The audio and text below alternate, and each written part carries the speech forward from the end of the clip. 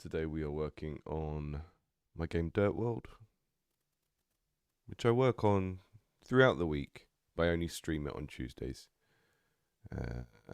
And I think that works pretty well because it means the people who do come to this stream regularly get to see some progress in the gaps. There's like a day when we work on stuff together, and you give me suggestions from the chat and keep me company and stuff like that. And then there are days when I'm working on it on my own.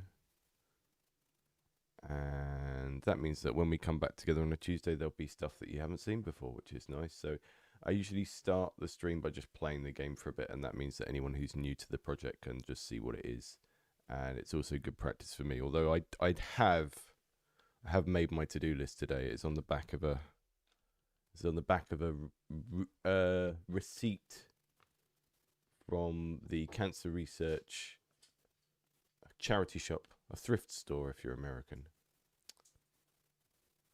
£3 pair of trousers. Very good pair of trousers that I got recently. And today the main thing I want to implement this morning in the next 2 hours is bombs. So we've got something interesting and exciting to work on, and then after that I'm going to keep going for as long as I can and do some sprite work, do some planning for new features that are coming up and stuff like that. So the broader project context is I'm trying to get an alpha build ready for December, and that will be when I start pestering people to playtest a version of it on itch and see what people think and stuff like that. So we're not rushing to market with this. I'm trying to make something strange and unusual, and that means that it has quite a lot of weird game elements in that have had a little bit of internal playtesting on our Discord already, and I've already got some very, very helpful feedback about certain things, particularly like the UX. And if you're relatively new to game dev, you want to get feedback on your games as early as possible, but you also want to take it all with a pinch of salt. And there are certain things about this game and this project that are set in stone from my perspective, and certain bits where it's just like, oh yeah, the player didn't understand that feature. So yeah, that's the kind of balancing act you always have to play as a game designer. And some people don't. Some people just never have anyone play their game and then just release it and fingers crossed, which is not something I would ever advocate for, but something lots of people do. And I understand why they do, because the process of going back and forth with your audience to make something better is really quite nerve-wracking. I'm just getting the chat up on my phone because it's not showing up in my Streamlabs. Hi Maui. Hi Bite Me. Hi Timotheus. Oh, am I low? Oh no, that's where I would usually have the volume. I'll turn it up a little bit on the mic. Hello? Hello? Hello? Hello? Hello? Hello? The problem with using a computer for multiple things is you're constantly turning the thing up and down. I have not mega bonked yet, no. I might put it in my to playlist for the Friday streams, but I'm not super excited by it, to be honest. I think I got all of my Vampire Survivors out through Vampire Survivors, and I'm not... it looks cool, it looks funny, but yeah, I'm not super excited to play it. So as I do my initial first off kind of playtest, remind myself what's wrong with the game type thing, these puffballs are something I introduced yesterday actually. I spent building these. So I've basically been trying to add in loads of little things that create more emergent gameplay. And after playing Noita, I thought we need to be able to dig for gold. We need to be able to blow up some blocks and dig for gold. So I've put these gold blocks in the soil rooms. The gold is a bit too bright yellow. And I've also zoomed the camera out a little bit so we get a bit more context. So the pixel art is getting even more crushed than it was before. But I think it works better at this viewpoint because we can see a little bit more what we're doing. So the cool thing about the interaction between the platforming and the room drafting here is if I build a room here and I pick the right room, I can actually blow those blocks up and the gold will fall out of them. And then I've got the gold. Although I've just broken the level so hard that I can't get back up. So I would have to build... Maybe if I build a library there, and then if I build something else up here that lets me climb, we'll be all right. Yep, that's it. That's kind of I think if you're ever making like a weird mix of genres, you really need to make sure a lot of your design efforts are focused on the intersection of those two genres. So a lot of the time when I'm introducing a new thing, I'm constantly thinking about how does this make the putting a room drafting blueprints thing together with a platformer, how does it make that a good choice to have made in the first place? I'm always thinking about kind of linking things back to that. But yeah, I've got these puffballs that allow you to turn rooms into fungus, which is generally not something you would want to do because the fungus is bad. This is our like scary Metroid fungus. And whenever we build a red room, I'm just going to reset so we can build a red room quickly. Whenever we build a red room, it's made out of this scary stuff. And I spent a lot of time on the atmosphere of that to just make it perfectly clear that, you know, okay, red rooms are bad because you get attacked by little bat things. I don't know if they're going to stay purple. I was just trying to make them stand out. But they're also bad because they block your path. So the more of them you build, the more quickly the fungus spreads. And you'll see it grow out into new blocks like it's doing now. And it gets these poison gas things coming out of it.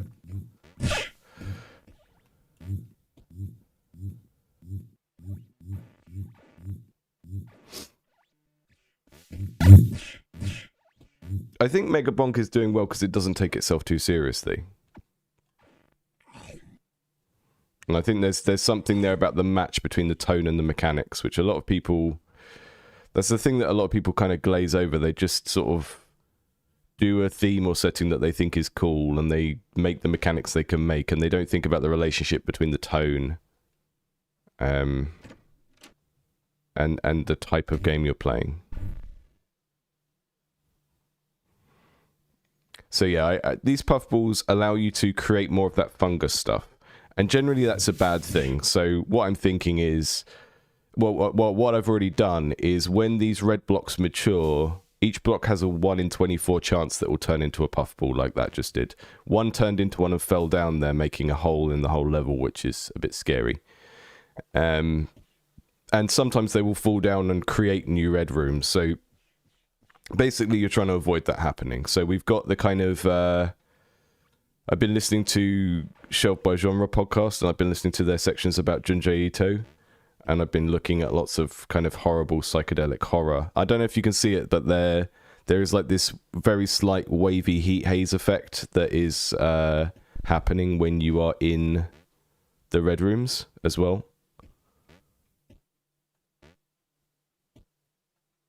So yeah, I've been trying to make them feel scary because that's like the horror portion of the game. But you can play a run where you just try not to build them at all, and you just build nice little forests, and you grow, and you know, cook things and sell things and stuff. So we're using the deck builder element to kind of make this weird build your own Metroidvania that happens in the same level each time, but where you can kind of dramatically change the vibe of what you're building by changing which rooms you load in.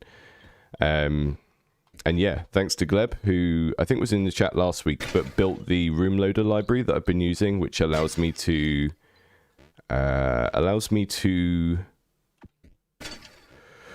build rooms in the GameMaker IDE and then load them in as parts of another room, which is really cool. And we'll probably dip into how that works a bit later, because when we're building these bombs, we're gonna create a mine room that is just full of gold. And that will give us a test bed for testing our bombs as well, which are the main thing I'm going to work on today. But yeah, thanks for tuning in. Got 30 people in the chat. That's a good number for this channel. And if you've got any questions about what I'm doing, just bear in mind, a lot of what I'm doing on here won't be like best practice, because I'm not necessarily a programmer.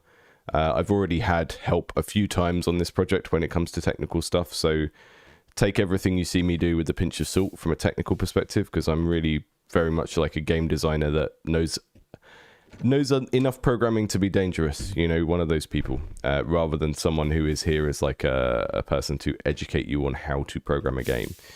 And yeah, thanks to GameMaker for sponsoring this stream, because that means I can continue doing it every Tuesday, and that's really nice, because it means we get maybe some people in from the GameMaker community that weren't familiar with this channel before. And it also gives me a lovely incentive to keep working on this game every Tuesday and doing this stream. So that's cool. Yeah. Have you never heard the phrase, enough knowledge to be dangerous? Just enough knowledge to be dangerous. Yeah. That's me.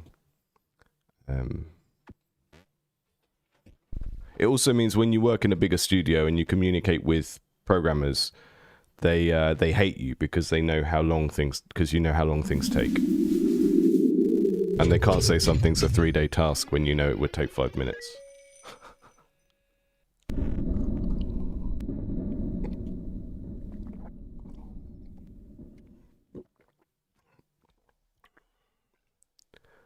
The True Hellas Wonder. Yeah, that's a really good question. So, the True Hellas Wonder said, I think this game looks weirdly good, which is interesting because, forgive me, the art isn't good. Would you mind speaking on what you have done to maximize the impact of the art? Yes, that's a really good question. And you don't have to say forgive me at all because I totally agree with you. So, and I'm probably going to do a video on this soon. But it's kind of the difference between...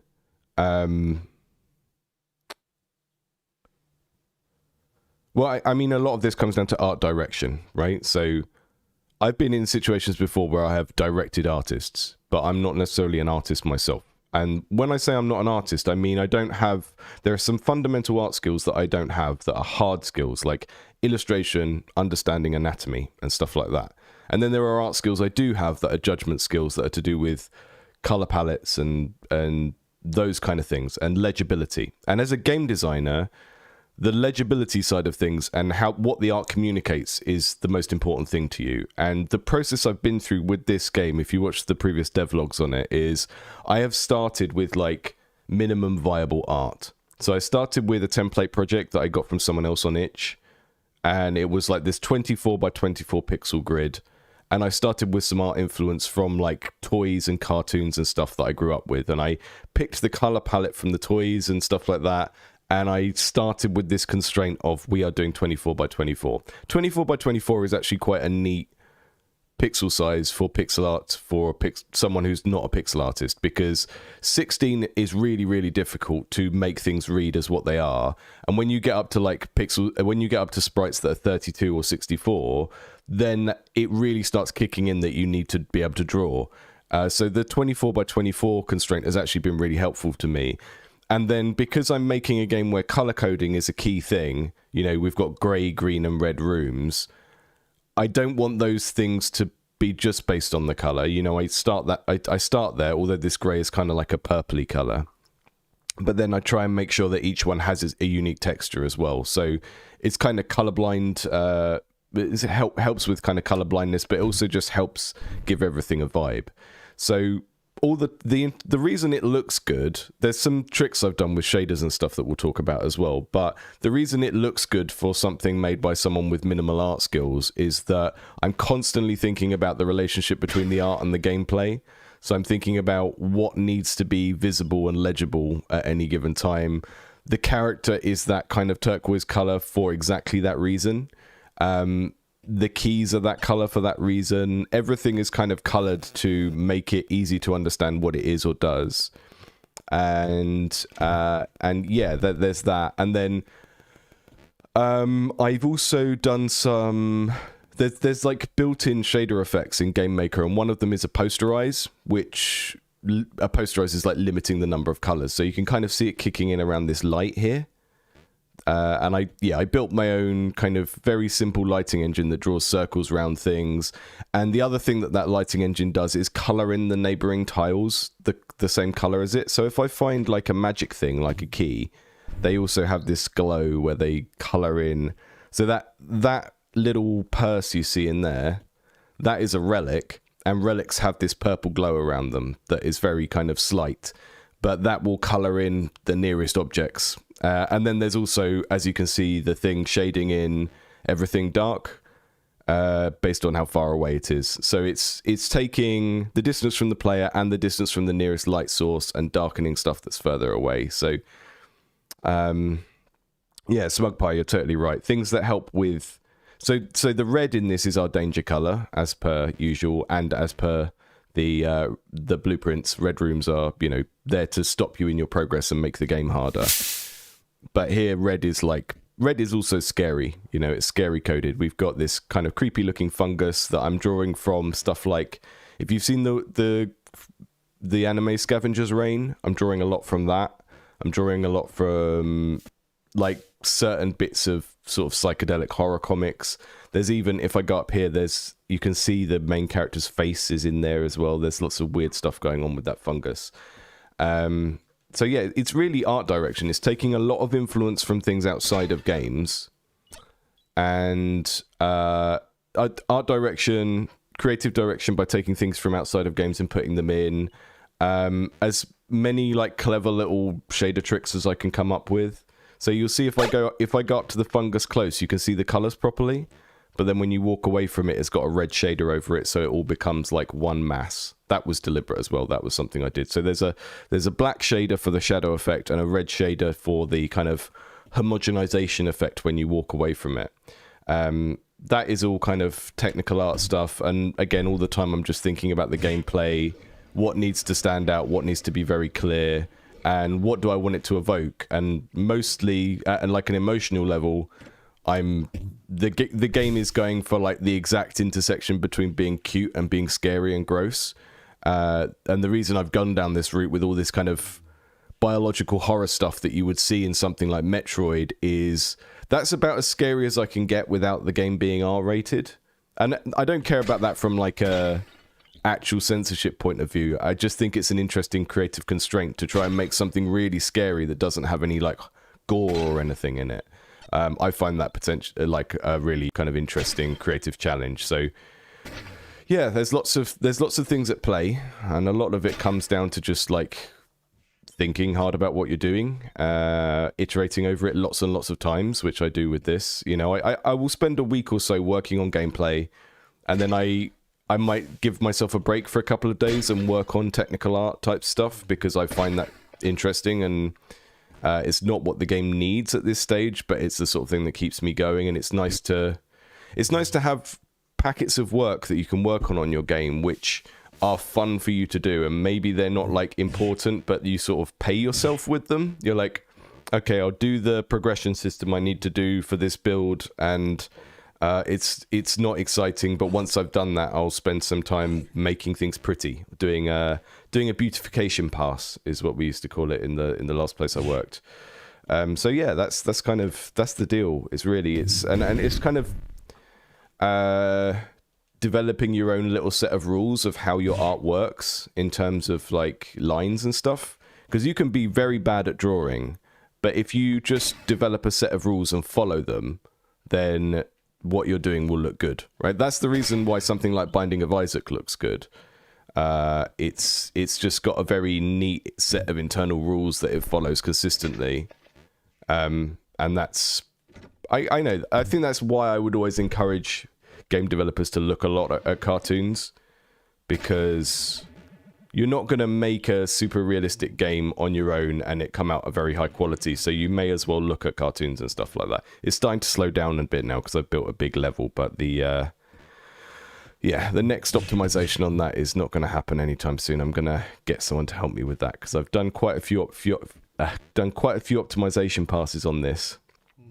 And it's the slowdown is taking longer until it gets to the point where it's kind of getting a bit slow, but it is starting to get a bit slow now. So I'll just reset that.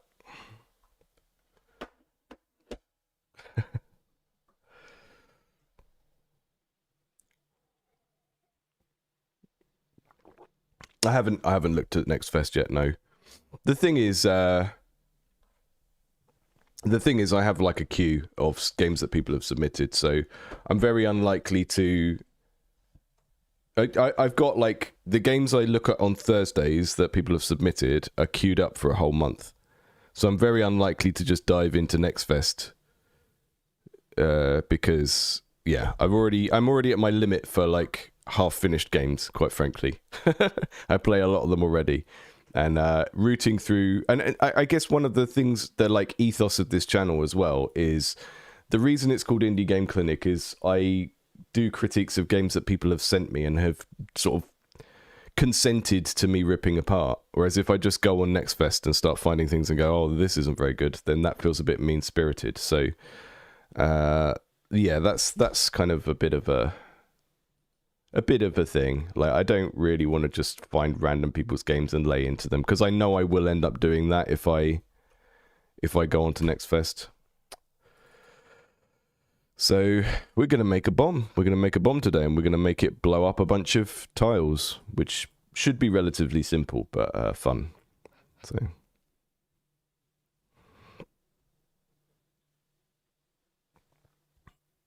I haven't. No, I've still never played Ori, to be honest.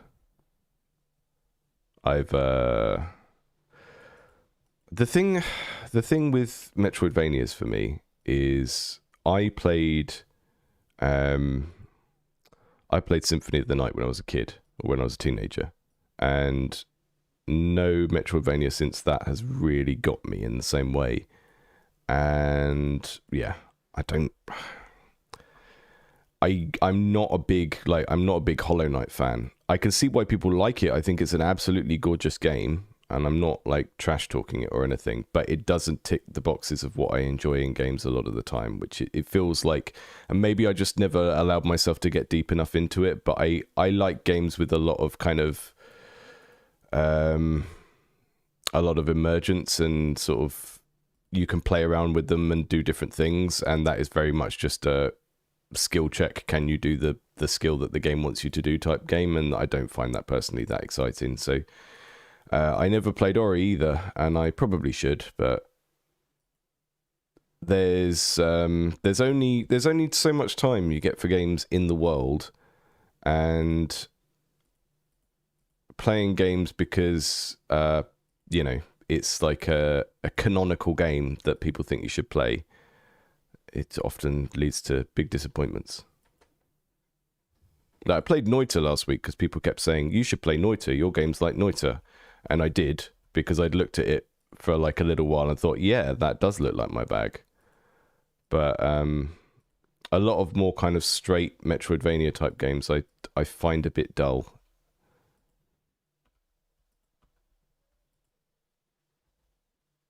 I don't really like games that are just like a progression of challenges that the game developer has come up with for you. I like games that surprise you a bit more than that, you know? I think that's the thing for me.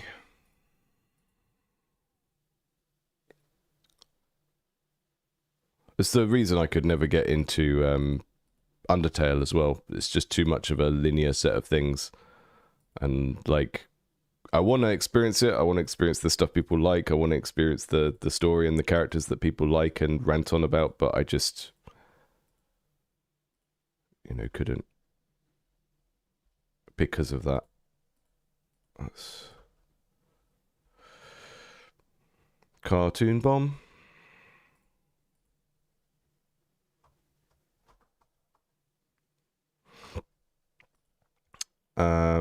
I don't know if a Metroidvania needs to really have combat. But I'm also not interested in categorizing things for the sake of it, you know. I think that's a thing that kind of gamers do, and we need to avoid it a little bit when it comes to making games. I think it can be helpful to understand. The helpful thing about genre is to understand what other people get out of it and what makes it work and what makes it not work. But putting stuff into categories just for the sake of it is often like a bit of a empty intellectual exercise. It's very kind of Funko Pops coded, you know?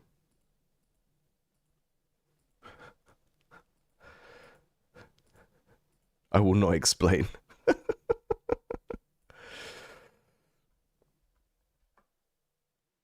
Yeah, Finnish procedural sand simulators, that's totally my bag. I think I might be a secretly Scandinavian. I've suspected this. I always get on with Scandinavian people, and now I realized I get on with Scandinavian games, so secret Viking. Who'd have thought?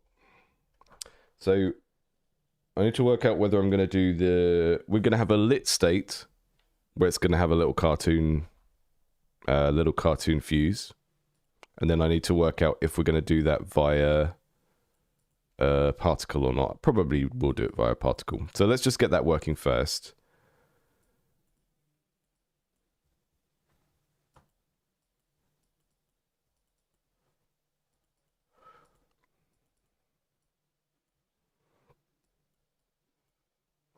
You'll notice I'm not putting very hard outlines on things. I tend to sort of semi-outline stuff.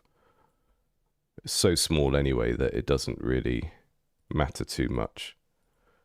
And then the other thing, if you're new to pixel art, keep zooming out, keep looking at it at the size it's going to be.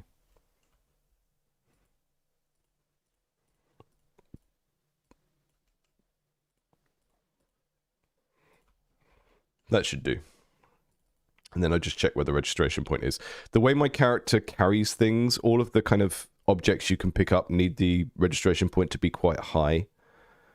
And I'm not sure, yeah, that some of the objects float when he carries things. I'm well aware of that.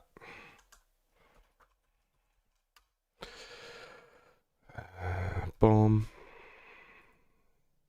And then I'll just put some of these in the test room, which is called the test room, but it is the game.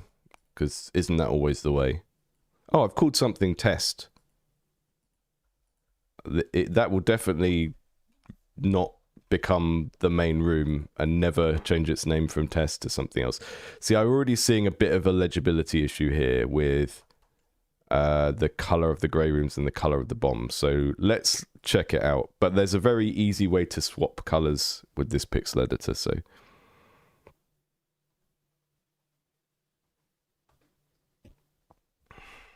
oh, I haven't. I need to child them to item parent object.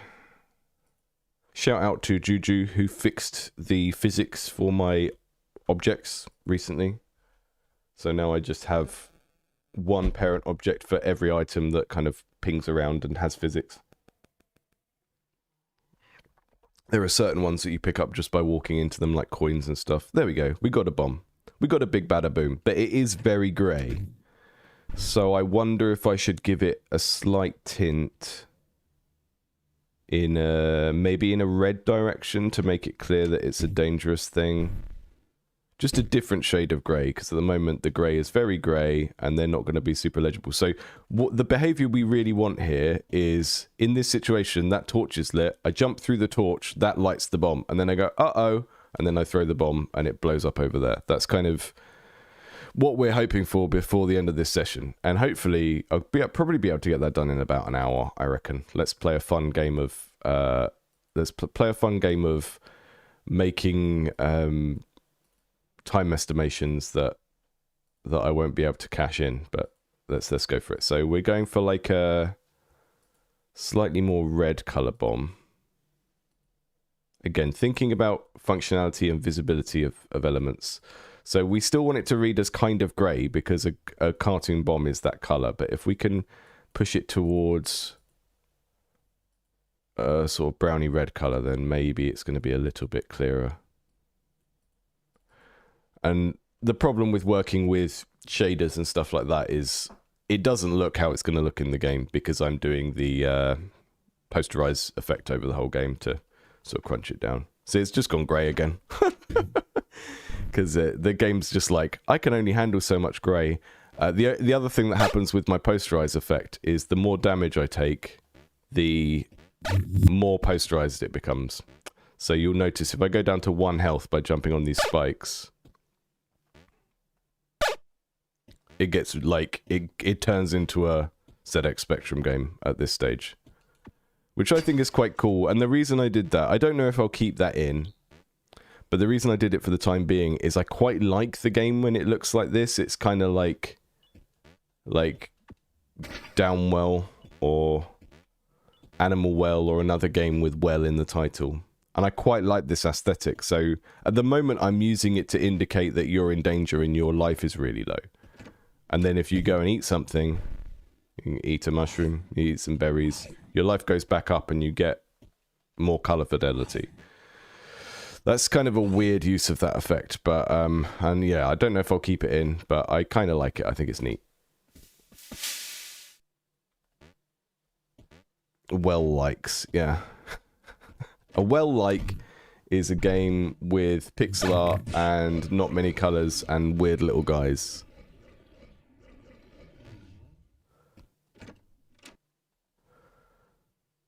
Yeah, yeah, that's exactly the problem I'm having, Richard, is like, whenever I make new art, I have to basically put in more extreme shading than I thought I would do, because the posterize just, like, paints it all out. Like this guy, this gnome, I did him before I added the posterize. I don't know why he's stuck behind a tree stump there, but I did him before I added the posterize stuff, and he's shaded pretty well, and then when I've tried to draw a new character since I started doing that, it's become harder, so...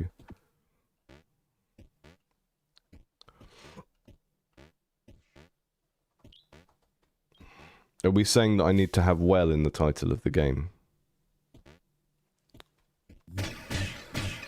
Dirt World, : well. Oh look, he's got a puff. The mouth is a bit broken at the moment. It doesn't. Oh no, it does. It gets stuck and then occasionally it won't bite you, but...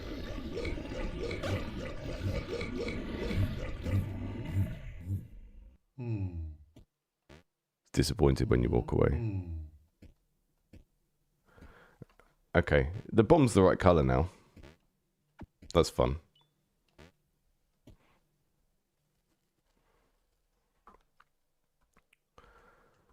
I think, Maui, I think you might be onto something there, but I think I might just do it especially for the bomb because they're dark. So I'm gonna...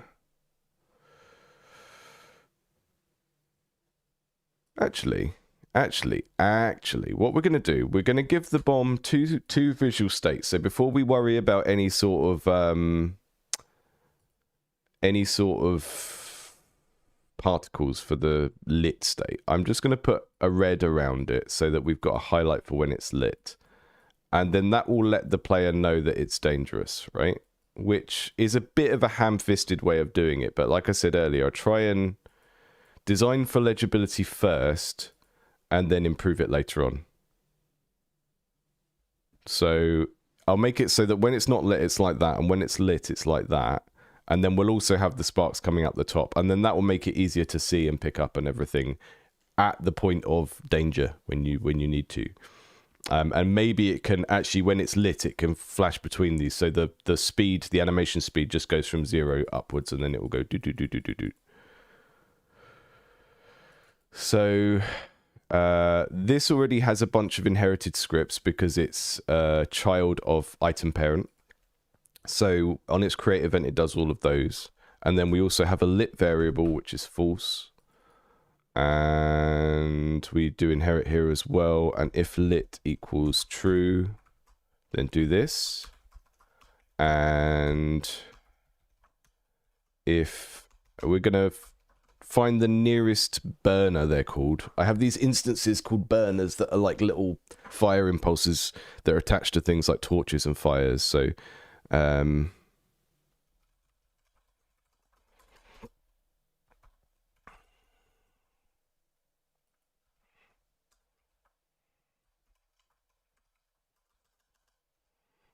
we go. We find the nearest burner, and then if... we only need to do this if the thing is not lit. So finding the nearest of something is a little bit costly, I've found. So actually what I want to do is... Let me just check that items have an age. So one of the things I've found I need to do with a lot of my code is give objects an age that I increment and then use that to time slice. Which I'm not going to explain right now, but if anyone wants to explain it in the chat to anyone else, then feel free, because I will lose my train of thought here. So the bomb is going to have an age, and then every few frames, it will check for where the nearest burner is.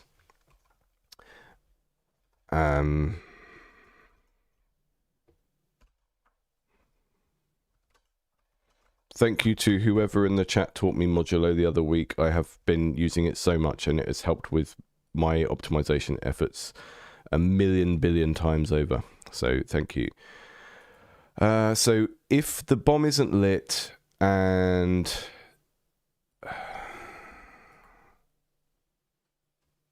there's a better way to render this if I do that. If the bomb's not lit and the age, this basically just checks if it's every 15 frames. Then we find the nearest burner, and we should check if there is one. Or say if instance number, because otherwise there'll be some edge case where that doesn't work. So if there is a burner that exists, then we find the nearest burner, we check the range.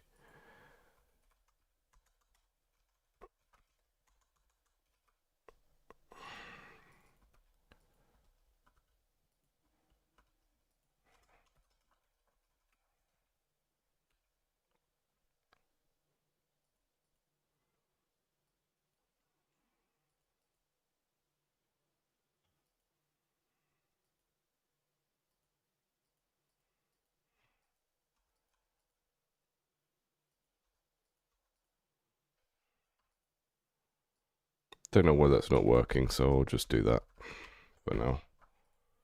Getting some weird error-y stuff here. Maybe it's just to do with how I'm indenting things. Oh no, it's because of this.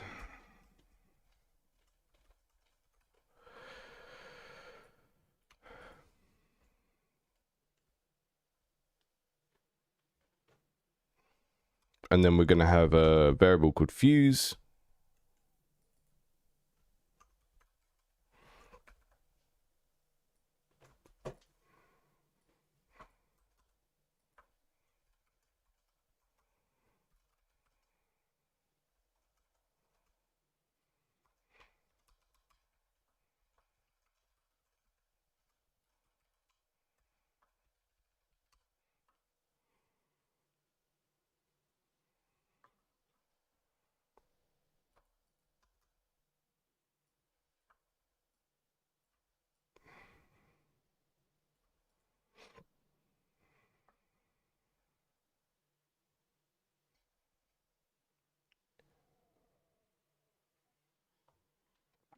And then when it's lit, we're going to change the image speed, because that's the animation speed of the sprite.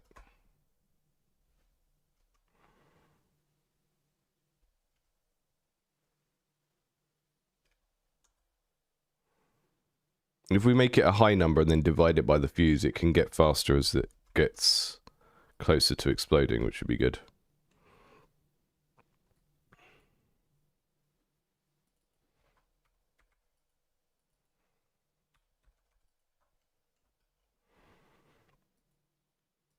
And try and put as much of this feedback in as I can in the first pass, like it flashes and all of that stuff, because then you just don't have to find the code later. I'm a big proponent of when you put a new feature in, when you put a new bit of content in, give it placeholder feedback for everything. You know, if the player is getting damaged, if there is something happening that the player should understand in the game, make sure it has a sound effect, make sure it has all of these elements. And otherwise, you're going to just sort of end up in a position of having to come back and find things later. And also, you're not really testing if the feature works if you can't see it and hear it. You know, there's no use knowing that the code is doing stuff under the hood if it doesn't result in like a player perceivable behavior in the game. So I would always just aim to get the minimum viable version of like the sound, the visual effects, everything in straight away. Screen shake, totally. I have screen shake baked in that I can trigger when this goes off. Maybe not when it's just fusing though, maybe when it goes off. So at the moment, we're just doing the point up to the detonation. And then the other thing I need to do is make sparks for when it is lighting. So I'm going to jump over to my spore ball and get my particle stuff from there.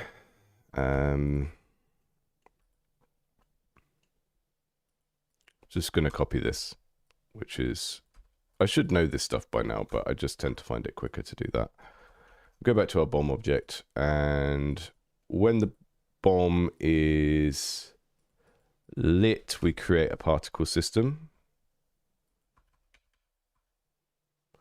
called PS. And then when the fuse is going, we make some particles which will be at the X position of the bomb and Y minus some amount. I'm not sure what. And then if I go into my library, I think I have fire sparks. Yeah, that's the one we want. That's just like pixels that are fire colored.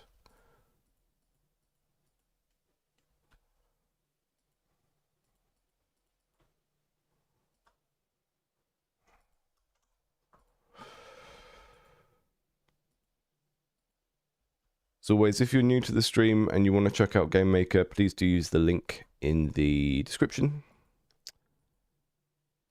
It lets Game Maker know that you came from this stream. And then they can say, that's good.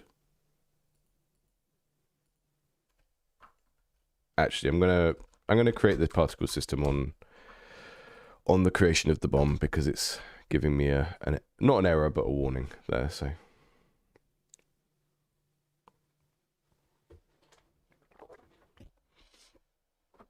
one of them's red already. That's weird. I've got a bomb. I've got a lovely bomb. I'm gonna blow something up with my lovely bomb. So, run over here. Oh. My bomb, I mean, the trail felt pretty good. The image speed isn't doing anything.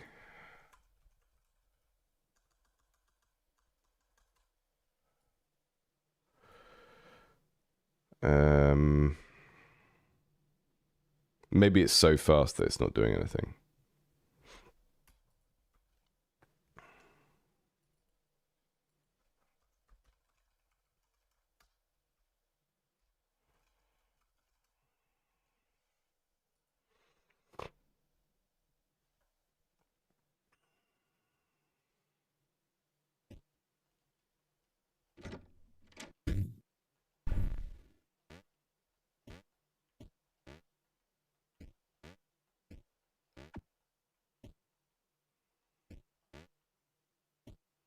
Okay, cool.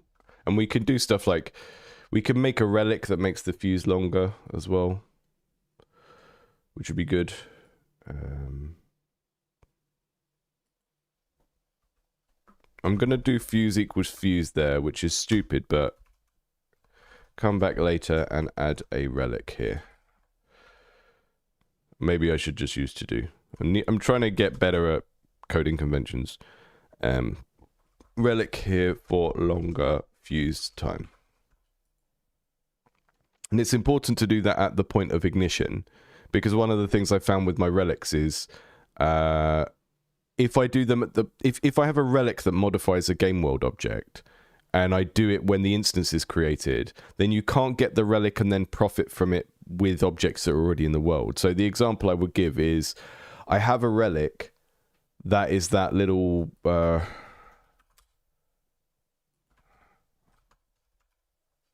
what's it called? I have this relic that is like this little cursed purse. It's got a little Baphomet on it.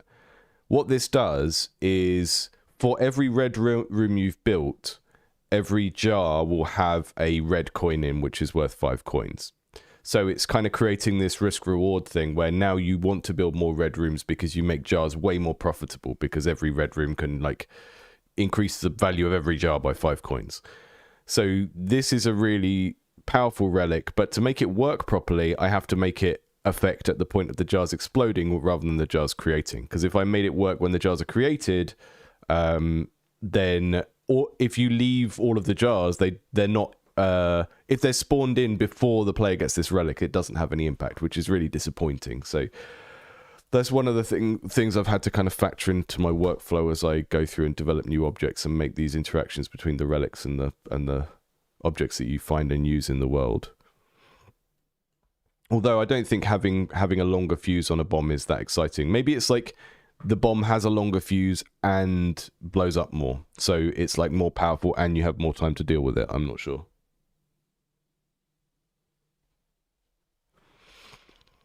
Okay, so when it explodes,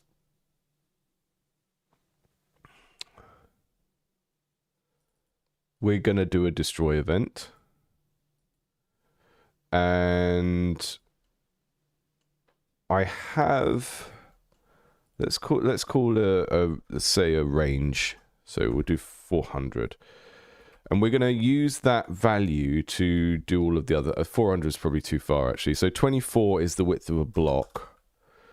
So we'll do 24 times 8 as our range to start off with. And then when it's destroyed, we're gonna use the range value to do a bunch of other stuff. So I'm gonna just find a light source thing first, because I think that will be a good starting point for the explosion. So I have this system that I built for things called loomies. And again, whenever you see an object in the world that has that little circle of light around it, it's what I'm calling a loomie internally, which is just like an instance of light. And I called them loomies because it's cute, and also because it's quicker to type because it's only 3 letters. So when a bomb goes off, we're going to create one of those initially. And I can make these, I can make these last -1, which means they stay there until their parent instance goes away. I can make them last a certain amount of seconds. That Maui, I do like that. I'm a big fan of upgrades in games that give you some sort of higher risk thing.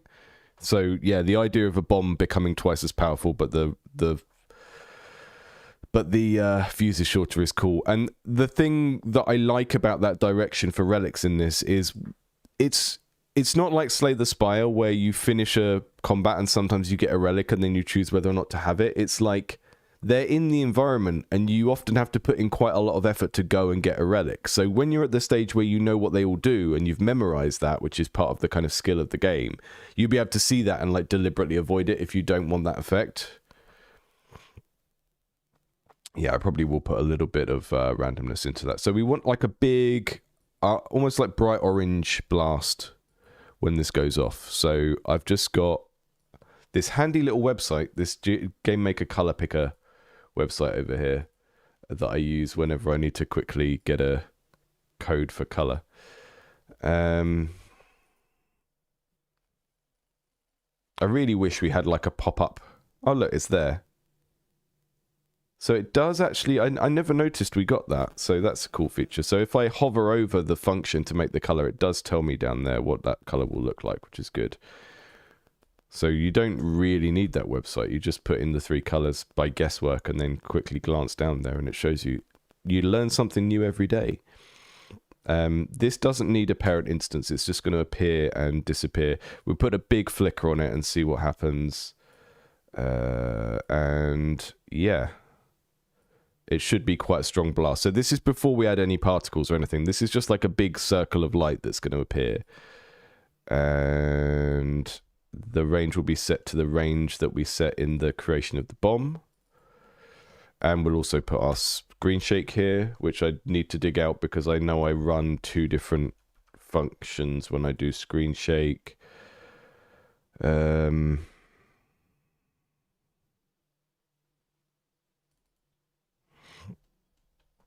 Here we go. These are my screen shake things that I do. And the reason I do it this way is if there's already a screen shake running, then the more powerful screen shake can take over. And what we should really do for this is use the distance to the player.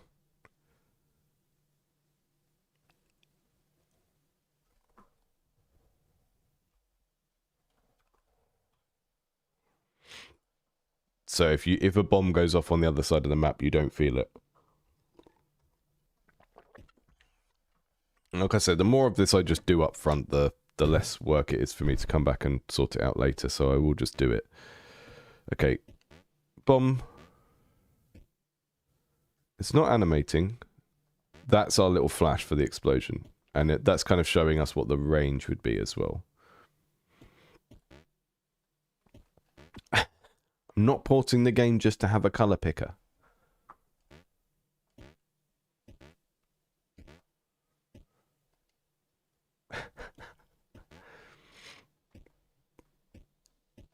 My next game is going to be about... It's going to be like a live sim where you play as a game dev streamer. And it's going to be all about starting bidding wars between engines to sponsor your stream.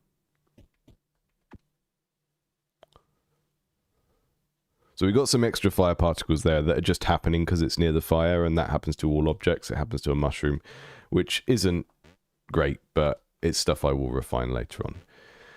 It's just to let you know that it's kind of in the vicinity of the fire and being affected by it, even if it doesn't do anything. Okay, I'm quite happy with that flash. Maybe we can make it last a little bit longer. Let's make it a bit more extreme. Did we get a screen shake? I don't know if we did.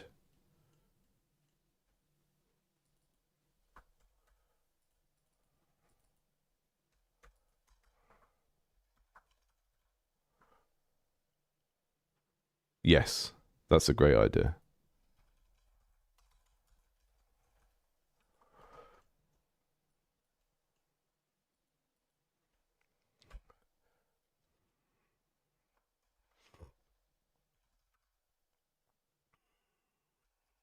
What I'm going to do with the sound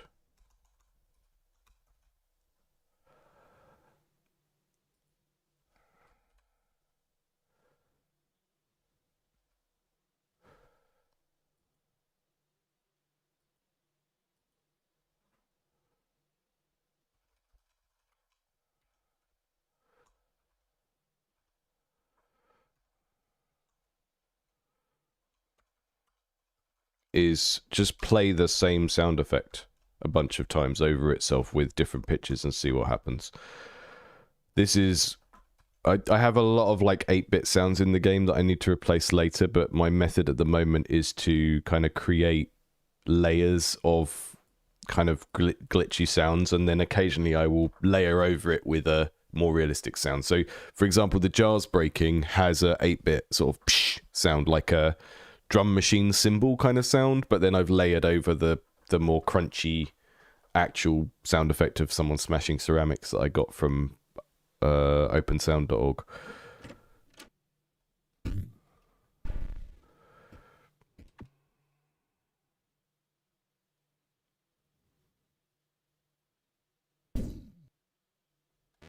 Sound effects okay.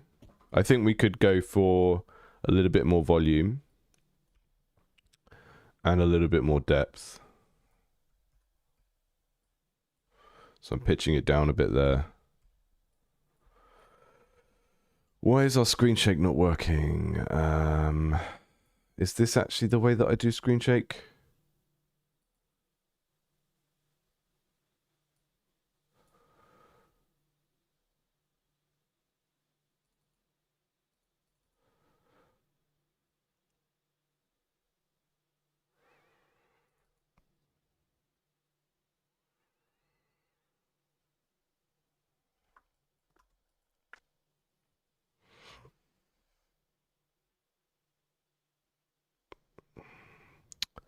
Screen shake.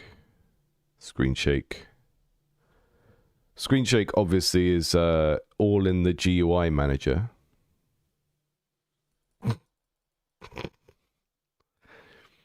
I mean, it's a kind of GUI, I guess, in the same way that all of a video game is kind of a GUI.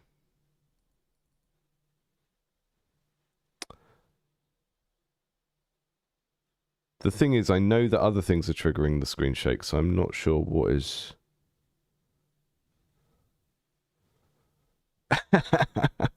Well done, Mario. I am thinking of adding water to this at some point, but I'm putting it off because I know it's going to be a pain to do it in the block sizes that I have. But I really want it. I think there's something about water sims where you can like break open a ceiling above you and water comes rushing down, and doing that in the context of this game where you're like building stuff and breaking things in a slightly haphazard way, I think would be really funny. And I think because it's funny is a good enough reason to do something in a game.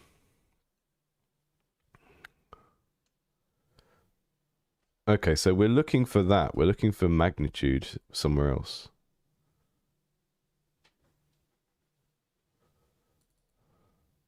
Here we go.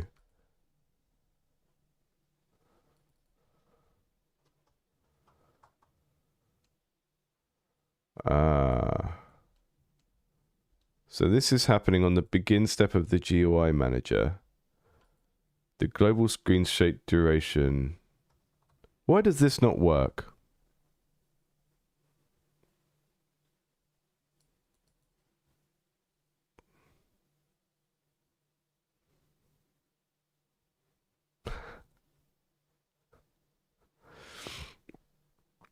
Thanks for the tip, Mario.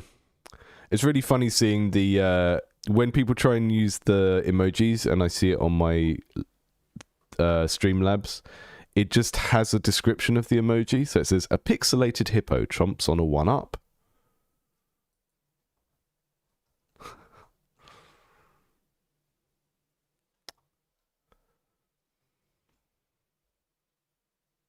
Have I accidentally deleted the screen shake layer? I don't think I have.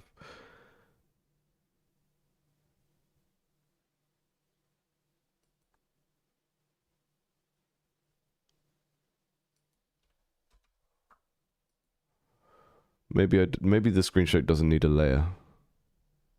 Face blue wide eyes. I get hurt by one of these. Right, that triggered the screen shake. Unless I've done the really cursed thing of having like 2 ways of doing it and not getting rid of the deprecated way, which I wouldn't put past me. That is the sort of thing I would do, unfortunately.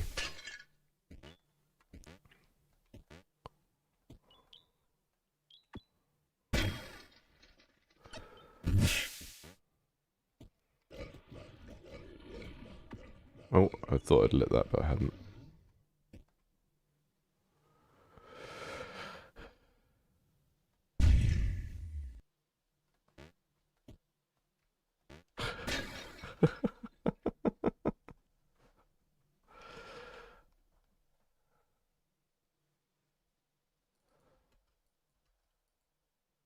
Right, let me just see I'm not setting it to 0 at some stupid point.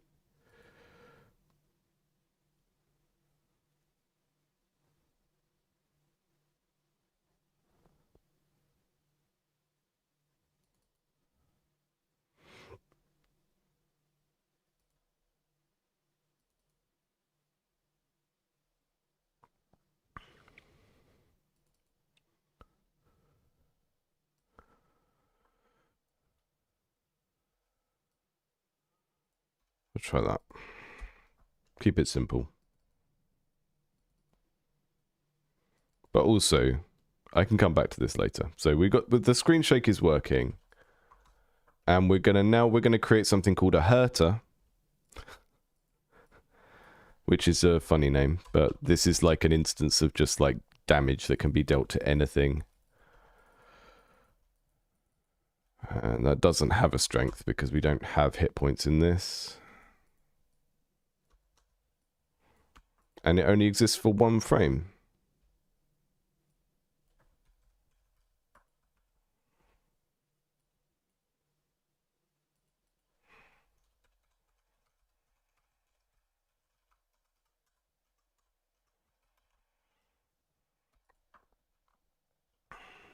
And we're probably not going to be able to see anything from that, but we should see a brief flash of a big pink circle.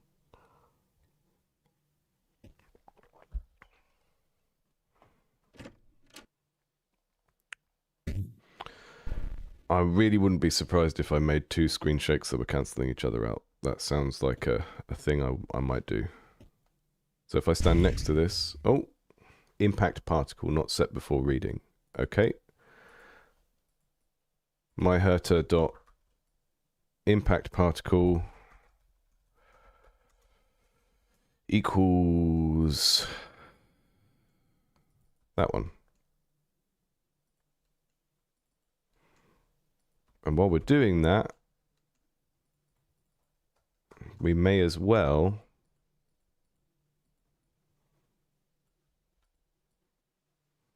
make a crazy amount of fire particles. So I'm going to go with 48. That's a sensible amount of particles.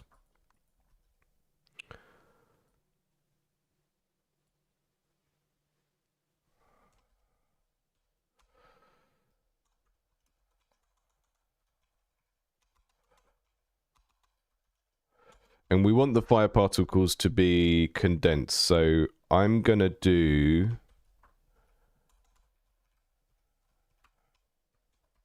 half of the actual range of the bomb. Or,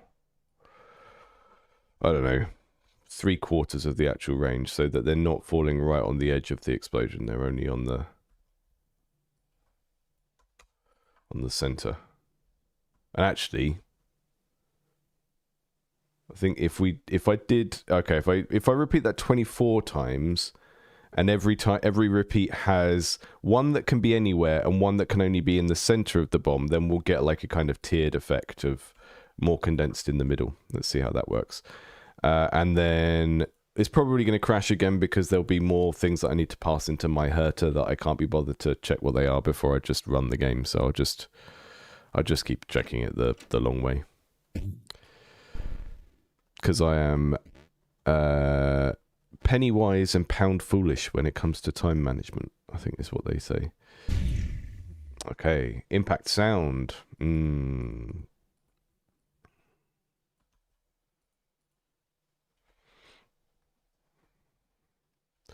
Do we really need an impact sound? Let's have a look. Let's go and look at the herter object.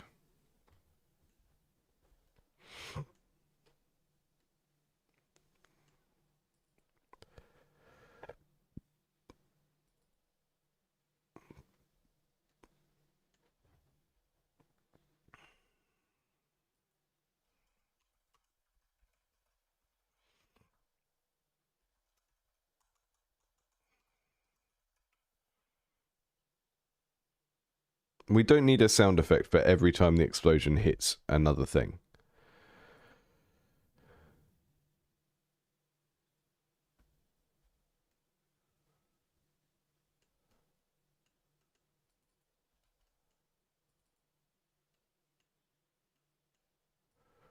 So instead of that, we're going to tell it that it doesn't have one.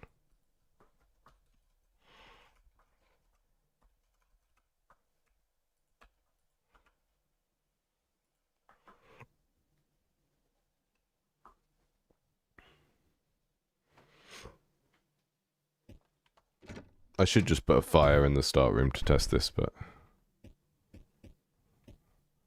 we need to decide if a bomb exploding next to a bomb explodes the bomb or lights the bomb. Follow parent, that would be false.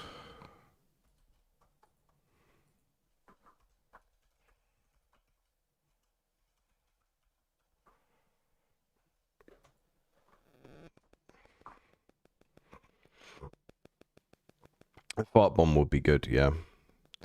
The problem is, the natural location for a fart bomb would be in our red rooms, and all of the creatures there can probably survive the farts, so. Ooh. Ooh, that was good.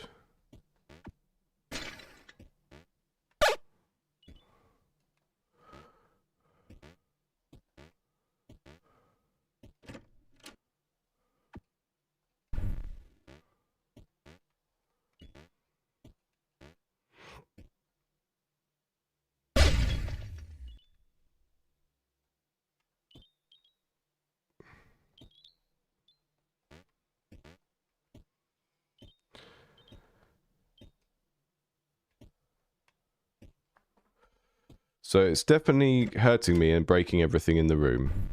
It won't do anything to blocks yet because hurters generally don't do anything to blocks. And that's okay.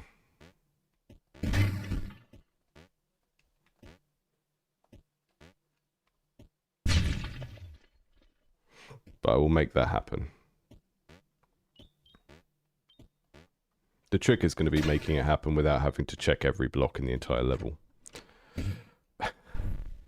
But I think I have a way of doing that.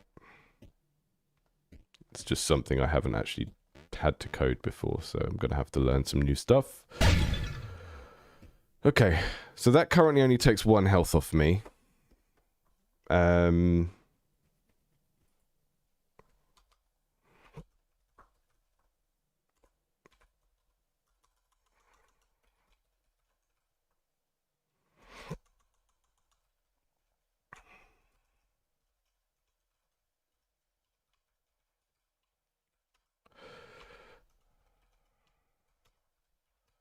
So if we're on the periphery, we want it to take 1 health off. But if we're very close, then I want it to take off 3. So I'm going to do like a forced extra. Most things in this game just take 1 heart. That's kind of what happens with heart-based systems. It's big chunky units of health, and most things just take 1 off.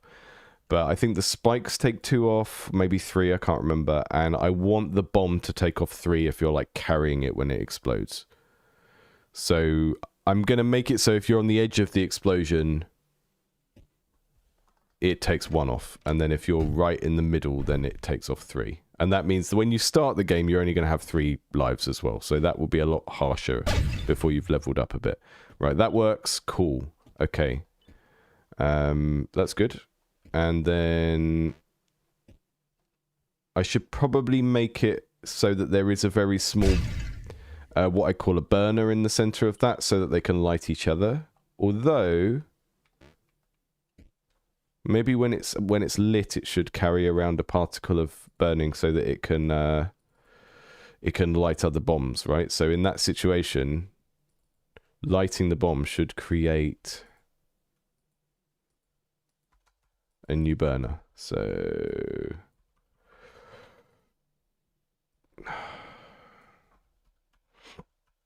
that's not what I want to do. Let me find a piece of existing code that does this. This is the kind of stuff where I know I should be learning to write custom functions, but I don't. I know it would be a time sink, so I'm just copy and pasting stuff around. If you are still early into your programming journey and you don't understand what custom functions are for, they're basically so you don't have to do what I'm doing now, which is jump around in your code, copying and pasting things from one place to another.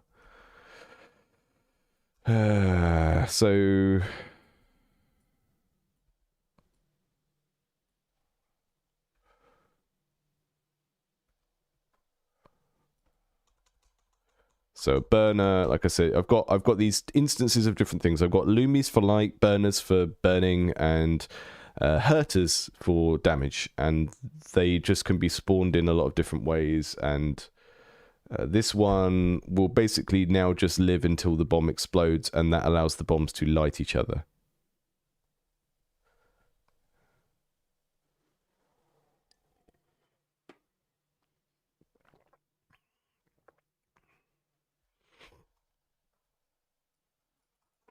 And then let's do some block destruction now, because that's the real juice that we're here for. Right.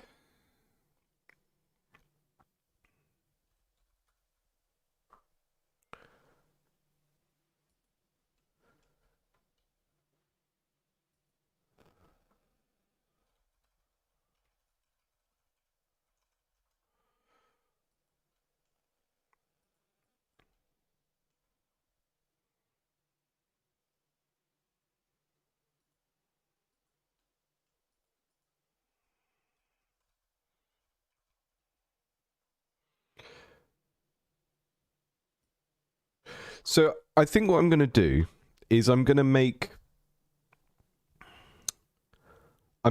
like 2 radiuses. I don't know what the plural, radii.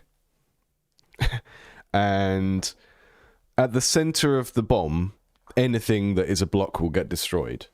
And then around the edge, harder blocks like stone won't get destroyed, but soft blocks like fungus and soil will get destroyed. So that's kind of what I'm going for here. And I'm pretty sure, let's check the manual, but I'm pretty sure collision circle will create an array with all of those instances in.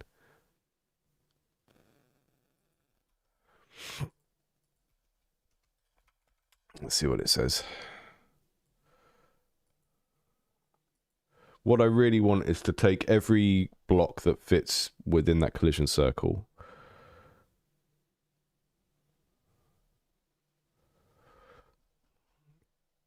Okay, let's go back. Collision circle into an array of instances.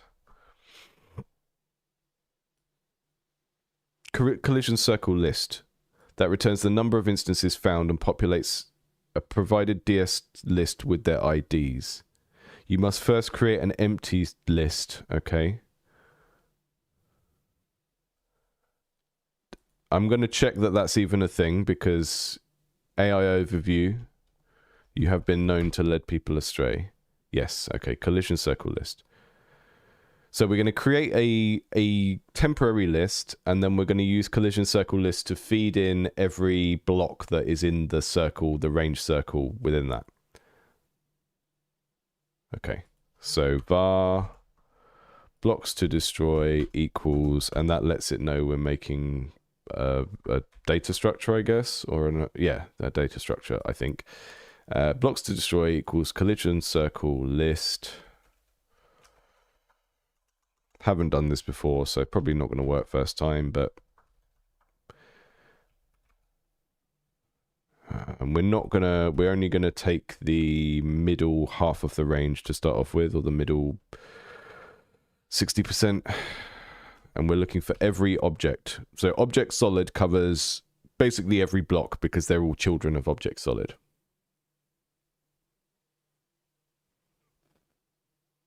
Precise, false, not me. True, list, true, ordered, false. Okay.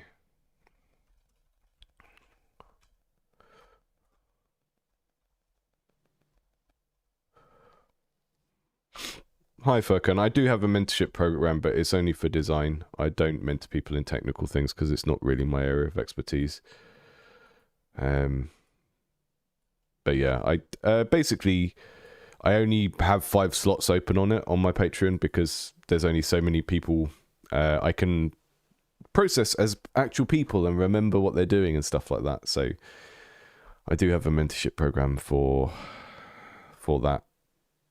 Although I think people that are in the Discord get quite a lot of feedback from me and other members of the Discord. So if someone was looking to join the one-to-one mentoring thing, I would always encourage that they just join the Patreon generally first and see how much value they get out of it, because a lot of people just really need to be part of a community of feedback rather than just have like a one-to-one thing with a more senior person or whatever. Okay, that creates a list, and then I need to go through the list.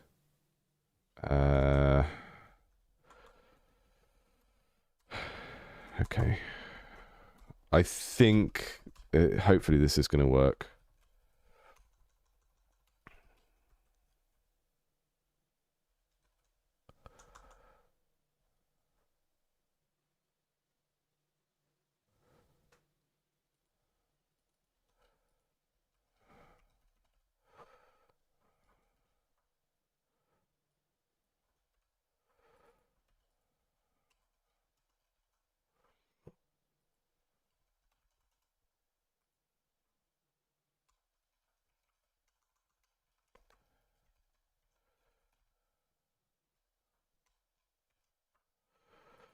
I'm not sure if this is going to work if I'm mixing data types up.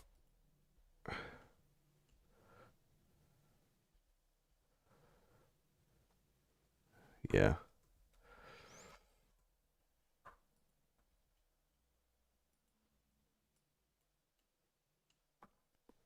Honestly, if you're looking into like more the business side of games type stuff, the book that we just read for our book club podcast is really, really helpful.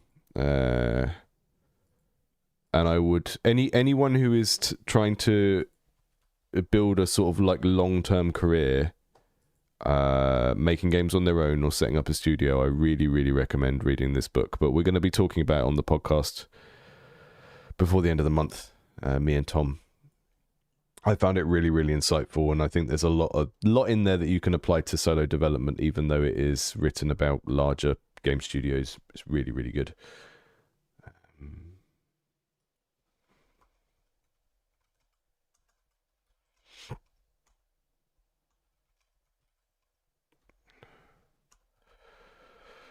So I think blocks to destroy isn't going to be the type of list I can do this with, but let's try it. Yeah.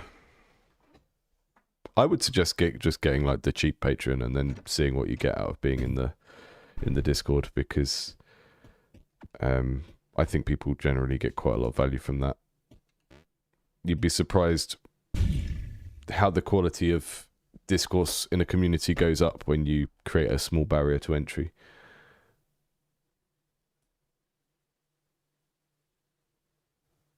Okay.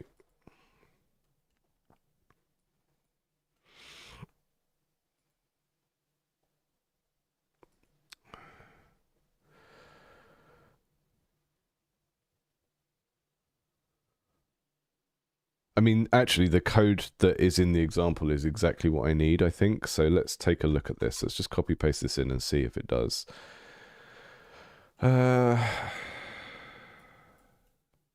Yeah, so the thing I'd done wrong was I hadn't put the name of the list here. So instead of just copying it, I'm gonna correct it up here. So we're creating a DS list, which I've been told is generally not a great data structure to use in GameMaker anymore, but I think when it's for a temporary variable like this, it's okay. Collision circle list, that is generally the object enemy type, false, true. Yep, that's the same. And then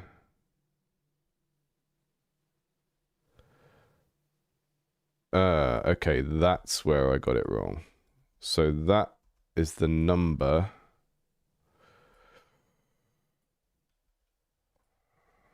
I love good documentation.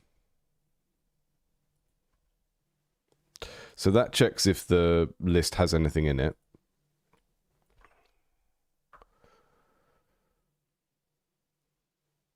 And then the list is going to be called blocks to destroy. And then we destroy the list. Okay.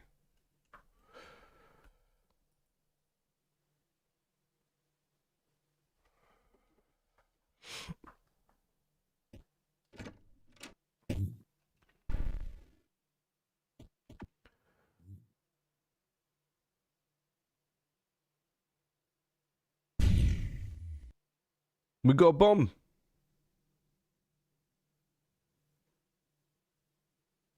We got a bomb. The bomb be bombing. Slight problem with the fire there, that it stays hanging in the air, but we can fix that in a minute because I've been meaning to fix that. Stanley.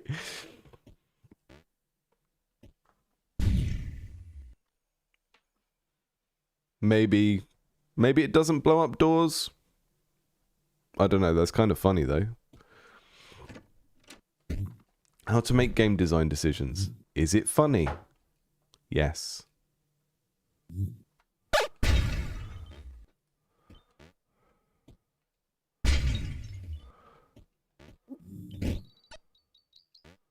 We got a bomb.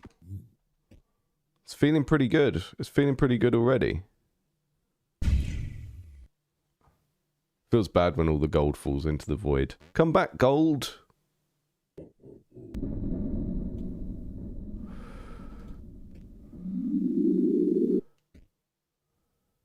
Hi, Brainoid. So I don't think it can't fully blow up the exit. So those, although actually it probably can at the moment. So those green blocks under the exit are designed to be like the indestructible ones that you can never get rid of.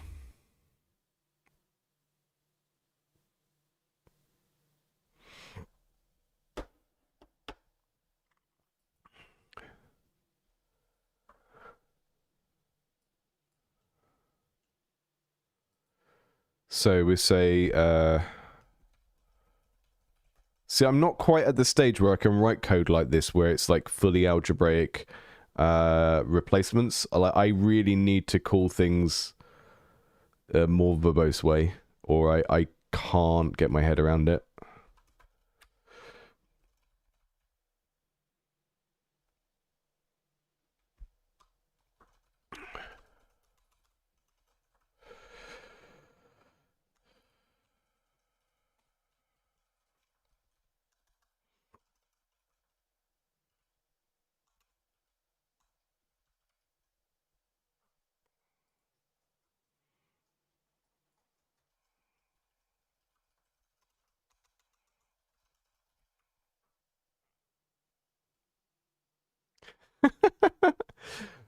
Brainoid, release Replicat. Do it.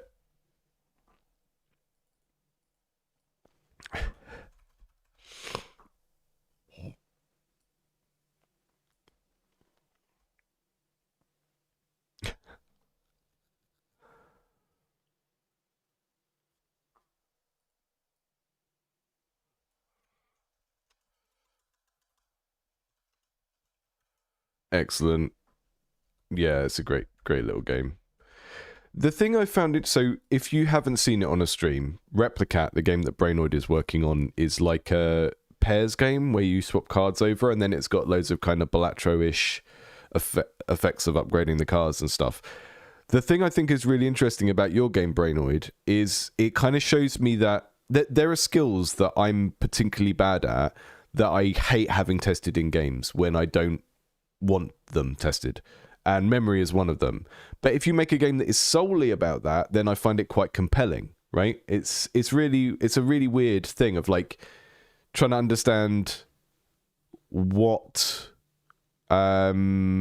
people are kind of willing to be tested at and under what circumstances is kind of interesting to me. Because I found that really fun, and I definitely want to play it again. But yeah, a lot of the time, if a game tests my memory, I'm like, stop it. I shouldn't have to memorize this stuff. Give me some kind of help. And that's kind of what it's what a lot of debates about accessibility come down to in games. It's like, is the game testing the wrong skill that it's not meant to be testing, right? Okay. We destroy all of the blocks in this range. Unless they are a castle block or a futuristic block, they don't get destroyed. Actually, I think... yeah. Only the castle blocks, the green blocks, will be spared.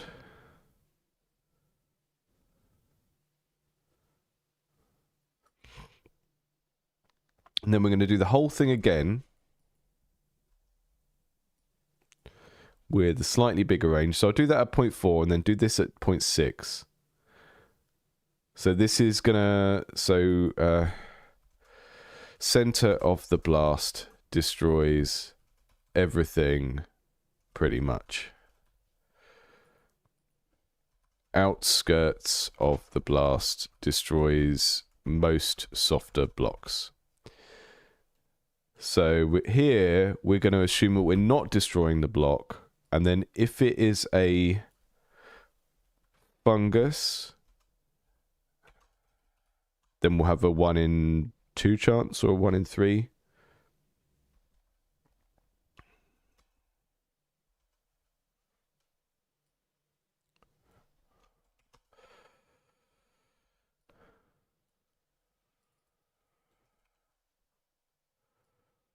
Imagine the fungus is softer than the soil, so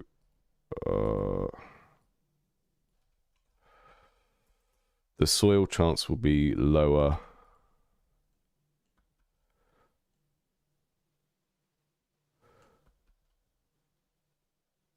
Yeah, exactly. The fun part is testing the ability. The skill check of like, can you remember this thing, isn't being inserted into a game where it doesn't belong. It's just like the core of the game.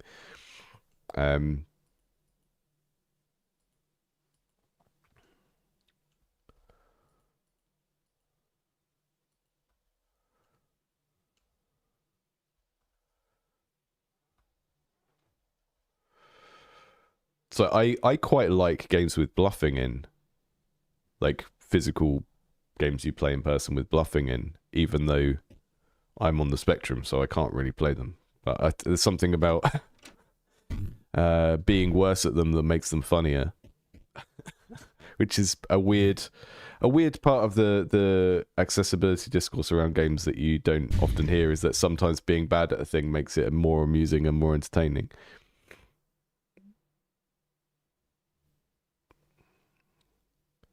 Line 50.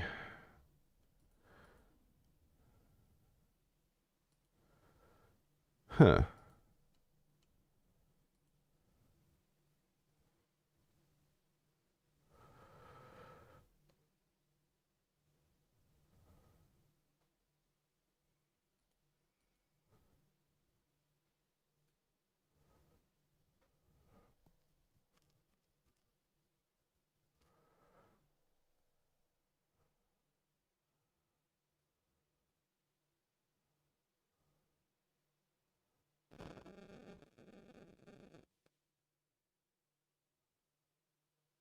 That's not saving the right block under block to check.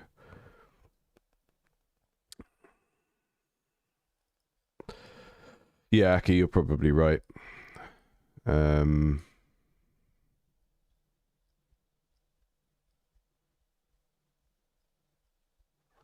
sectioning. Okay. Let's try it out then.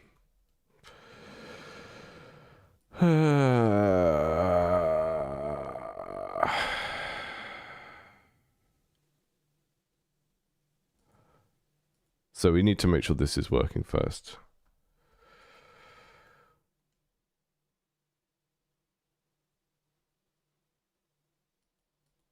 All we're trying to do is get number I from that list.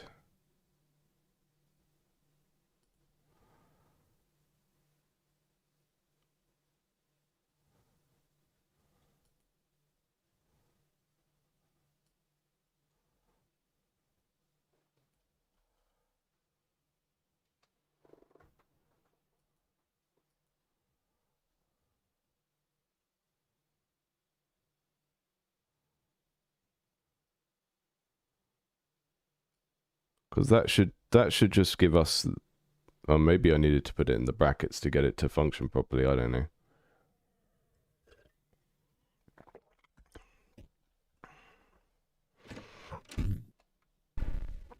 You can tell my randomize isn't hitting at the same point because I always get the cavern in my first 3 cards, which is fine. It's quite helpful for now because it's got a...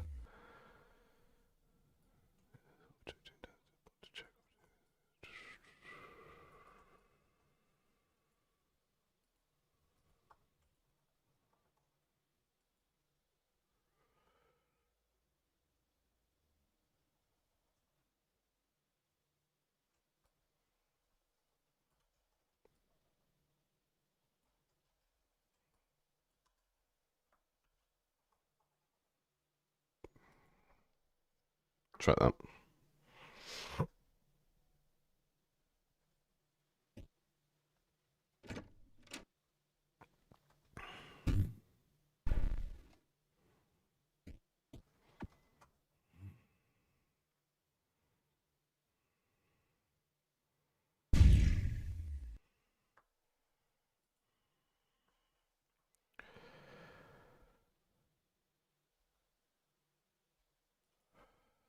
So we know that this worked. I've read the word destroy so many times.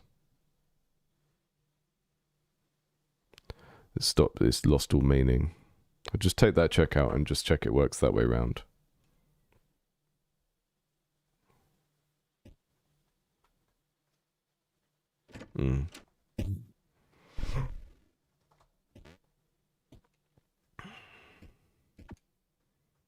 I should probably reduce the fuse while we're testing the bomb, but there's something about the waiting.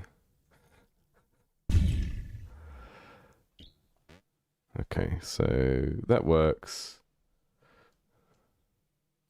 I just need to get this instance reference. And then, but that's kind of what I'm doing here. That's the problem. Is it because I've used the wrong equals there?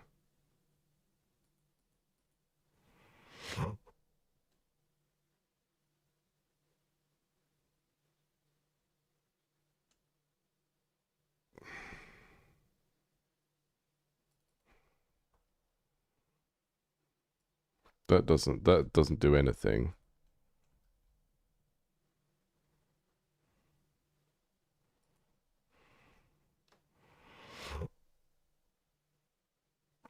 I mean, I'd not worried too much about the 4 being inside the repeat because that is from the test code that we got from the manual, so it works.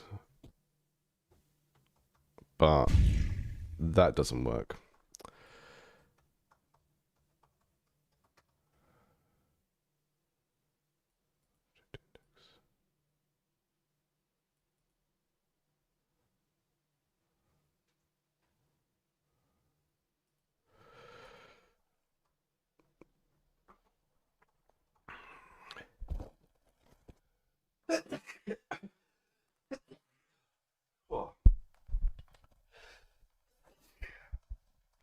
Sorry about that. Mm.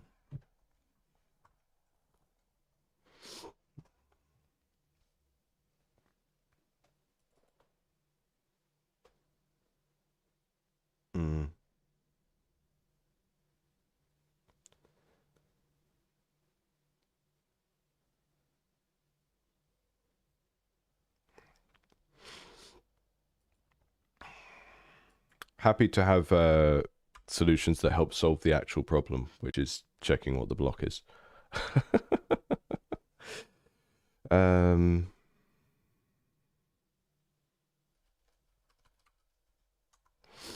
Object index should be the one that we use, though.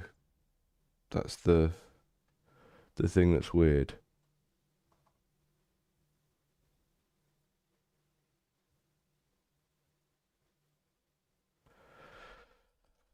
Let's see if there's something I can do to transform the instance before we get there.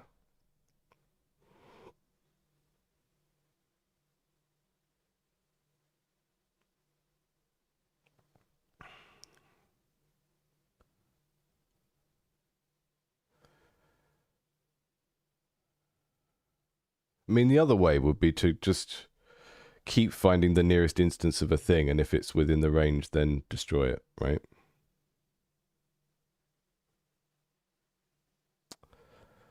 I mean, at least if I did it that way, I would fully understand the code. So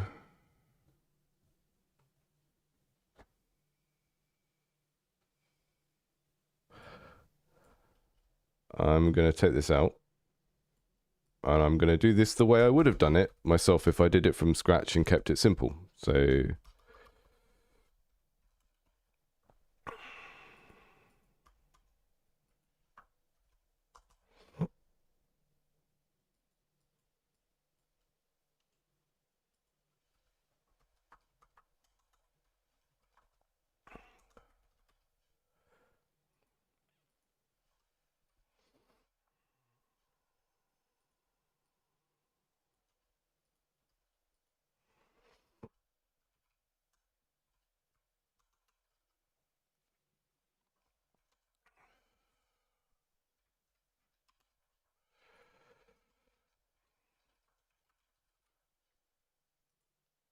I'm going to go var.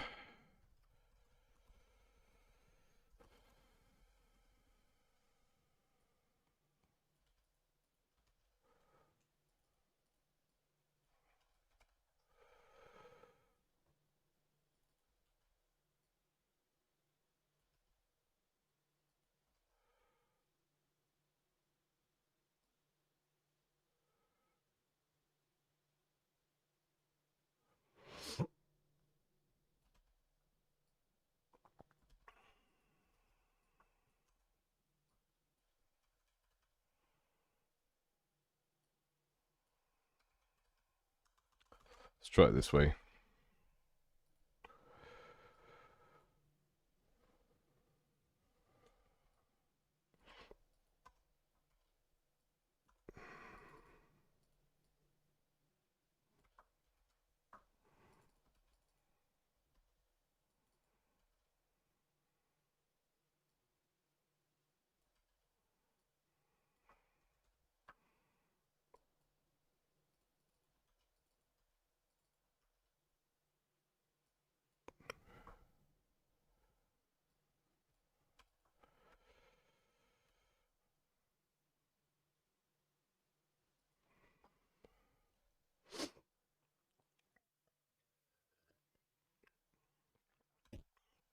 Maybe that will be easier. I'd still rather write something that I understand rather than use something else. There's too many areas of this project already that are like black boxes where I don't really understand how they work.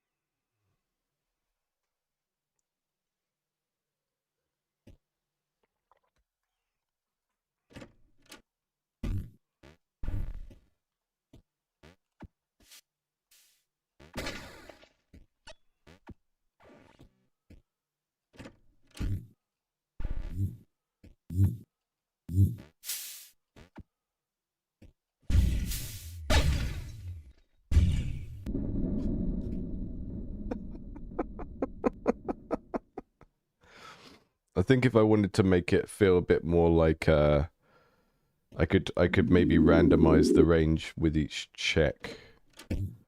Probably doesn't need to run 64 times. I was just trying to make it be thorough.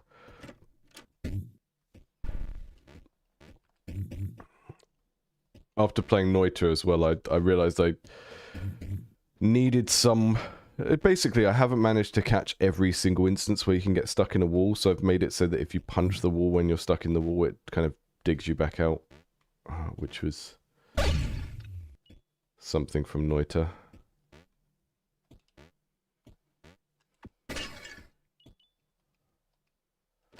Getting really dark. Kind of hard to see the edges of what we're doing here.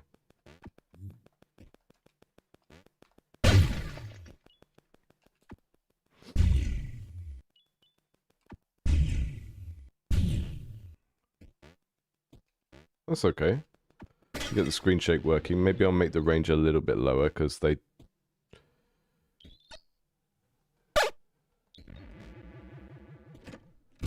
do really, And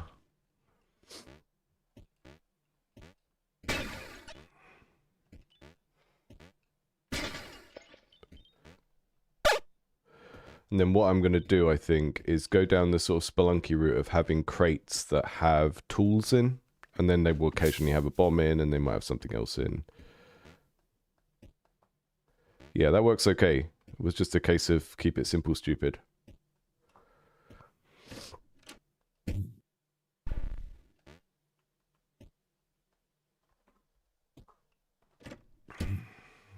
They're still kind of hard to see. Let me just, let's make them a bit more visible when they're lit. I think seeing them when they're lit is the most important thing, because that is when they're dangerous to you as a player. And when they could stop your run. So maybe we flash the whole bomb red.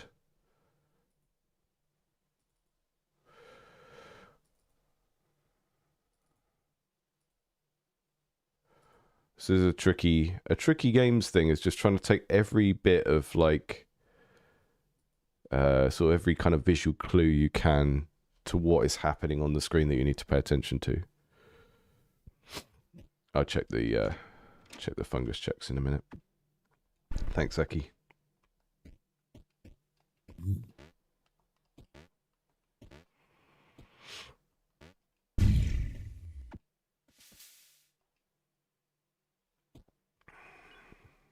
Ah!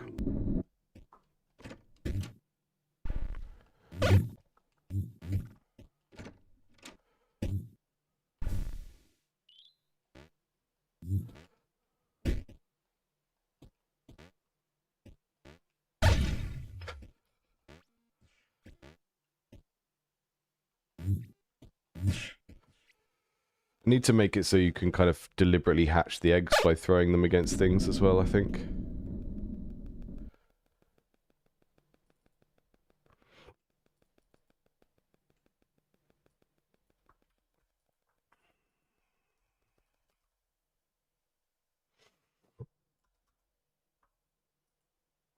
I don't know why image speed isn't working. Maybe it just doesn't work the way I think it does. Let's do a manual.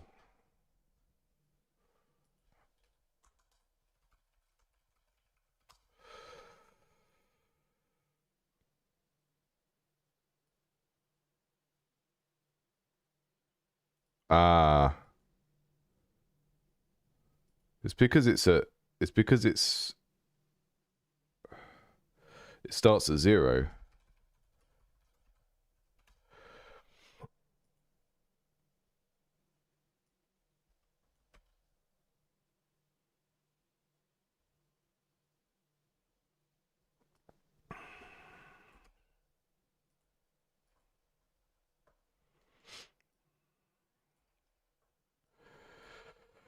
So we only really need to do that once when it's actually lit.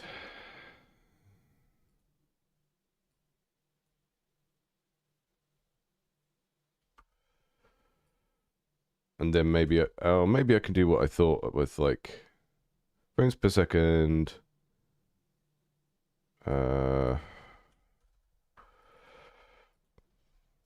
Maybe that's the wrong way around.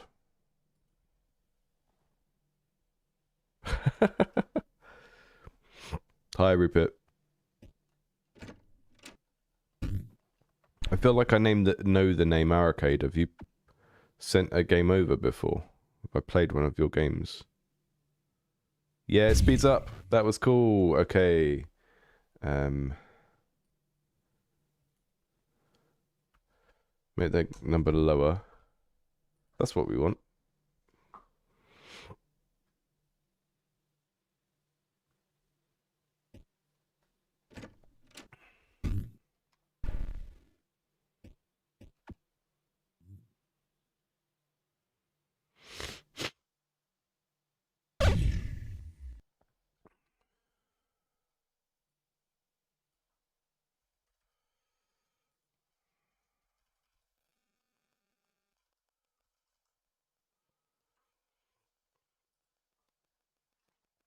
Trying to get that timing right so that we start off with a sort of 1 second flash and end up with a 1/10 of a second flash. That's kind of what I'm going for there. That's better. Much better.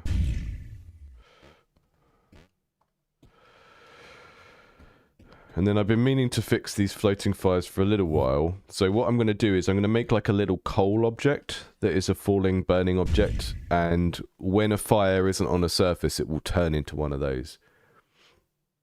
And I think when you burn one of those fungal spore balls, it should also turn into one of those. And then maybe when one of those fire things hits the ground, it turns back into a campfire. So I can have some stuff there to kind of play around with. In terms of things that will cause fun emergent situations. Hey Jokester, how you doing? Oh, to be honest, I haven't been into anything like that yet. And I probably will try to next year. London Indies develop, because I sort of classify as press, right?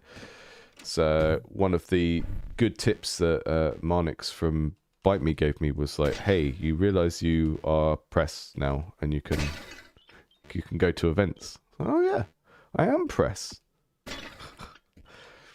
in this crazy age where content creators are 4 things at once, because we've hyper individualized media creation.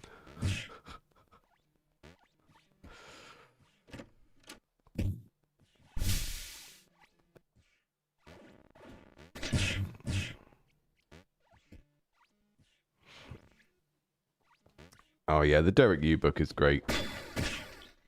I feel like that is such a good... I mean, I'm going to say it because I'm making a very Spelunky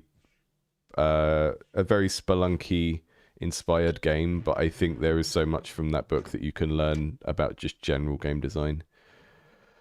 You don't have to be working on a similar game to Spelunky, but you should be, because all games should just be a take on Spelunky. That's my hot take.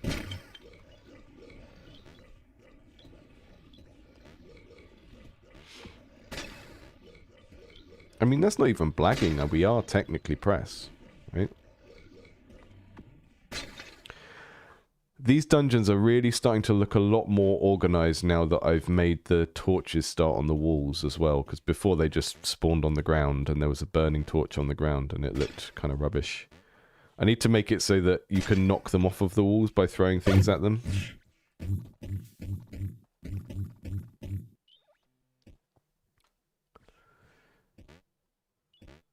I've also got like a knuckle duster item that does let you punch through the fungus, but it doesn't work at the moment because I implemented it before I implemented this system of hurters, which is what that pink hitbox you can see, the pink circle. A lunky.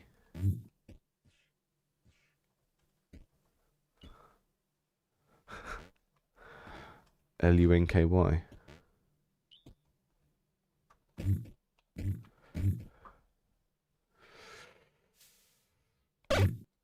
Yeah. I mean,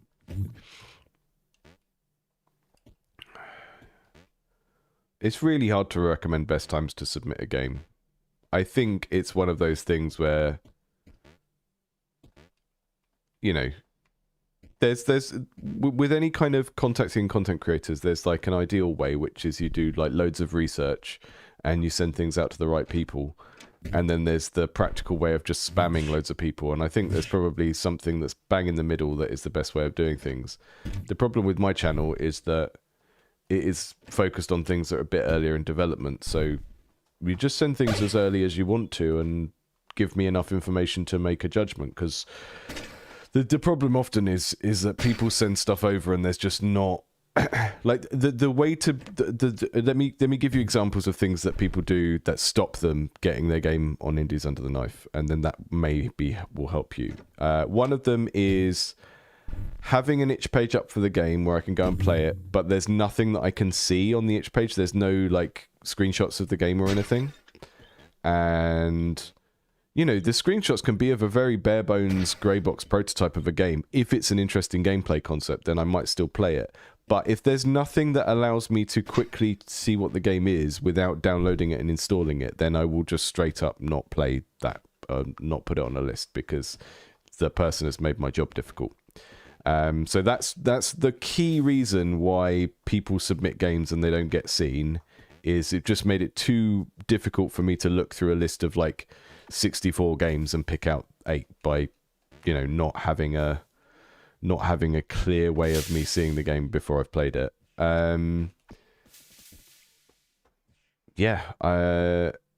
It's a kind of thing I'm making a judgment call on every month, so I don't really have a very strict guideline on it. That's getting fun. We've got bombs. We've got... Is there anything else the bombs need to do? Probably not yet.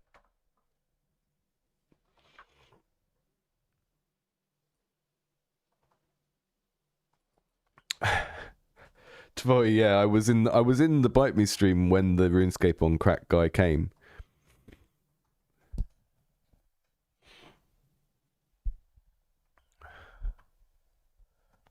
I just got Aki. I just got the Spelunky joke. Excellent. That was good. That was top tier dad joke. Yeah, the problem with the RuneScape on Crack is I couldn't work out where the crack came in.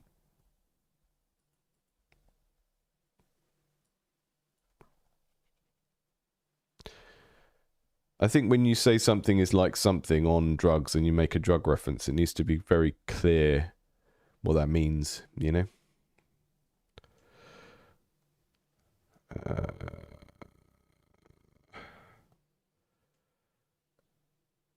Right, we've got a bomb that works. We're going to make a sort of burning coal.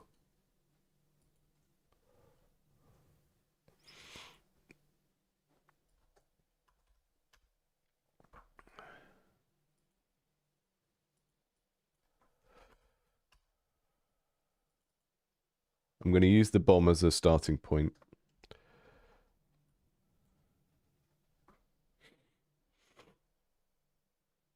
These do not have a lit state. They just exist or they don't.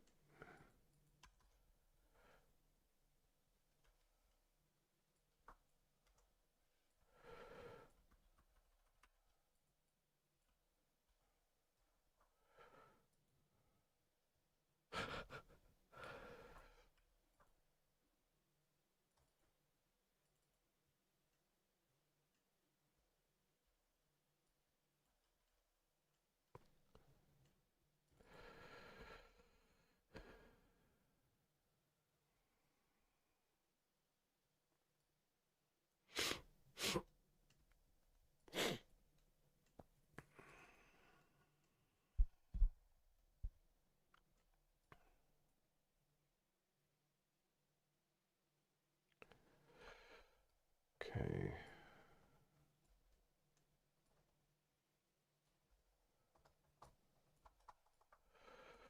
So I'm using the bomb as a template to make a burning coal, which will become like a sort of transitionary object for when we take out the ground underneath the campfire. It will turn into a burning coal and fall down, and then it will turn back into a campfire, and other things can turn into a burning coal and turn into a campfire as well, because that's a problem I've needed to deal with for a while, and now we're doing more terrain destruction. We should probably fix that. So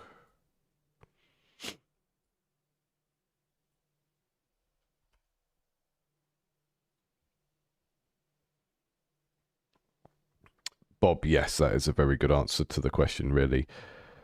You can present a game that is low art, that doesn't have very kind of YouTubeable stuff, and this is the difficulty, because I'm very much a yes, prototype something ugly and test it first type person, but it's kind of hard for me to justify putting something on a stream if it is like a grey box. But there are exceptions, right? So if you make a grey box prototype and it's very ugly and you submit it to me and it is just like not an original gameplay idea, so it's kind of like you've followed some tutorials to make a first-person shooter, and then you go, here's my first-person shooter, then it's like, what can I feed back on? I can feed back on the game feel and stuff like that, I guess, but it's not really an interesting exercise.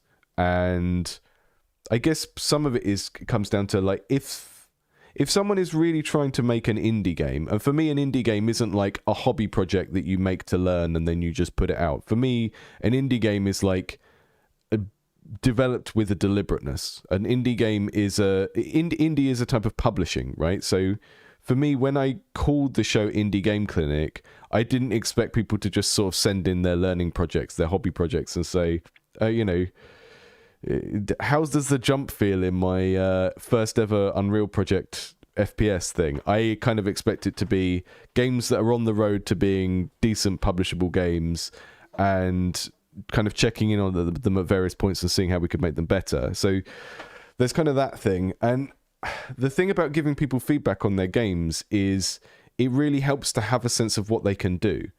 Because if someone submits something and it feels really kind of like it's someone's very early career learning project, it's very hard to feed back on what the game needs, because you don't know that person and you don't know what they can do, right? And this is one of the reasons why I stopped doing game design document reviews. I used to do GDD reviews through Fiverr, and I stopped doing them because the thing about a game design document is like the ideal workflow for a larger team is you prototype first, and then when you've validated the idea, then you create a game design document in order to scale the game up into a bigger version of the game. But when someone's just presenting you a game design document as an idea, it's like, well, okay, I can see what your idea is, but I don't know what you personally are capable of doing from this. So I can't judge whether it's a good idea, because the criteria for whether an idea is good comes down to your ability to execute that idea, your core competencies and stuff like that. So, it's really difficult to judge things that are really, really early, because you don't know what the person can actually do, and you don't know what advice to give, because you really need to understand the person. And that's why, that's why education is a sort of social thing that happens in a group of people, rather than just like being beamed information by a course or something like that.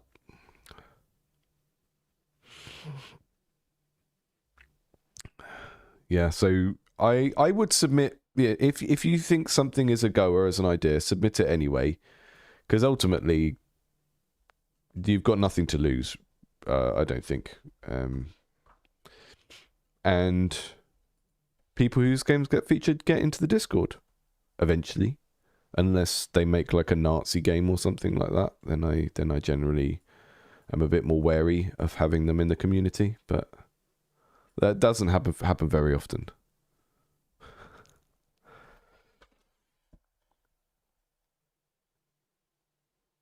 Would smoke bombs have any use? Possibly, yeah.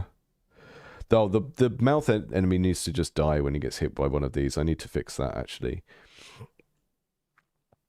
The mouth enemy currently doesn't really have a purpose except to be weird and gross. But one of the things it does do is if you feed it, it shuffles more red rooms into the deck. And that's not a mechanic that is very well telegraphed yet, but it will be. I'm trying to put as many things in the environment that let you manipulate the deck as you go along, because, you know, like I said at the start, we're trying to explore the design space between platformer and deck builder, and that means making the platforming do deck building stuff that might initially be like something that the player doesn't understand is happening, and then later on they'll learn how to manipulate it directly. Okay, a coal has a burner, it has a lumi, which creates a light. It should be very flickery. It shouldn't be too strong. It should have a hurter, which follows the parent. And when it hits when it's going to hit the ground, if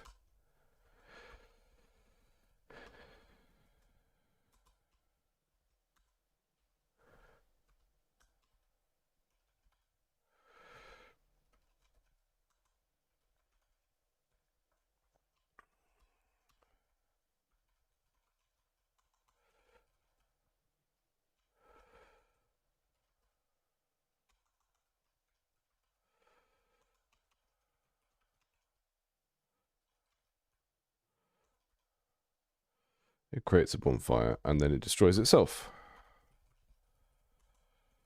And then before we make the bonfire create these, we are going to... we're going to just test it on its own. Take these away for a moment. And the hot coal will just fall down and do whatever it needs to do. We'll see if that works.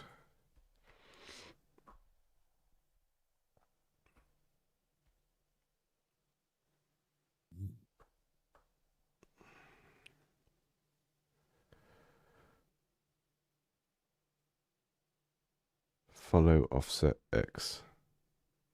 Oh, okay.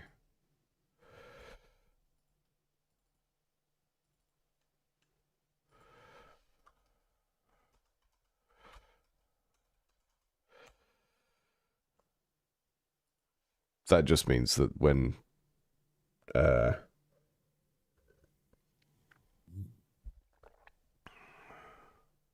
the hurter.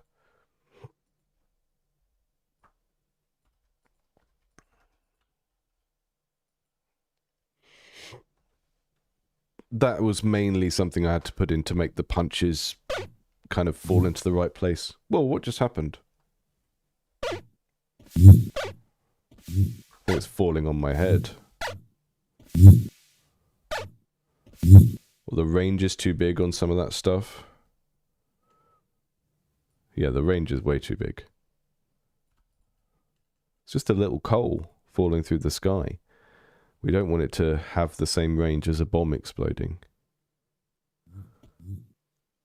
Okay, cool. And then when it falls down...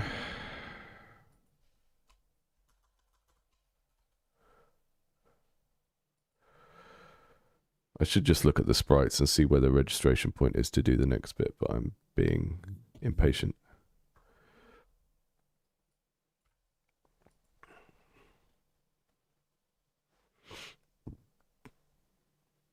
Can I bomb the goats? Of course you can bomb the goats. You can bomb everything.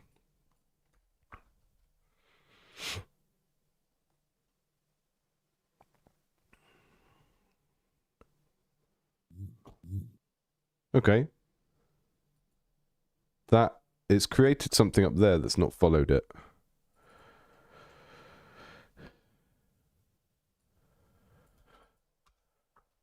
I think it needs a follow parent on it.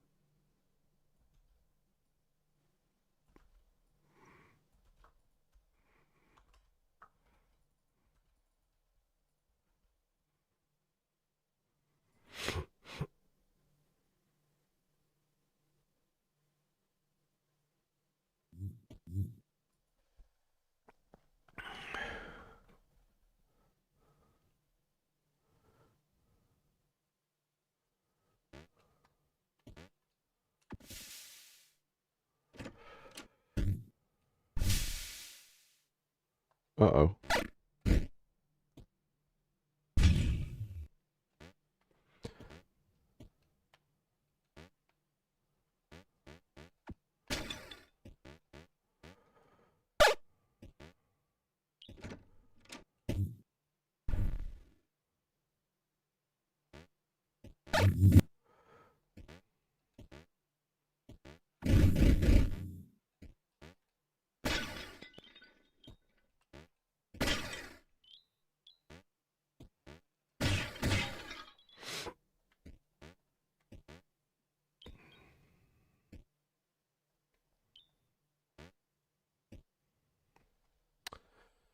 Just gonna see if I can quickly tweak how dark it gets around the edge of the visuals, because it's really quite dark at the moment.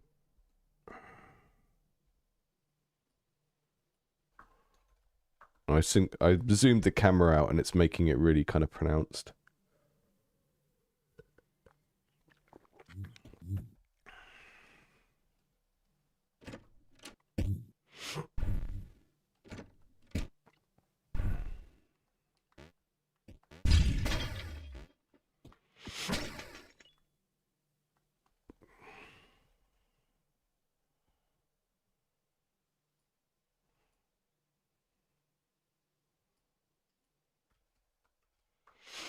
I have some stuff that means that as you lose life, it gets darker, which is fun, but it's one of those things I'll constantly be tweaking and back and forth with, I think.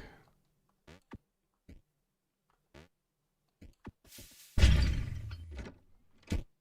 explosion doesn't look great, but it at least communicates what we need it to for now. I could probably make some bigger sort of fire particle type things for it.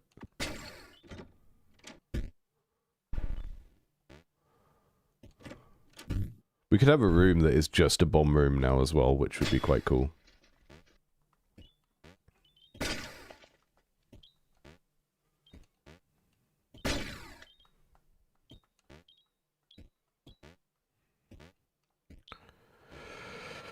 See what Gans is saying in the chat. First tried to create some kind of engine, but I always program it, not using a game engine like Unity or so. So the first but important time I only have my test level, where I implement my test objects and delete them after that. But this is the reason why I mostly cannot show anything until the engine is nearly ready and I start to create the levels. Yeah, I don't know. That's a tough one. I think it really comes down to why are you doing what you're doing.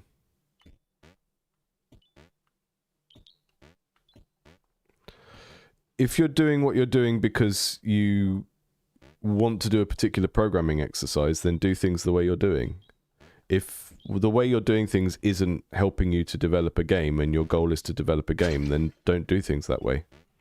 So I've got a...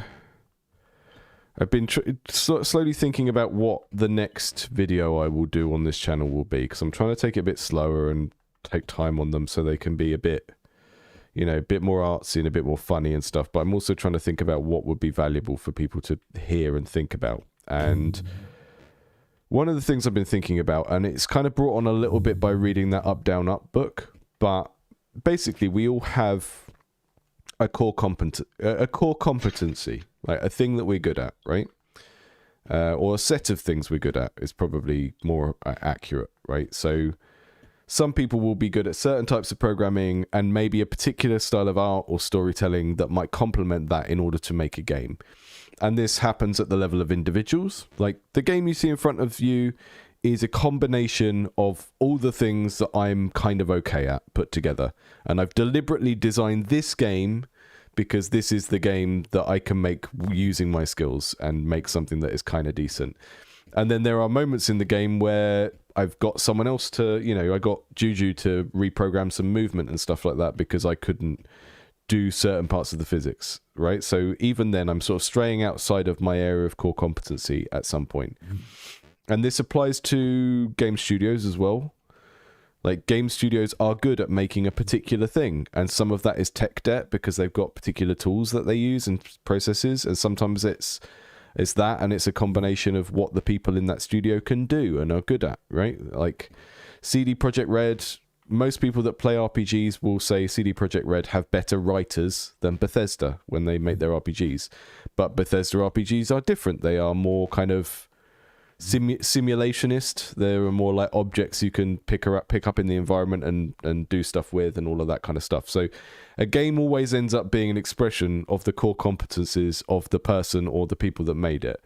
And when you're very early on in your career, you're working out what those are. And then when you transition from learning how to make games to making games and seriously wanting to make games, then you need to make an active decision to make games that use your core competency. So if you don't know what you're competent at, you need to work out what that is. And that's what your goal should be when you're making games. Once you switch to your goal being to actually make and release games, you should be making games that use your competencies. And if you're finding that the way that you make games doesn't result in good practice or doesn't result in games that you can show people or, just doesn't result in anything apart from a learning project, then maybe that is an indicator to just try something else. Because if your goal is to eventually make games that people want to play, then you've got to focus on working out what you're good at and then focus down and in on that.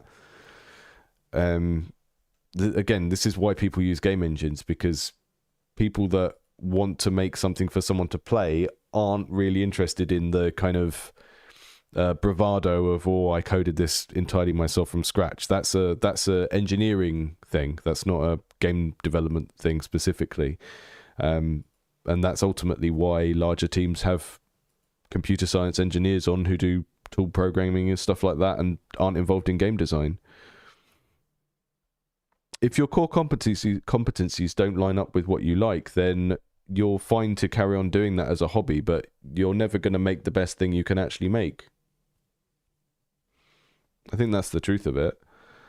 My core competencies don't line up with what I like, so if anything, that makes it easier to decide what to make. Like, I like to make strategic, story-rich games. I'm not really at a stage where the things I'm good at allow me to do that. I can't really draw characters.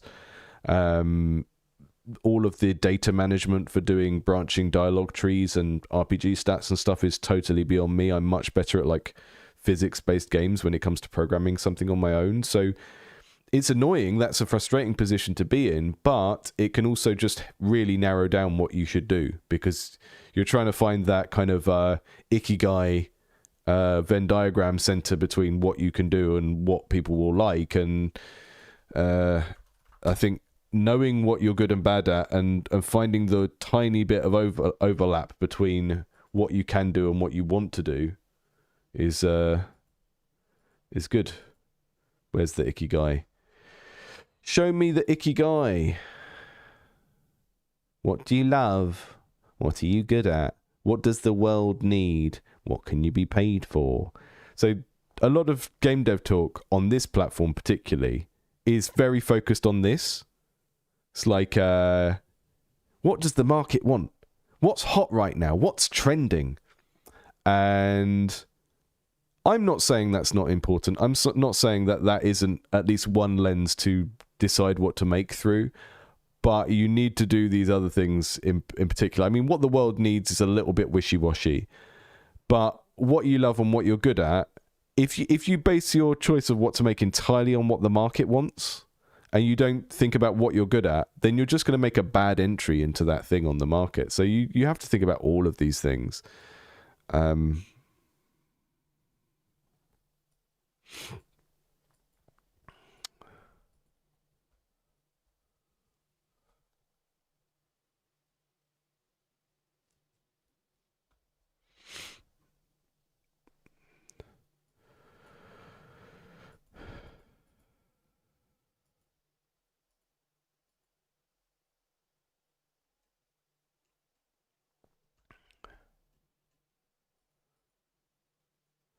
Okay, what was I trying to do? Okay, we've got a thing.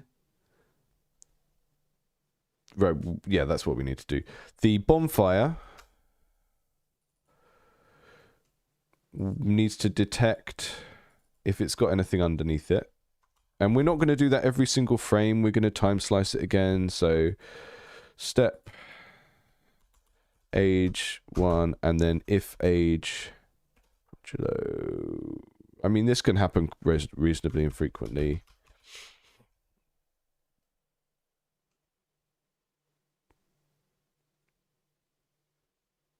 Jokester, very good question. Why am I doing this? Why am I doing any of this? Well, so there's a funny thing about being a game dev YouTuber and streamer is that, you know, you're doing it as much to entertain other people and give them a focal point for community as anything, which is kind of what's happening now, right? You will see Sean and you'll go, oh, no, Sean, you're in the Discord. And I'm just sort of here to kind of create a thing for you to orbit around and make friends with other people, right? Which is a totally thing. And then you get very cynical people that go, oh, this person's not even a real game dev. They make all their money from streaming. They're not even a... And it's like, yeah, duh. Of course. It's like, that's obvious. That's not even like... people behave like that is some sort of weird secret that they've uncovered rather than just like a very clear commercial reality of why people do streaming and YouTube and stuff. Yeah, it is easier for me to make a steady income doing this than working on a game in the dark for 12 months and then releasing it. So yeah, but my you know, I am making it to have something to make. That's part of it. I'm deliberately making something weird because I would like to encourage more people to follow their weird, because I think there is too much cargo cult mentality of like people making things because they think it's the hot thing right now. And like I said a minute ago, if the hot thing right now isn't in your core competency, then you're doomed, right? And I get that people shouldn't just make whatever they think is cool and just hope for the best, but I would like to be the person doing that, and I'm in a position to be able to do that right now. But my goal with this is to release it. So the loose plan is in December, public alpha. Game goes out, I do some videos, I tell people, this game is out, it's free, go and play it, tell me what you think. I use that to gather feedback, and then maybe there's 2 or 3 more months of working on the game after that based on the feedback from the public alpha, and then I'll start to think about more commercial Steam-related stuff. My intention with this game specifically, I think long-term, is to get the base game in a state where it's quite solid, and that might involve getting contractors in to tighten certain things up, getting a really cool soundtrack in it that is like I've got a set of artists from a particular genre of music that I want to kind of create an ensemble soundtrack for with this game. And yeah, commercially the plan for me is to do early access, which I know is fraught and I know most people wouldn't recommend to do it, but I will do like a small early access to get some initial funds, but with a very clear project roadmap after that point. So put the thing up for sale in early access with a decent amount of content, and then tell people in 2 months' time, I'm going to be adding this set of things. 2 months after that, I'm going to add this set of things. 2 months after that, then we're going to slow down. Then we're going to do something 3 months later. Then we're going to do something 3 months later. So I think it would be about having like getting to kind of an MVP version of the project where I'm happy to charge people a couple of quid for it.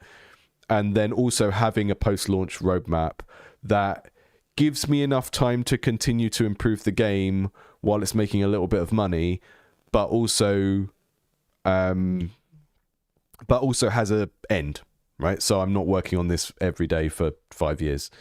That's the plan. And I think there are certain things about the format of this game that make it easier. And the first one is that there are no levels.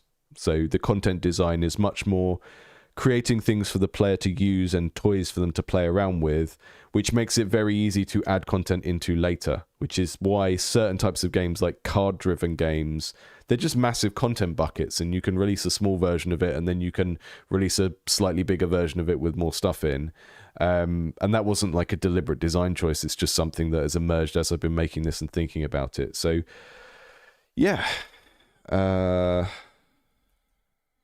That's kind of where I am with this. Very, very loose. But I think, yeah, just having like a... Cat herder. Yeah, that's what a YouTuber does. I don't know what it is. I just work it out as I go along.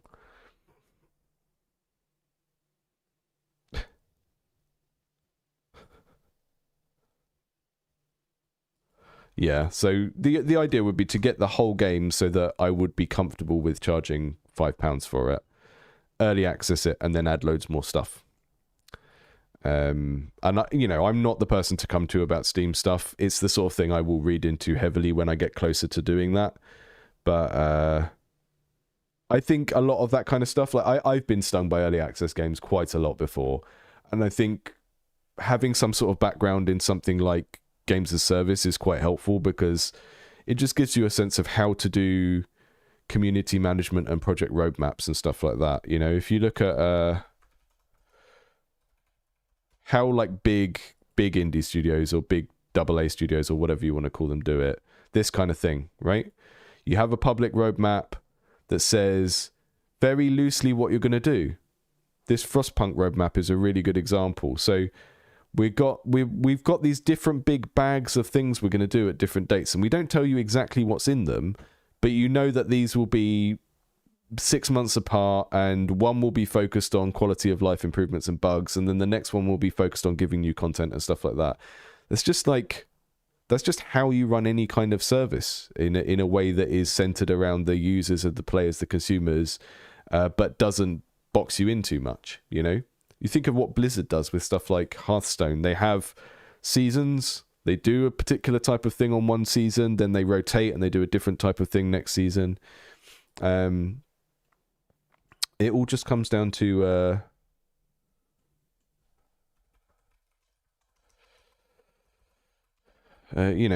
not treating people like they're dumb. That's one. And having a kind of discipline that is loose and flexible, but still there, you know?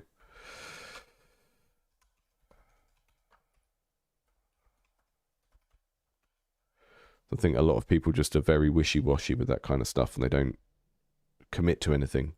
You commit to something soft, commit to something soft and broad that gives you wiggle room, but commit to something. That's how you build trust with an audience. Is you say you're going to do something, and then you do it, and then you do that again repeatedly, and you build trust with an audience, and then but you do that by not being too strict about what the thing you're committing to is.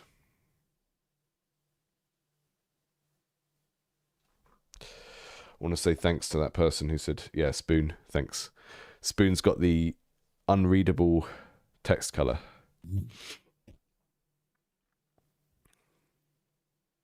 Let's see what happens here. Right. The coal is now going through the floor a little bit. So it was working, but I think something that's happening now.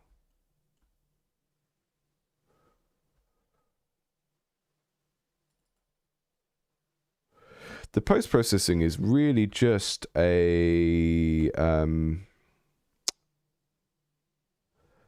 mostly a posterize effect. So it's just crunching down the number of colors.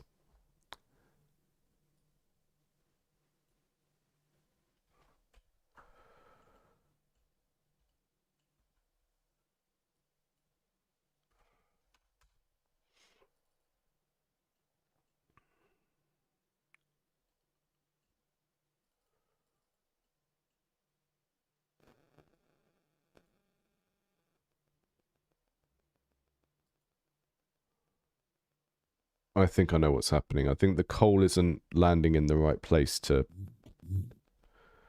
The fire is being made at a weird level, and then it's converting backwards and backwards and forth.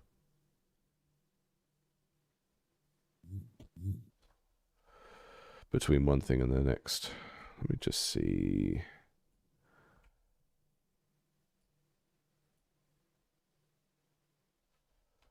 I think it actually should be that. Have such inconsistent, like, registration points for my objects and their sprites.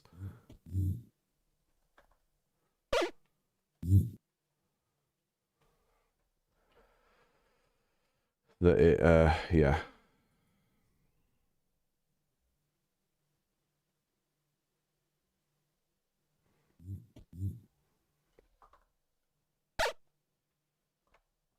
That it's transforming backwards and forwards between the two objects now.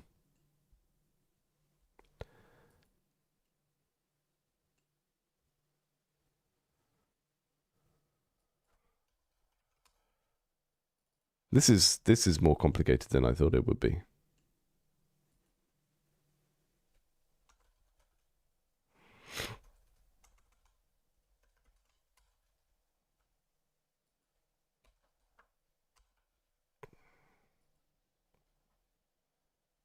It's always the thing that gets you.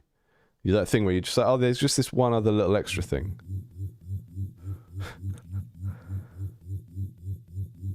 Yeah, that's what we want to happen, isn't it?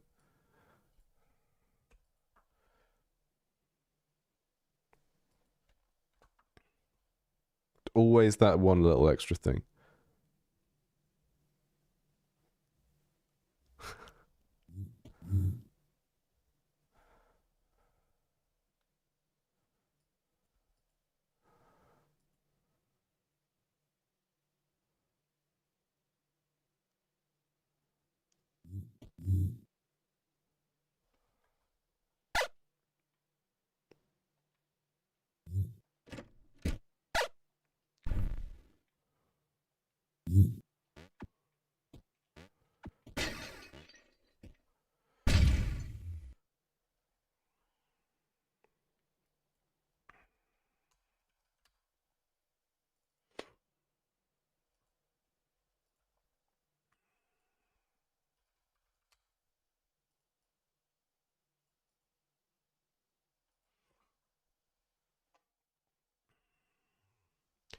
I might need to go and make myself some coffee in a second. Right. It is landing. And then it sort of seems to be duplicating itself. It's like, what I'll do, I'll make this sprite for the thing first. So, because the size is going to change anyway, so I should be a bit more disciplined about getting that in early. And then when I come back to it, hopefully I'll be able to see what the problem is.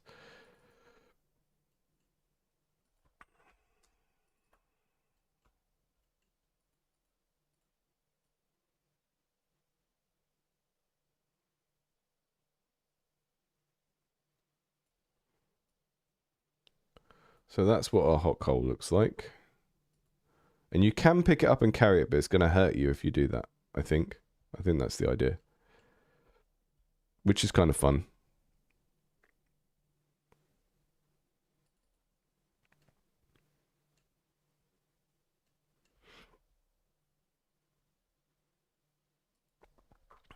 Rupert, good question. How's the best way to design and plan? All up front, waterfall, all design and prototype phase, design by discovery. Very good question. We'll get onto it in a second. Right, that is turning into a fire now.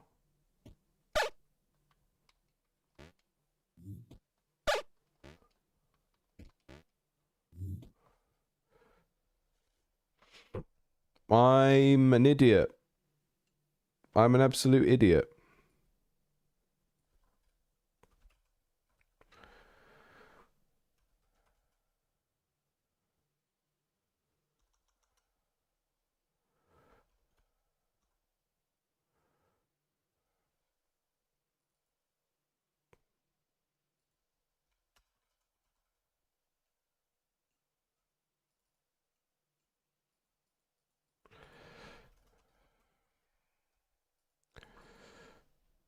If v speed equals 0 and age is greater than, I don't know, half a second.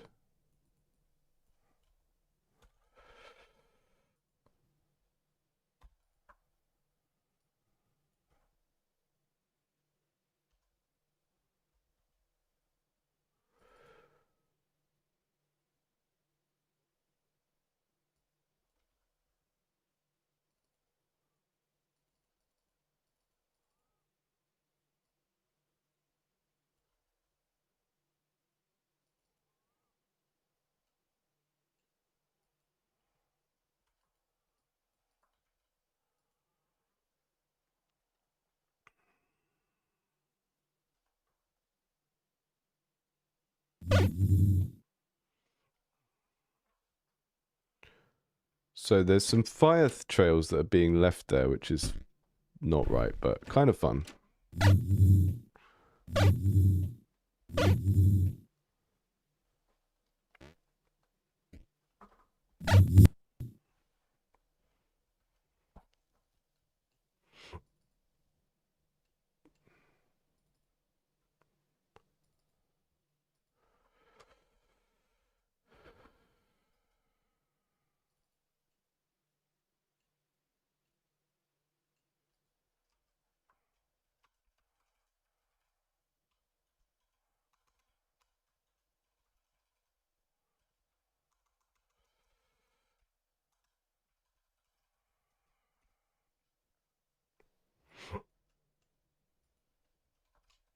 Right. If there is a solid beneath us and we are not moving and we haven't just been spawned, then destroy the coal and create a bonfire. And don't do whatever else stuff there is. Let's go back to the bonfire. This is taking way longer than I thought it would be, but a lot of it comes down to my really inconsistent use of registration points in the sprites.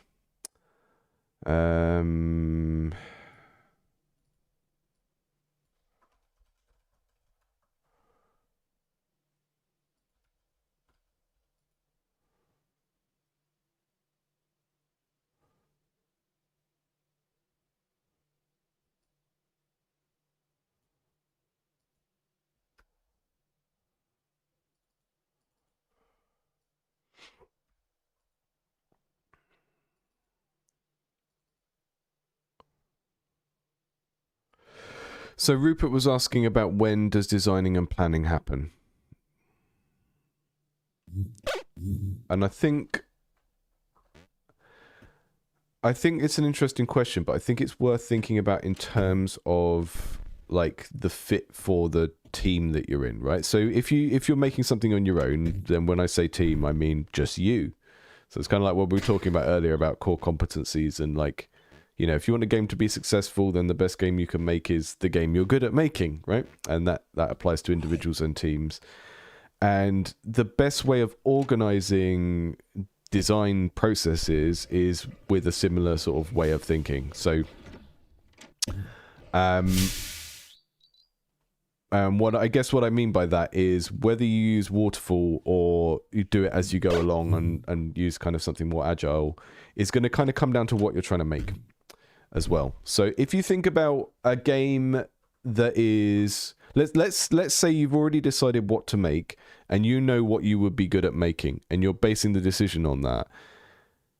Waterfall would be a very appropriate project management style to use for design if you're making a clone of something or if you're making something that is 90% something that already exists, right?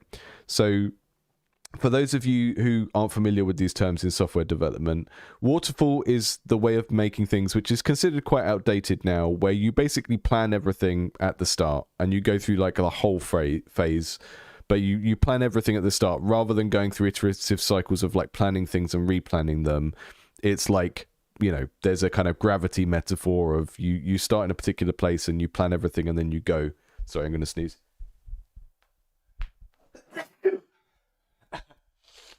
And there are instances where that is still a very appropriate way to do things. And one of those would be when you have a very, very clear idea of what you're making from the get-go. So an instance of that would be something like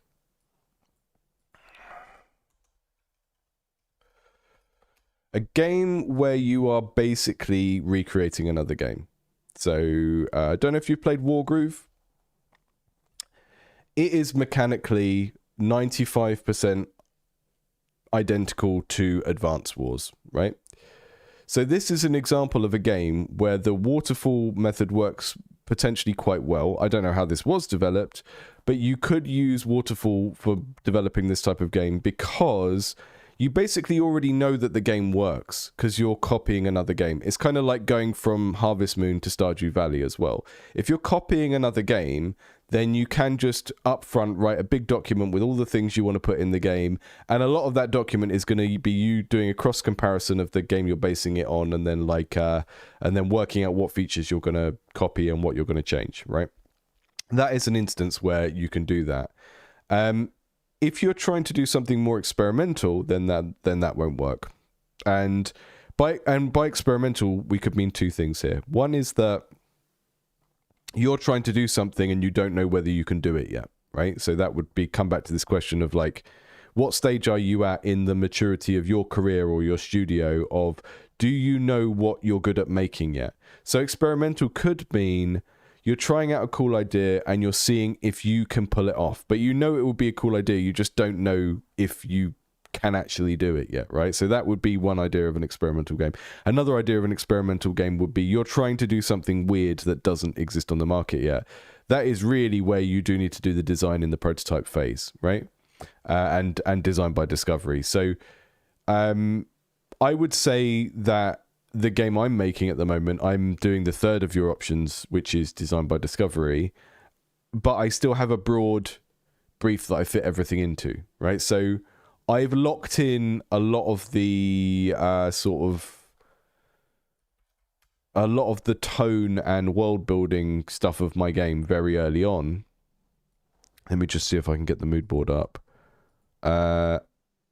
And you know, the core premise of this game being basically about what happens if you put a deck builder and a platformer together and you build the level as you go through, and that's part of the game. That's not going to change, right? I'm sort of wedded to that.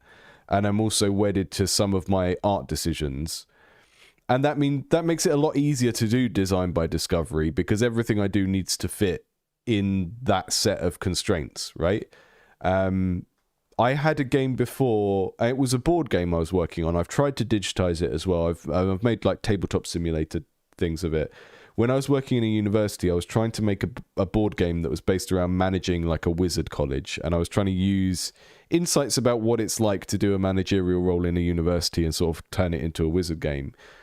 But I didn't have these kind of constraints, and it was this moving target where I never made any progress because I would do like 3 months of it where you were controlling a department, and then 3 months of it where it was more based around developing spells, and the kind of design by discovery was never locked into tight enough constraints to produce something good.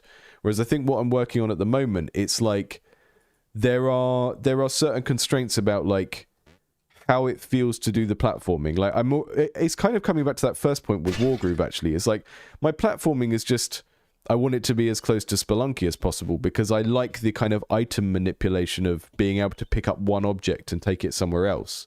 And that overlaps really nicely with the room building because then we can have some puzzles where, oh, I gradually learned that this room usually has some fruit in it. So I'm going to go and get the fruit and then I'm going to take it to this other room to cook it into a pie, that kind of thing. So I've got a lot of constraints here that make it a lot easier to do sort of discovery-based design where I can just kind of log in and make a couple of things I fancy making. And because I've built that set of constraints around them, it never feels like I'm going in the wrong direction for too long. I mean, occasionally, yeah, but it's kind of interesting. Fire is digging into the floor a little bit when it spawns.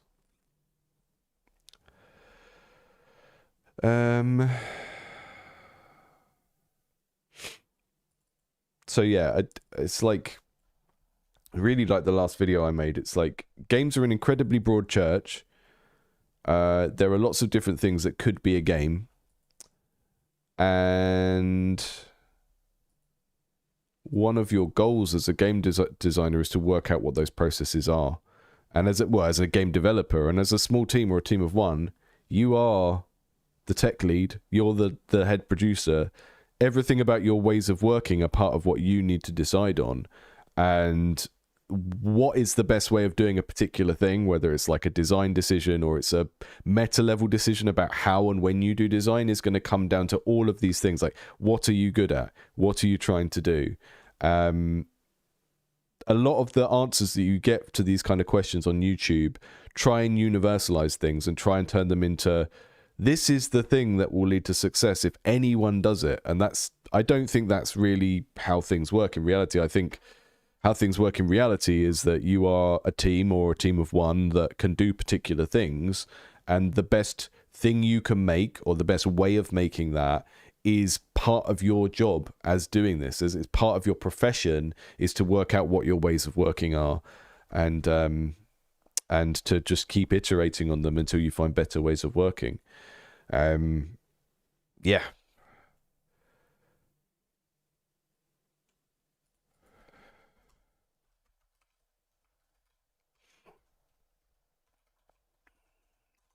Just going to try and make the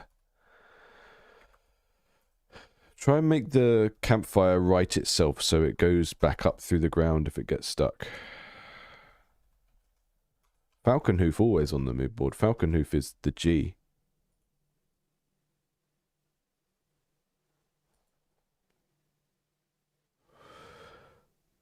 Lots of new subs. Hi, welcome new subs. Sorry I haven't been paying super close attention to that. Thank you for joining. I've got these little light things that are just sort of flickering in the sky. I need to work out what's going on there.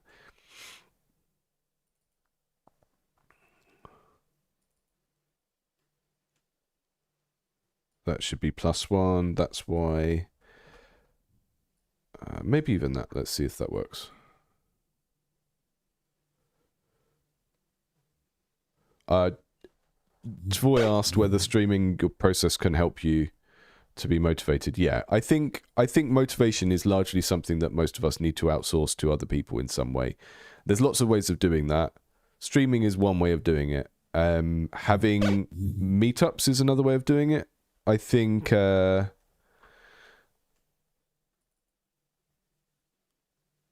on 1 second. I think I'm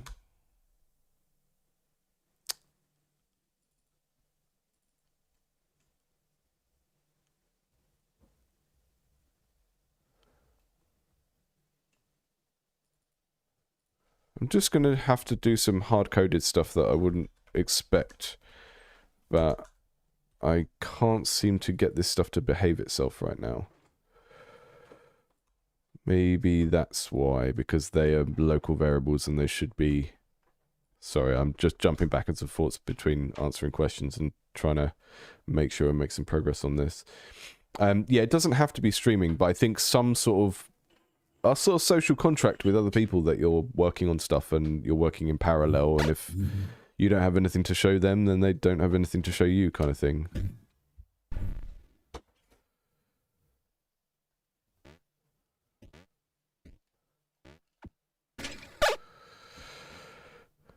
Why are those lights not moving? So that, what have we got there on the test room? We've got, that is a campfire that turns into a coal, comes down here and turns back into a campfire. That is a coal that just turns into a campfire.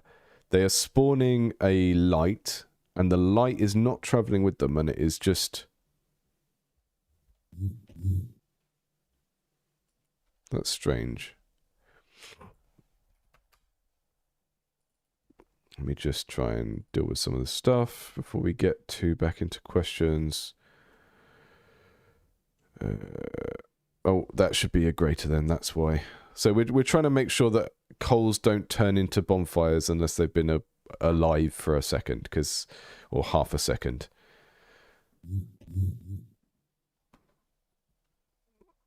Yeah, mutual accountability. So I made a local meetup for game developers in my area, and I've been there and no one's been there, and I've been there and 5 people have been there. But just have it in my calendar to meet at this particular bar on this date. I send some people a WhatsApp message. There's a Instagram for it. It's very, very low effort. I do barely any work around it, but it just creates something, some small commitment to having something ready to show to people.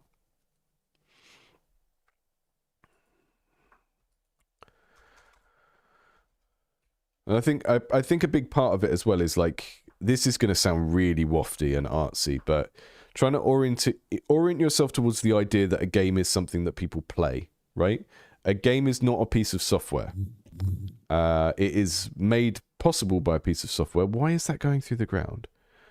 But if you start to think about the process of game design as making something that people play, then you start to treat people being involved in that as a bit more kind of crucial.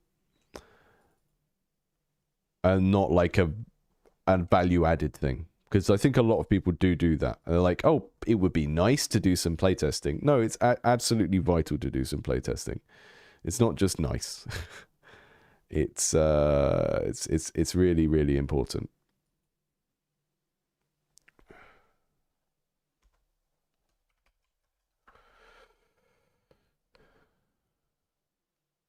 And when you see games as something that people play, rather than just whatever you make in a game engine, then you're much more likely to kind of properly chase these things. Right, what I'm going to do, I'm going to take these test elements out. Let me see if I can fix it here first, and then follow parent, follow parent, follow parent. They all have follow parent set to true, so they should...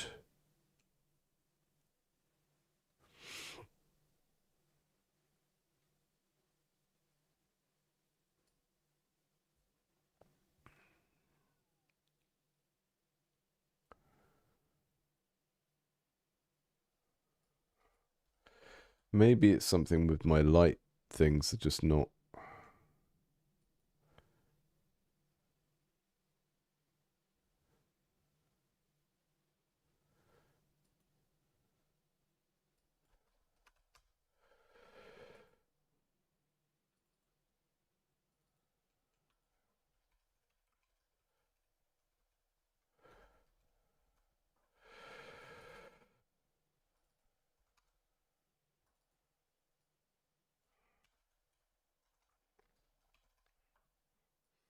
Maybe I just need to do this.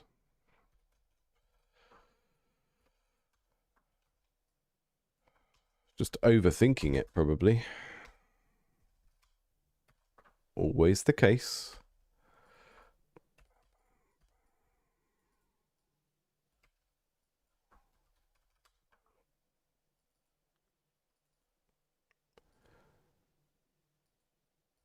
They just need to get rid of those when they're...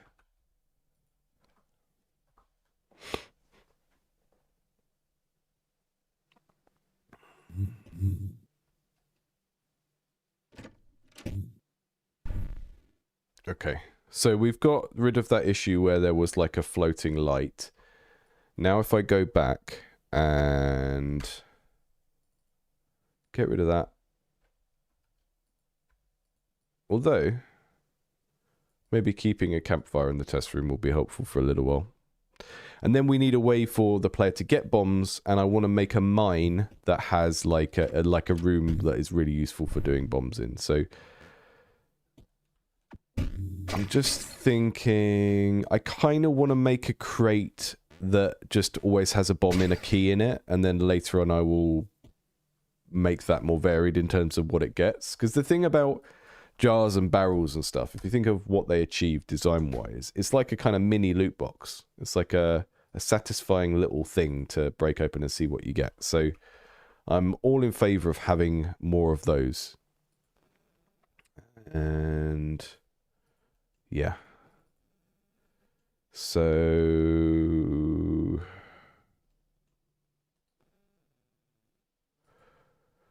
I'm just going to look at what's in my jar code.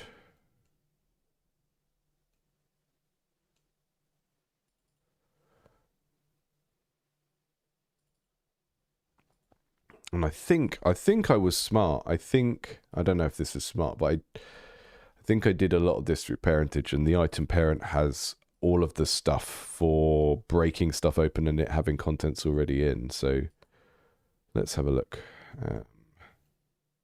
Hello, Titan. I am a Game Maker user, yes. Mainly because I've just used it for a long time and I know how to use it, you know.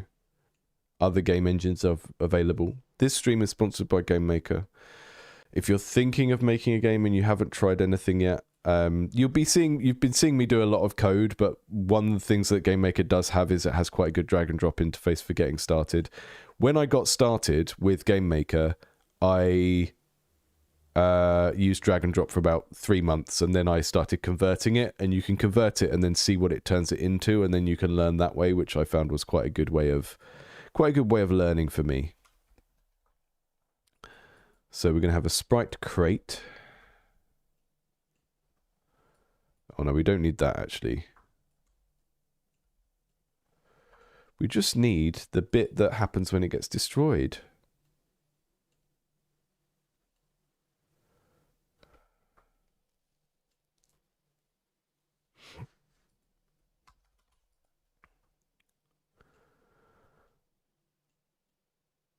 Do they all have the contents array? Sorry, I'm just jumping around between things quite a lot. Yeah, okay, so every item has a contents array, and then when it's destroyed, if it has any contents, it produces them. So I can do some very simple stuff here to say...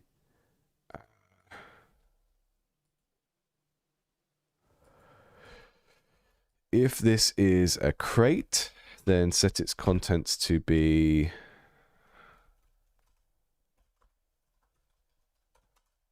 a bomb and a key.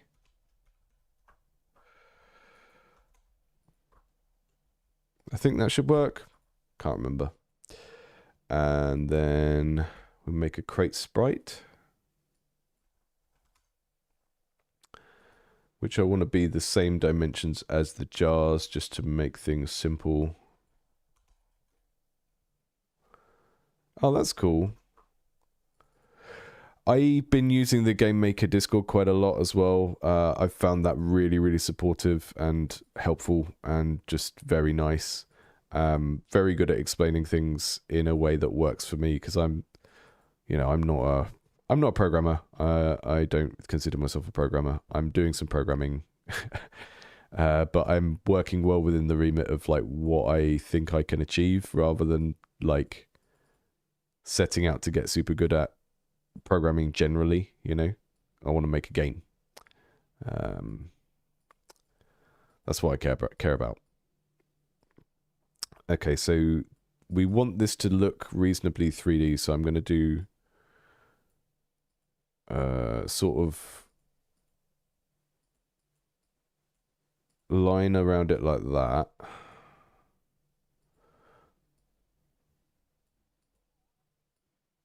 There we go, different color in each corner. And then I will take these colors and create like a inside version of that is giving the kind of wood panel feeling. So that should be over there. That should be over there, but maybe not as bright or pronounced. Maybe if I take this color and just make it transparent, I can do a little bit of shading there to sell the illusion. That's looking pretty good. And then this one, I also just love being able to do the pixel art directly in the engine.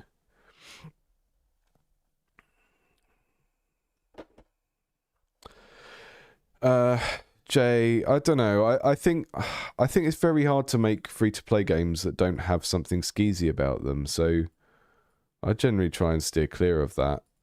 The thing is, if you want to compete in mobile, the mobile market is so based on user acquisition, like buying users through ads, that you just can't really compete unless you're doing something very, very different that no one else is doing.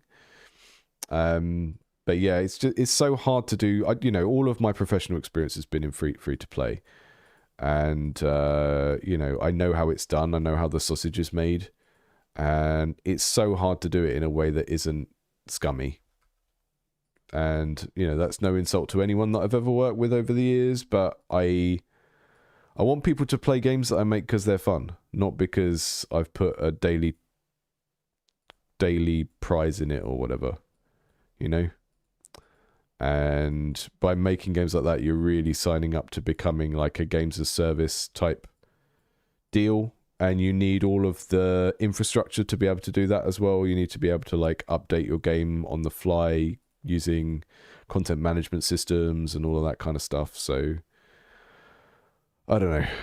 I don't think the games as service model is a good. I think if you've done that as a job and you're coming into games and you know how to do that really well, then it might be worth pursuing. But personally, I just don't. I think it's bad. I think it's like driven by a lot of bad stuff. You can't get people to pay for a free game unless you trick them and do bad stuff to their brains. So I'm not a fan. There we go. There's a crate. That's a pretty fetching crate. It might need some darker colors in it somewhere. Maybe I'll give it one more pixel around the edge and put a darker outline around there, just so that it's not too out of style with the rest of the game. But I quite like that. That's a passable crate. You'll notice I'm changing the hue a lot when I switch between levels of shading. I do quite a lot of just implied chromatic shading. So when I make the color lighter or darker, I will twist it towards like blue or green or something. And it just, it's not like a universal thing people should do, but it certainly is working to make the game look consistent with itself, I would say. Okay, there's a crate. And now I can put one in the test room and see if it works. And then if that works, we've now got a way to acquire bombs.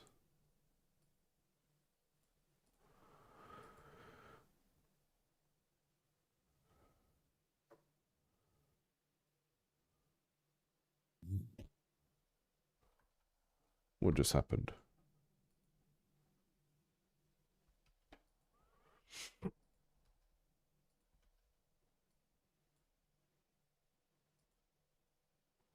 Why did it disappear?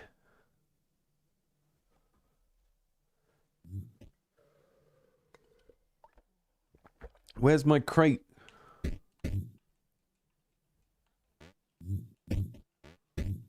Where's my crate?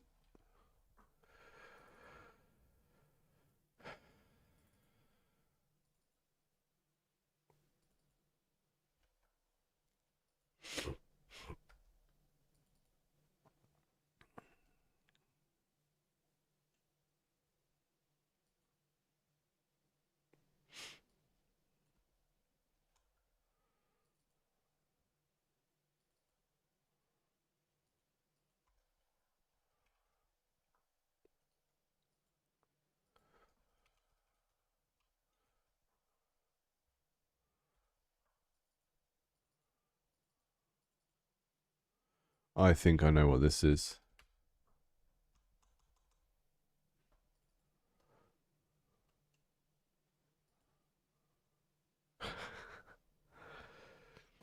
The thing is, I've worked places where they want to do Battle Plus type systems, and people often want to make the money from that type of system without doing the legwork to make it work. Like if you're going to have new stuff that people can unlock by grinding every 3 months or whatever your cadence is of your releases, you need to really build the thing to enable that. You need to have a really good way of like doing skins and stuff like that. Lots of people want to make that kind of money, but they don't want to put the work into to make all of that cool stuff or make a pipeline for that cool stuff.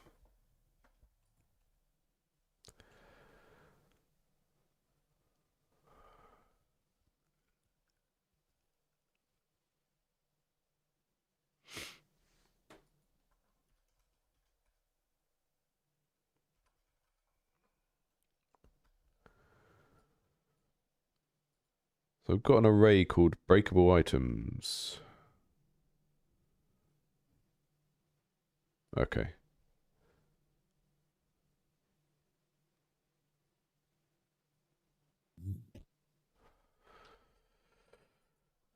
I'm just going to search for object jar in the code and see what I'm missing out. Because these crates should behave very similarly to jars, just with a different sound effect. So...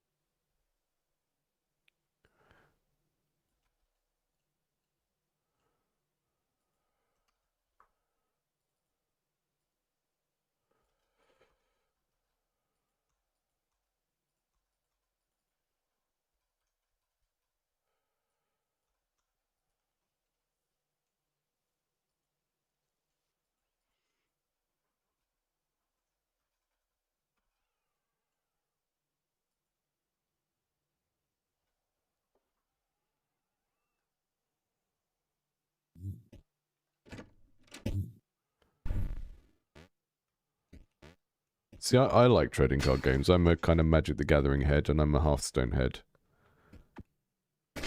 But there's definitely people that want to kind of cash in on collectibles and don't understand that you need to give them functionality in most games. Not just like... You can't make everything cosmetics. You can make everything cosmetics in Fortnite because you're able to see the other players and see what they've got and get a bit jealous of it. And because it's expressive and you can mix the stuff up. And if you just have like one item slot that you collect things for, like it's just pets, and you can only have one thing, then you can only ever display one of the things you've collected. And also, you can't combine them in a way that feels expressive, which is something you can do if you have like a whole modular outfit of cosmetics.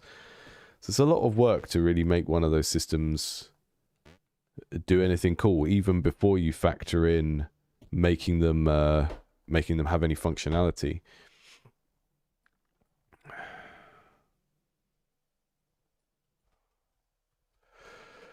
I think I've done too much parentage in this project, and I think now it's getting confusing for me in a way that it wouldn't have been if I'd have just made things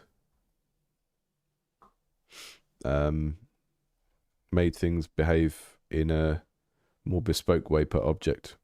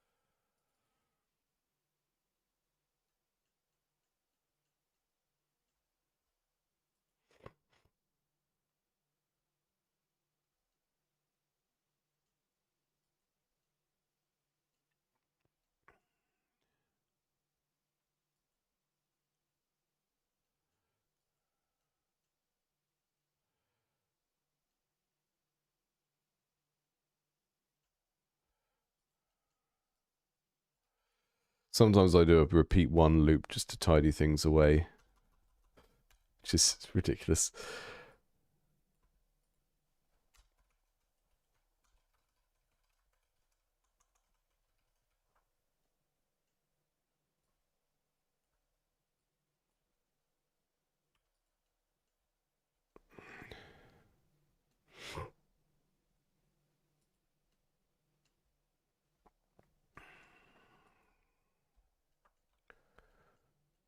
Okay.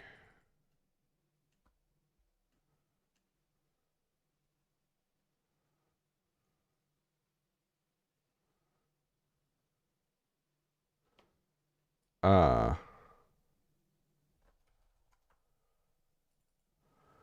Do they have a chance to spawn variable that's not... Is that what's going on?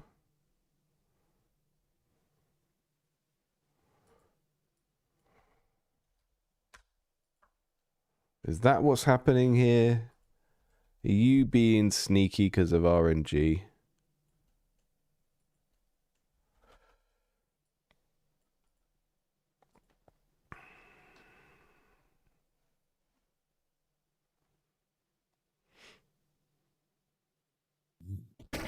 There we go. Uh-oh. The crate fell in the fire, broke, and then the bomb lit in the fire. Emergence! Emergence is happening, folks.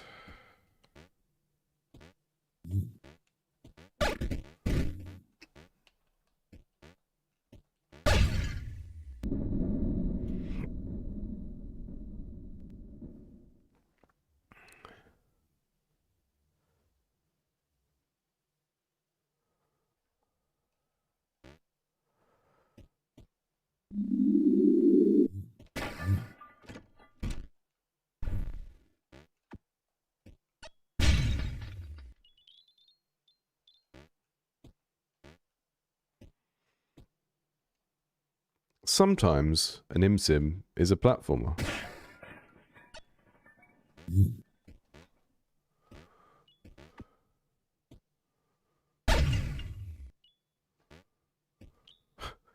Blowing up all the doors is quite amusing.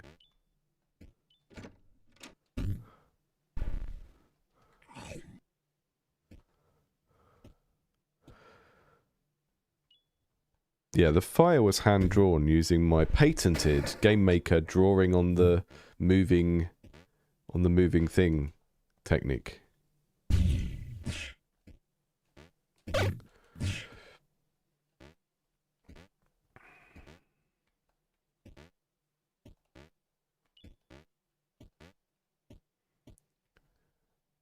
Okay, that's cool. So we've got crates, we've got a way to acquire bombs.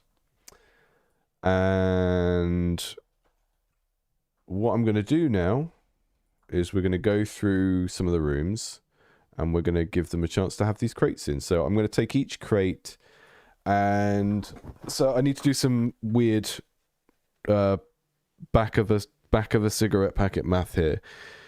Every grey room will have a sort of reasonably high chance to have a crate in. So let's say if I'm spawning 4 grey rooms and they all have 25% chance to get a crate in, then I will probably get a crate in those 4 rooms. So what I want to do is make a crate have a 10% chance to spawn and then put 3 of them in each grey room, and that will mean that sometimes you'll get more than one. Usually you won't get one at all. I think that's the kind of route I want to go down, because it's okay to let there be more than one, because that's just a cool, exciting thing when it happens. So I'm going to go into my room directory now. So we've got all of these rooms. We've got 2 dungeons to put them in. And I put them in this layer called Preview Hidden, which is... This is basically all the stuff I don't want to show up when the player goes to build the room, because it's not necessarily going to be in the same place. Like the spikes move around, the traps move around and stuff like that. So I'm going to put 3 crates into these. And I think actually I'm going to put 2 in the dungeon rooms. And then I'm going to put 3 in the ruin rooms, because I'm trying to give dungeons a slightly different flavor to ruins. So dungeons go from here downwards and ruins go from here upwards. And I think ruins don't have traps in, if I'm right. Oh no, they do. But yeah, dungeons go down and ruins go up. No, I'll stick with 3 for each at the moment so I don't confuse myself. So 1 up there.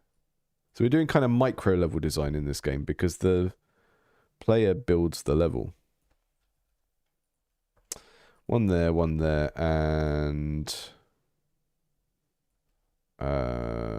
1 in there with the relic. So this is where you have to unlock that door to get the relic.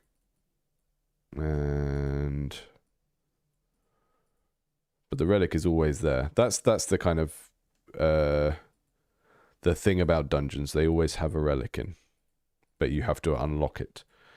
And a really cool interaction I discovered yesterday is if you build up round here and you don't want to do the key because you don't want to trigger the ghost, because if you unlock these doors a scary ghost comes after you, you can actually throw a spore at this wall to turn it into fungus and then use a torch to burn through it and then get through to there. So that's neat. I like that. Okay, so going to do this on all of the big grey rooms that we currently have. Again, pasting it in the preview hidden. I'll put 1 in there with the relic, sort of in front of the door. Move the relic down there.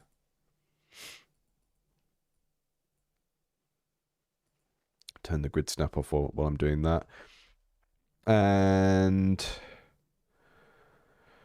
just putting them in places I think it would be fun to interact with them in. There between the spikes. And maybe here, because sometimes that will appear right on the edge and it will feel... kind of create some small amount of anxiety to walk and get that, which would be funny. I am definitely the torturer type of game designer where I'm just like, yeah, that will be annoying, do that. Not in a like a, I don't want things to be broken, but I do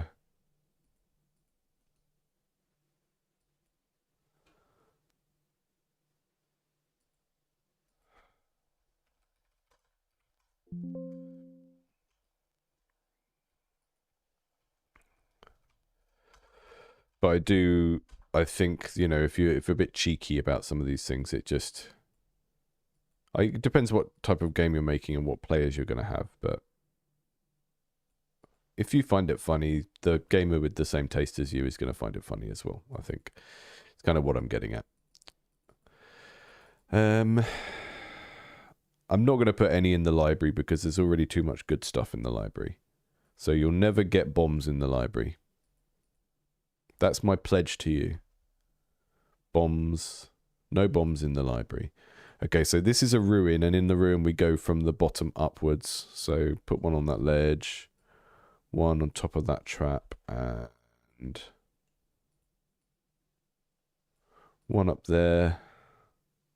Just make some of this platforming a bit more meaningful.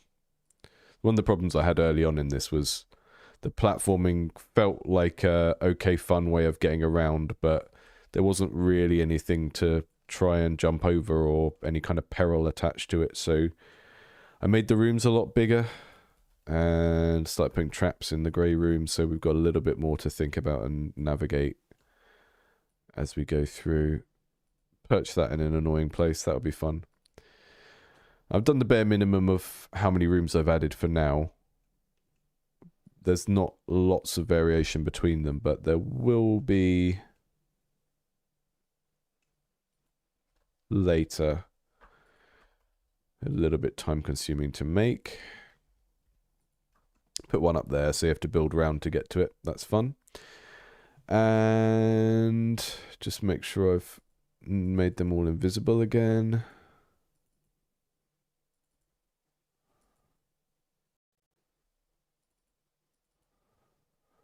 And then what I'm going to do is I'm going to put one in each of the green rooms as well, but give it a lower spawn rate. So I'll make these ones be 5% instead.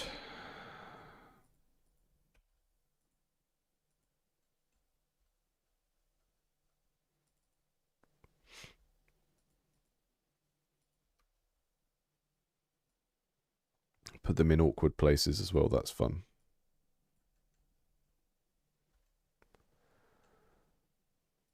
Maybe put them in places where you might visually miss them because they're similar to something else. I don't know.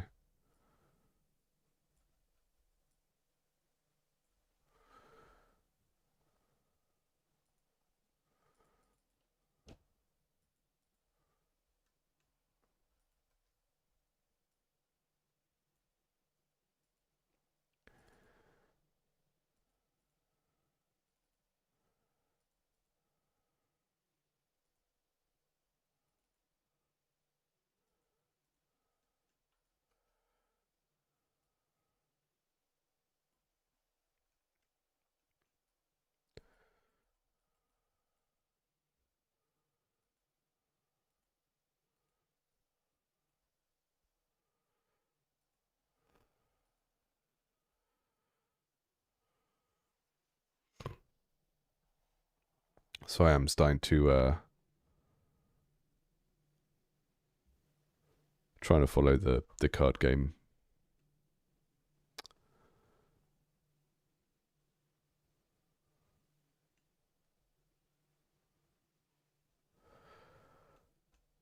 I'm trying to follow the card game chat, but I was getting too into my level building there. Arthur, no, so the way I draw things like fire is, this is a thing that's unique to GameMaker. But what I do is I run the animation in the sprite editor, and then I sort of draw on it as it's running. And it's really good for creating like fire and liquid effects, or just kind of quirky animations where something is a bit wobbly. I do it all the time whenever. So here it's like I drew layers and then I took the edge off with a rubber with an eraser while it was running, and it works quite well for these kind of like pixel art anime style fires. Came up pretty good. Garrick the Wild Speaker, can I play your game on stream? There is a text in the bottom left of your screen now that tells you how to submit games for that.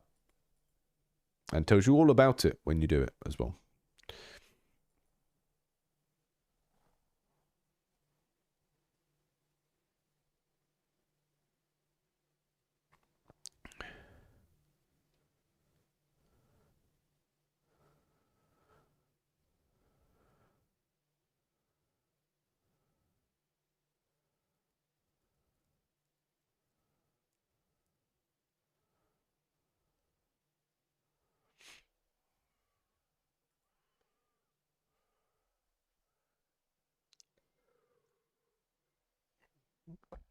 So we should have crates in different rooms now.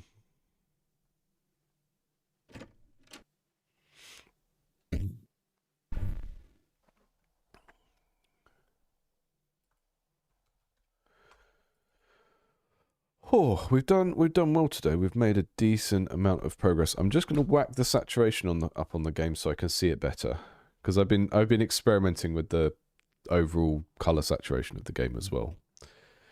And having things a bit smaller makes me need them to be more legible. Slowing down the ceramic effect doesn't really work as a wood breaking effect, but I'm sure I can find separate sound effects for opening the crates later on. Okay, so now I'm going to try and play like an actual human being and not just blow up random stuff for no reason.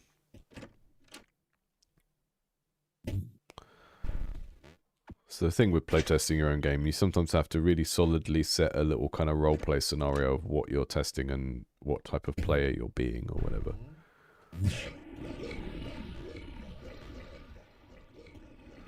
Right, I don't think we can actually... I haven't programmed the bomb to kill the mouth yet, but let's just try it anyway.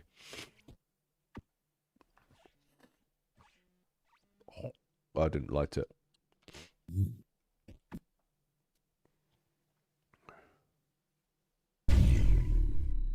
Oh. It did work. That's good. So, one of the things I'm going to make happen with the mouth, and this is kind of sick, but it does fit the sort of sense of humor of the game, is... So, those of you who've only seen the game today, there is a kind of cooking system in this game where you build a little kitchen and then you drop 2 items into it and they become another item. And you can currently only get milk from the goats, from feeding the goats. But I was thinking, wouldn't it be an amazing, wonderful idea if you could also get milk by harvesting teeth from the big mouth and then cooking them into milk? I think that makes perfect sense. And people will enjoy doing that and not find it disgusting at all. I think. So now I can use the bomb to get that relic out of there if I'm careful. Yeah, I'll just blow that up.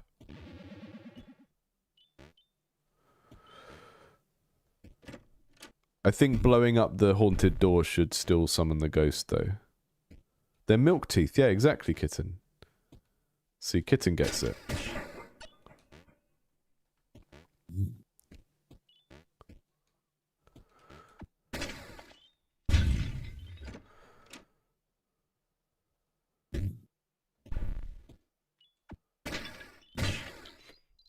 So last thing I'm going to do on the stream today, I've hung in here pretty well considering I've got a cold. Everyone in my house has a cold. The kids are off school today. I woke up various times in the night because it feels like my head is full of concrete. So I'm very pleased that we managed to make it to the full scheduled 4 hours almost.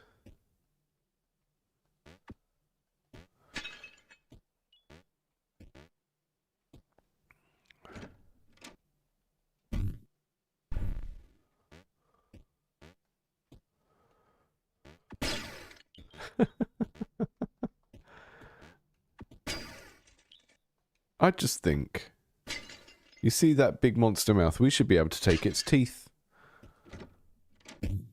What greater form of treasure? Okay, we've got crates. They're spawning. They're reasonably easy to see. It's a color that's not really used for anything else, so that's quite good. They don't have a good sound effect, but I can find one. So all the ceramic sound effects that are played, how does that work?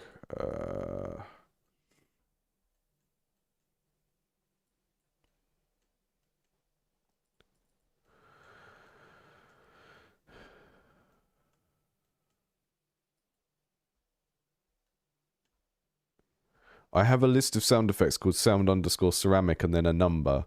And then I generate the number each time and play one of them. And they are all from the same recording of someone smashing plates that I found on OpenGameArt. So much easier to find like one long sound effect of someone doing the same thing that all fits together. Rather than like trying to find, 5 different thud sounds. You get them all from the same place, the same string of things, and they've all got the same sonic profile, and they just work well together, which is how I did these. So what I'll need to do with the crate is find a similar thing of like a long 30-second sample of someone breaking wood, and then cut lots of little clips out of it, and then trigger a different one whenever the wood is smashed.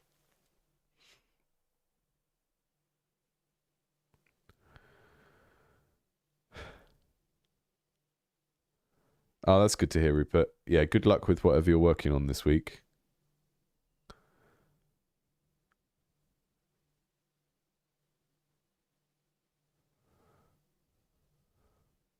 I mean, the tongue surely turns into a steak, doesn't it?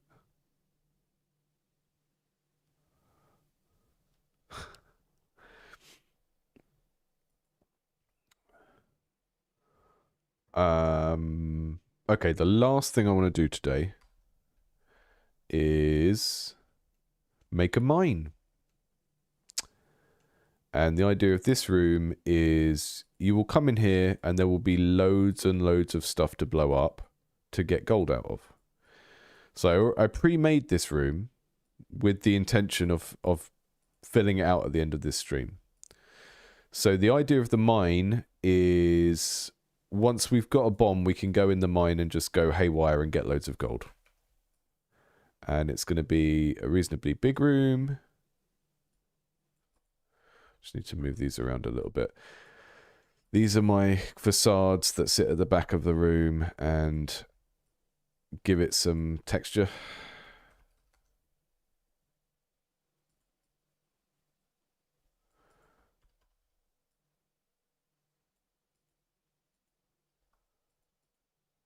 Oh yeah, I always do the pitch shift, Gans. It's a classic. Any sound effect that you're playing all the time, like repeatedly, the pitch shift is the best way of approaching that. But yeah, I think there's like a hierarchy of like, if a sound is really important and it plays all the time, then you want to vary it. And pitch shifting is the easy way to vary it, and having actual different samples is another way to vary it, and layering them together is another way to vary it. And I think the more a sound is played and the more important it is, then the more important it is to vary it and make it sound a bit different each time. I'm just going to have a little bit of a mess around with this.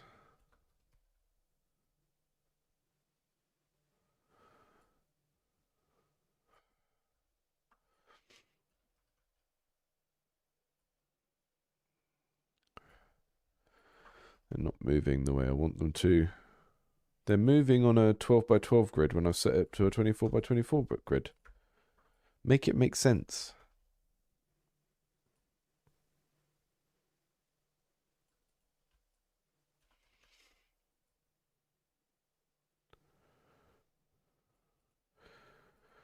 So we're going to make this have... This is the entrance where you come in, and it has 3 exits. The other thing about green rooms is they all have a position in them for merchants, so I need to work out where the merchant will go. There's the merchant at the moment. And they all have a position for fairies as well.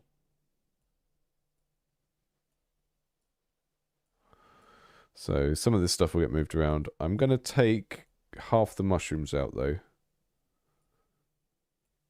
I just want each room to have its own kind of identity, really. They're not very strong at the moment, the identities of the rooms. It's something that I have to kind of keep working on. I don't think I put a crate in the cavern. Oh yeah, I did. Oh, I just copied it before I did. Okay.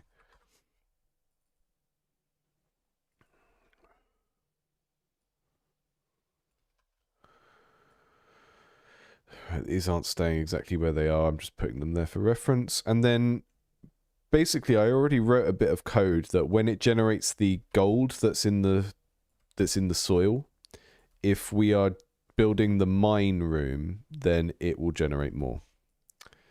So what I now want is for this to just have a lot of soil space in it. So this is the room you can go in if you've got bombs and you want to try and capitalize on that.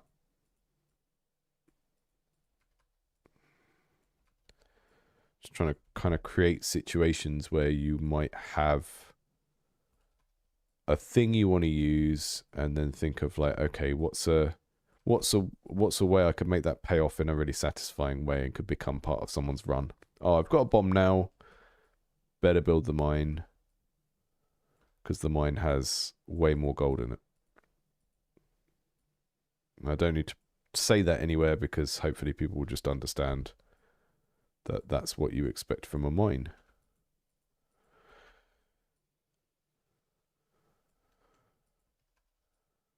So we're making big blocks so that there is going to be, once we've randomized the gold locations, there's going to be like quite a lot for people to think about in terms of like moving around the space and finding the best place to use their bomb. But we also don't have, maybe I'll put some torches in here, I guess. I think you would expect a mine in a fantasy game to have some torches in it. I don't know. Maybe I leave it so there are no torches so that people have to bring them in from elsewhere just to give them a little bit of a challenge.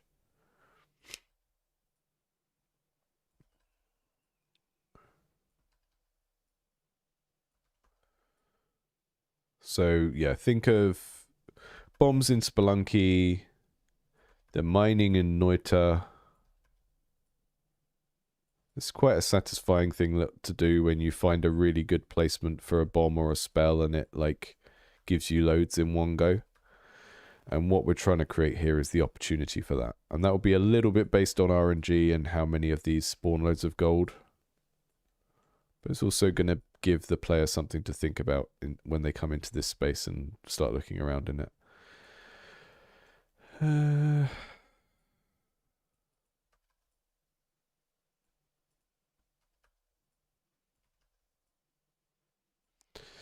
It doesn't really look like a mine structurally. There's nothing here that screams mine. But that's okay because hopefully the just amount of ore is going to make that clear to people. So I'm going to go back to my soil solid, which basically just has a random chance to turn into an ore when it's spawned.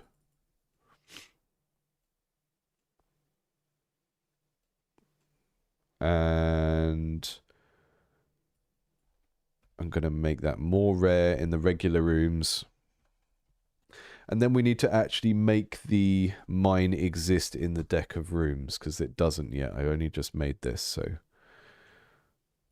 And he's actually the location for any merchant and he can be swapped out and change into other merchants as well. So he's currently on every green room because you get a new merchant every 2 green rooms you draft, which is the kind of game rule that I'm not sure how overt I will make it. I might not tell people that directly. I might let them work it out themselves, but I've got my owl guy in the castle who's going to be the explainer for that now, who is where he is. There he is.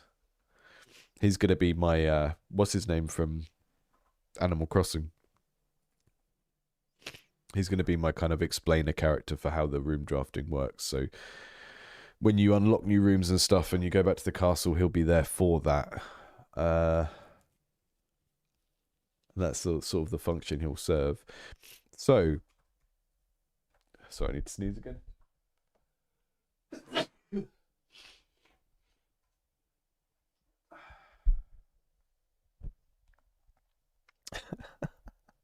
hardcore. So I go to my initialize room script.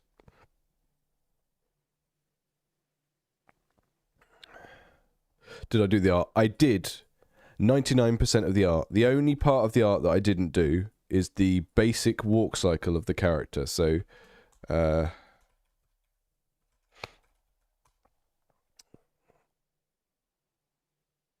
I started this game in, I don't know, June or something, and I started from this person's ZX Spectrum template. And that means that there are certain bits of my character sprite that still slightly resemble this dizzy egg looking guy, which is fun. But yeah, a lot of the art is, well, all of the art is from scratch apart from that. It's looking okay. It's looking okay, and again, that is because of just applying a set of rules to it all the time and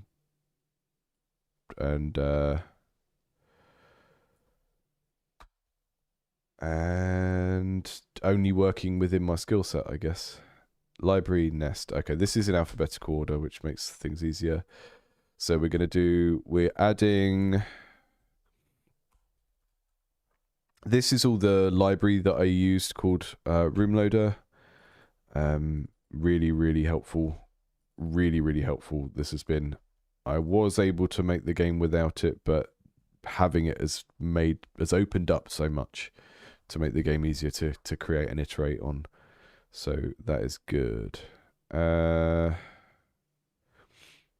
need that one, I think. So this is all the data for each of the rooms. This sets up the starting deck. So I'm adding it 10 times just so I can test what the mine is like. It won't really be in the starting deck 10 times.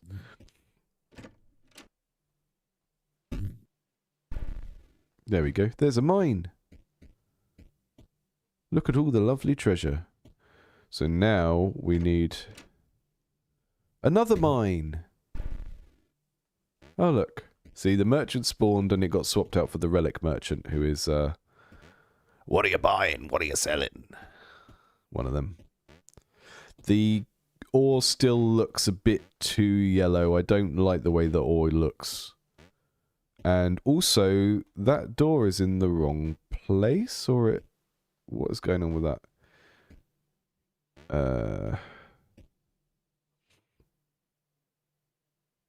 No, it is in the right place. It just doesn't have anything under it. Did I actually do that? Did I actually do it that way? Or has a piece gone away? No, I did it that way. I'm silly.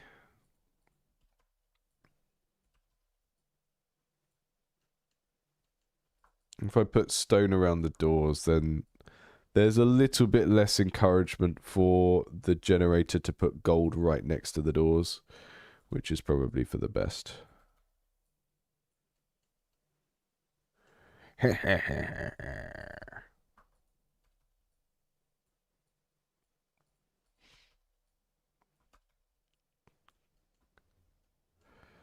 Hi, Zachary. I'm ill. Everyone else is feeling super stoked about their projects and is going to actually finish their games this week. Every single person in the chat actually told me that today. They said, we're going to finish our games this week. And you got to hold us to it. What did I just... That was the cavern. What happens if I forget to turn the preview hidden thing off?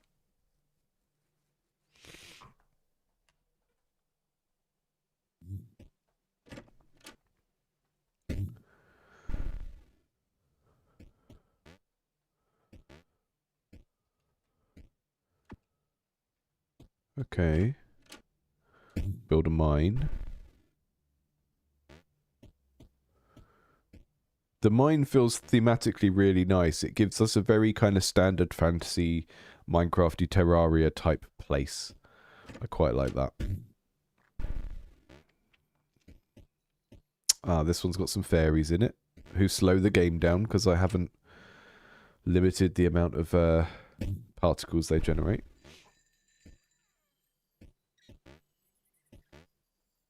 I'm just going to cheat and give myself some keys.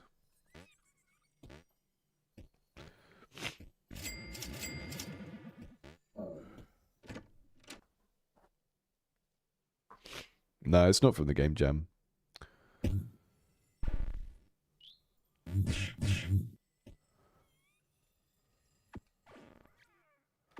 Made separate projects for the game jams.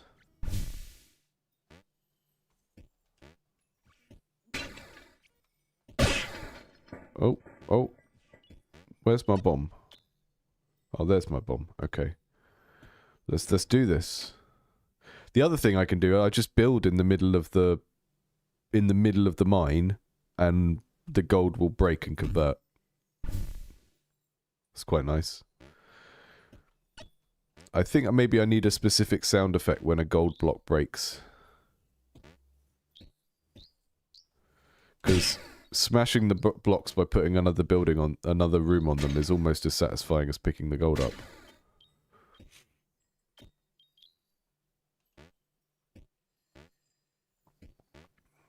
Yeah, kind of dark fairy tale is the vibe. And then if you look at the background in these areas, I don't know if you can see it, but there's this kind of like slightly scary H.R. Geiger kind of texture on some of the walls, because we're doing sort of weird post-apocalyptic Adventure Time type stuff at the same time as fairy tale stuff. Because I like too many things, and I want to put all of them in my game. Can I get that off the wall?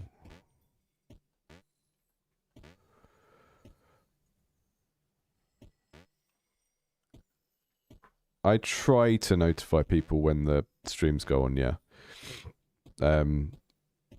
The way I'm doing it at the moment is that I tell everyone at the start of the month which games are going to be shown. And then that gives people a chance to kind of get in touch if there's a problem or anything like that.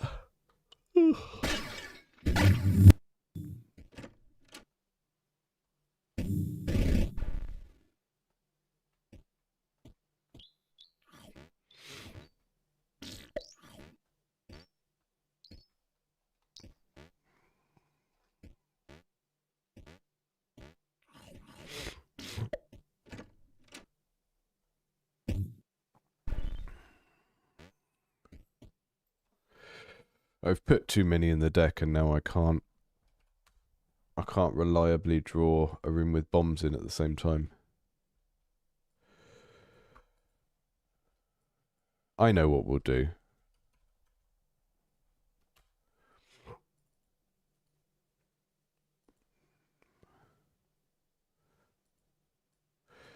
What's a name for a room that would have bombs in it?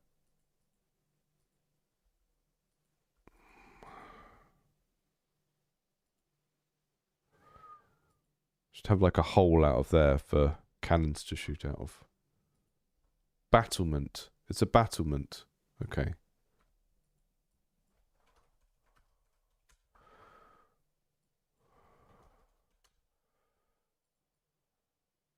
We'll just make a room with some bombs in, where you can just reliably get for some bombs from.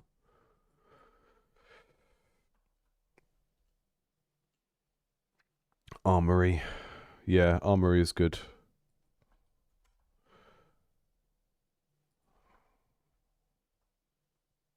Boom room.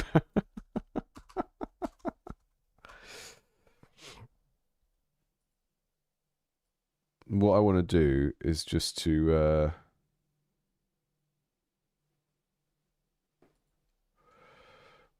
how do I do this? What am I trying to do? What I want to do is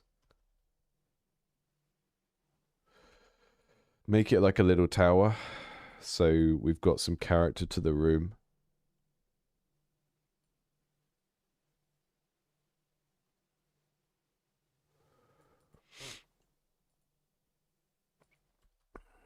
And then do like an actual little castle bit up here.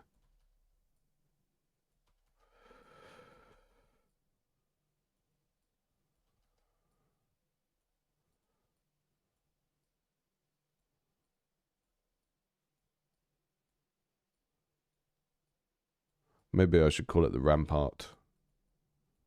People would be like, that's a video game reference. I'd be like, yeah, it's also an actual thing. A Rampart is a thing.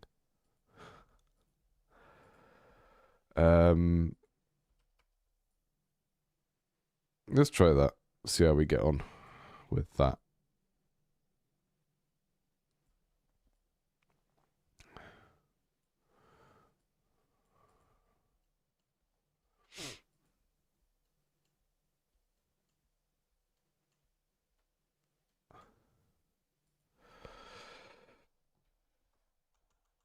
I'm gonna call it the Armory for now. I feel like that is reasonably self-explanatory.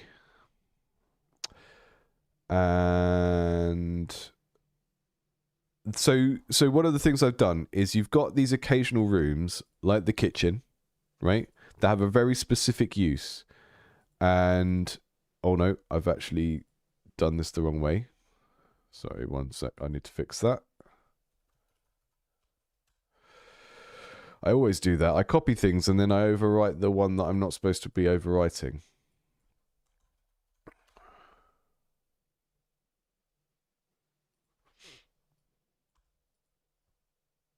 If I do that, I'm locking myself into American spelling, so maybe I should put a U in. So yeah, these smaller rooms that have a very fixed, very useful but very fixed purpose don't have any other doors. So in the room drafting portion of the game, you're kind of like limiting your options by using them, but then you get something really good. So in this case, while I'm testing it, I'm going to make the really good thing that you get be 5 bombs, I think. I think 5 bombs is fun. And then we'll tone it back from there if it gets too silly. And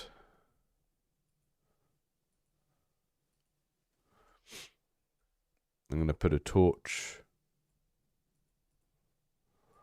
up there just to give it some vibes.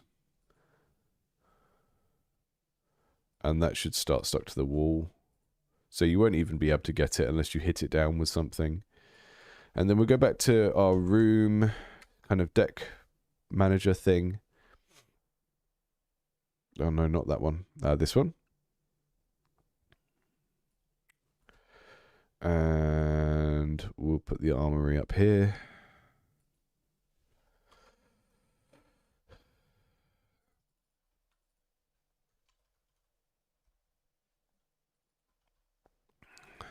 I need to check this Y offset variable is right. Otherwise, the door doesn't start in the right place. Maybe it should be called the artillery. I don't know.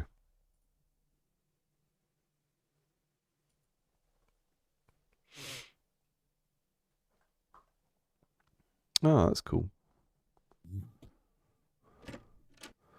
The difficult tower. Build a ruin up there. So I think what we just did, that was such a passing thing, but I think having little elements that look like tower castles might really change the vibe of how it feels to build this. Look at that! Isn't that so much more satisfying to throw... That's so much more satisfying to build it and it looks like a place rather than just a collection of rooms. I think I probably should make a few more rooms that are like that like look like they add some external feature of the building. Because at the moment we're just building in a big void, which is cool. And later on we're going to get some unlockable blue rooms, which will be spaceships and stuff, which there's a couple of those made, but they're a bit featureless. So now if I come down here, I run through the fire with the bomb. I drop the bomb there. And then I can do my my strip mining with the bomb. And I can eat my carrot.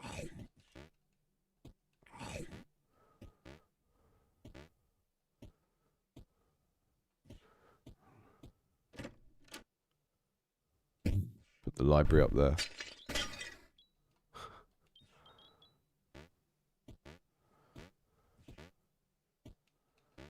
Oh no, I've locked myself out of my bombs. Okay. Maybe the library could have some like castle minuet. Calling it the magazine, if that's what it was called, makes sense. I don't mind calling the rooms weird things as well. Like, I've called the banquet room the refectory because I kind of want people to initially look at the word and be like, huh? What's that?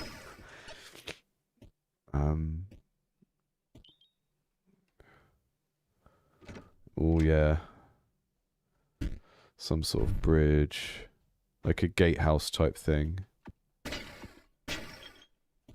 I like making or experimenting with rooms where you sort of have to go around to get into the other parts of them, and I think some sort of like drawbridge gatehouse could be good, like the Stormwind Castle one from Elden Ring.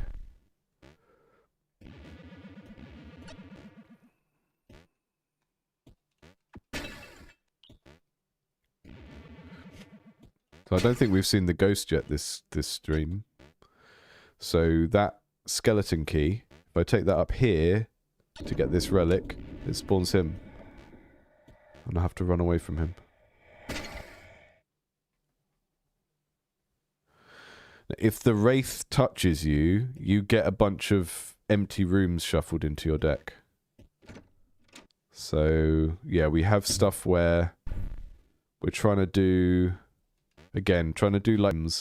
If the Wraith touches you, you lose rooms, or you get like rooms that are difficult to use that you don't really want.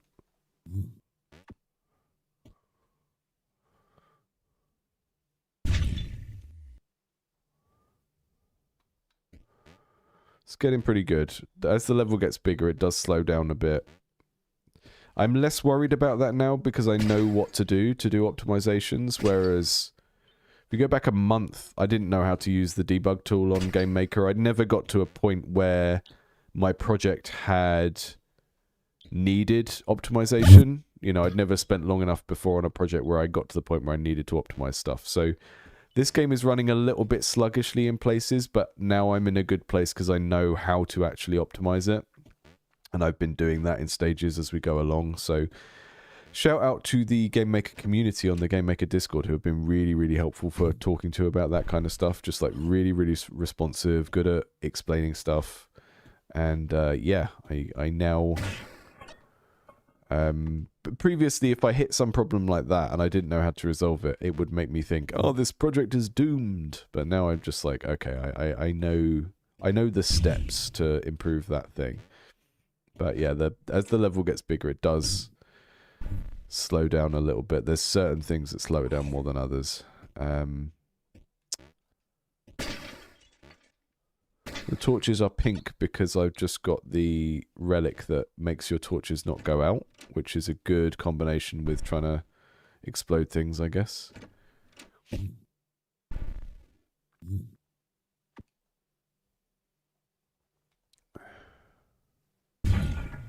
Oh, that bomb didn't light properly. I'm going to blow his shop up.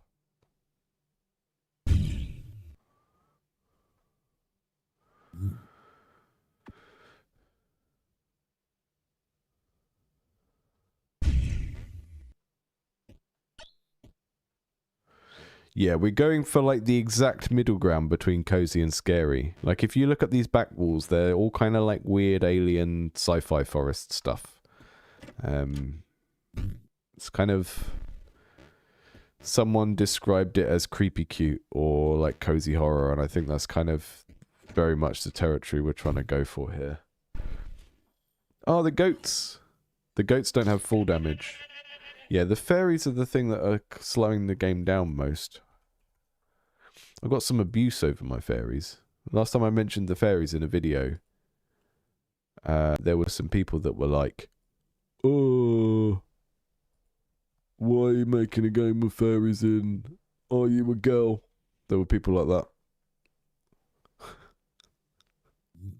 Like, strange people. Oh, Zelda is a girl's game because it's got a fairy in it. Oh.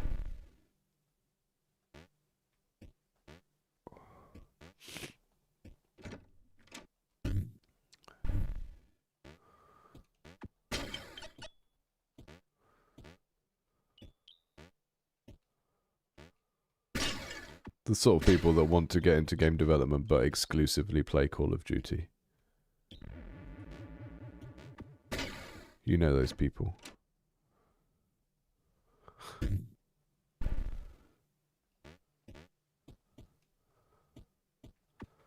There we go. Oh, we've got a crate down here. Now those crates will eventually have randomized content, so they won't always give you a bomb. But I think we can also be reasonably generous with bombs as well. So we can have like a crate that gives you 2 bombs and a key or whatever. They don't have to just always be one of something.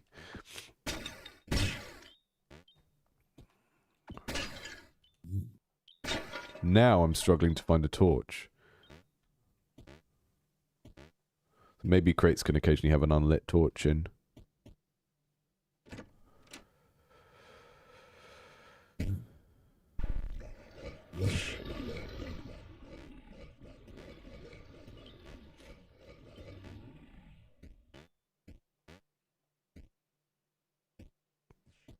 I'm not going to buy your relics because those two don't really do anything.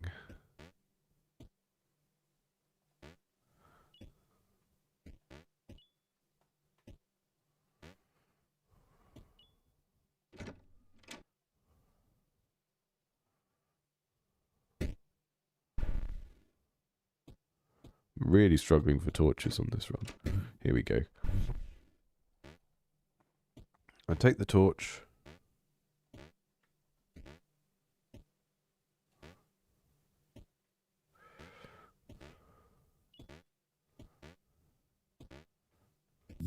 Light the bombs. I jump out of the way. I blow up the level. Now the merchant doesn't fall down. There's always something else with you lot, isn't there? You game objects. Oh, you didn't make me affected by gravity. It's all your fault. I can't fall down. Yeah, whatever. Look at you. You should know better. You're a sentient being. You've got eyes and hands. No, I'm not. I'm just a game object with a sprite that gives me the appearance of a person. So, always excuses with you.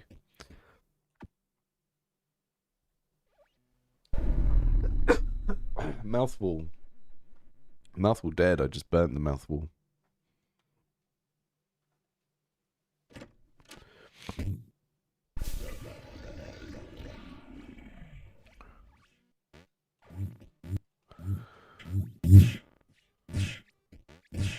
I'll be the first person to admit that the sort of game feel of the combat isn't great at the moment, but the bomb is fully functional, yes. A little bit hard to get. Maybe I need to make the crates more plentiful.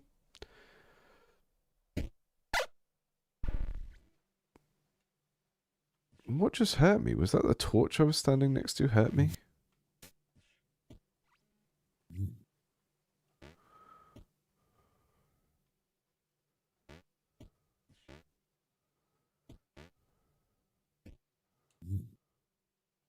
I'm gonna die now.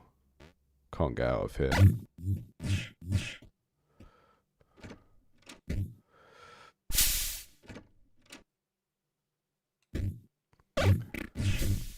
I died. I'm gonna go back and put more crates in the grey rooms, I think, and then start wrapping this up for today, I think. So the dungeon, each of the dungeons, I'm gonna put 3 more crates in. No, 2 actually, 2. Easy to overcorrect on these things.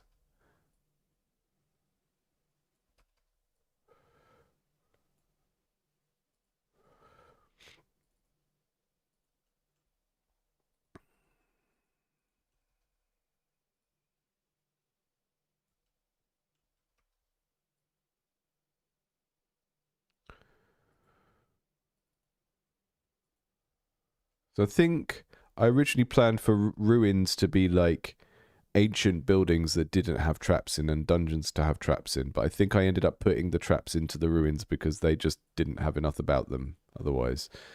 But maybe as I develop more content, I will change these things a little bit more and give them their own character a little bit more.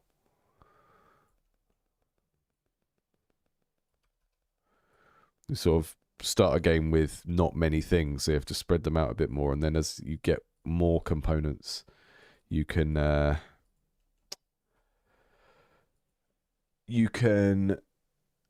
concentrate them a bit more in things to give them more character, you know, when you've got a set of content and you want each part of it to have its own character. You think of how they develop a collectible card game like Magic the Gathering or Hearthstone. Classes have a character to them, and that means that, you know, certain mechanics belong to that class. The more of those mechanics you have, the more you can spread them out to give the different things more character, and that's kind of how I have to think about the rooms in my game as well.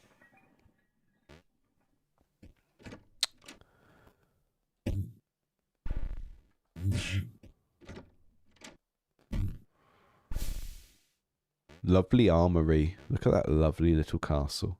I'm just going to hide in the window.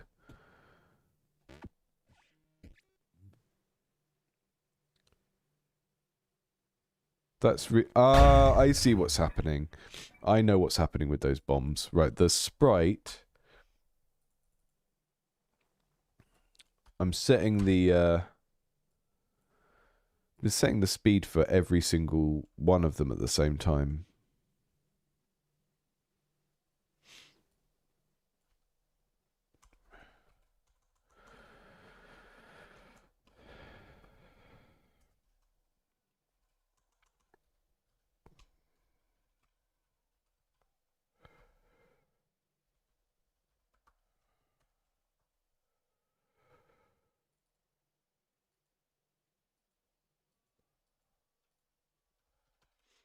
Glad I caught that.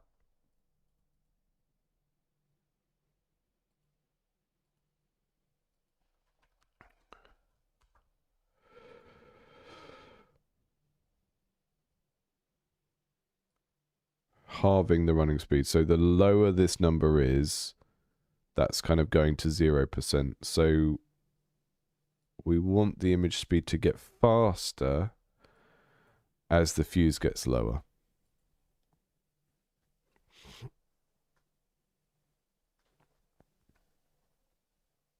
And then eventually I'll probably end up having to put a beep, beep, beep, beep, beep sound, because even though those bombs wouldn't go beep, beep, beep, people are very used to having that kind of alert.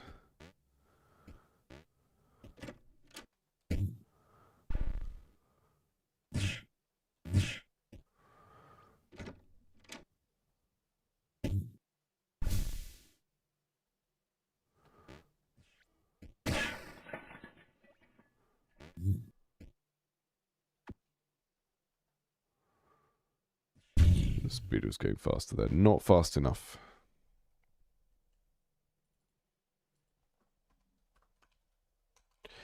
Image speed equals 0.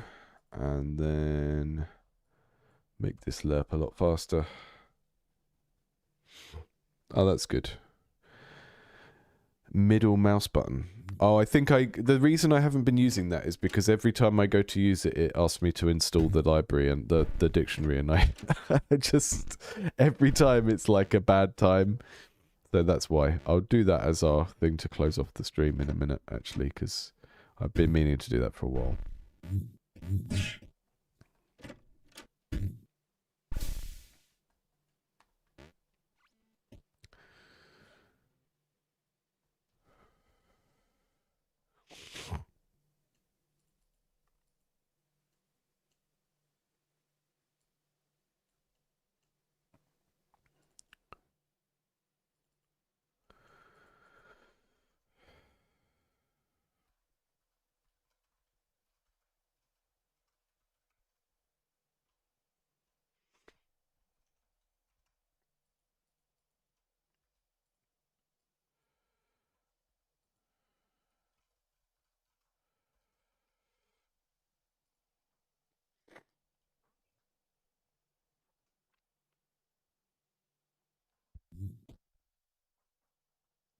you chug the torch into the boom room, will it go boom? It will certainly, definitely, almost... Yes. Let's try it. I really want to get a satisfying little castle piece sticking out the top of my tower now. There we go. Look at that. That's great. And then I go in there with my torch. Oh, it burnt out really quickly that time.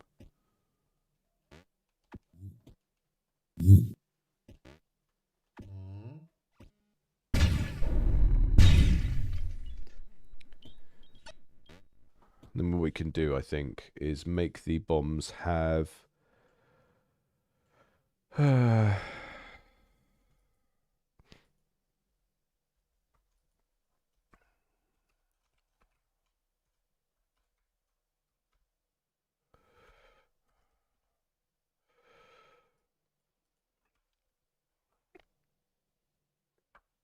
make the bombs have a slightly random fuse.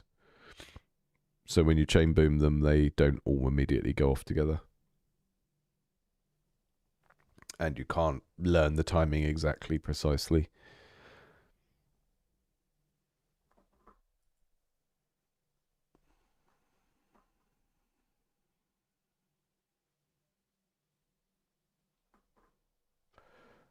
What have I broken? Oh.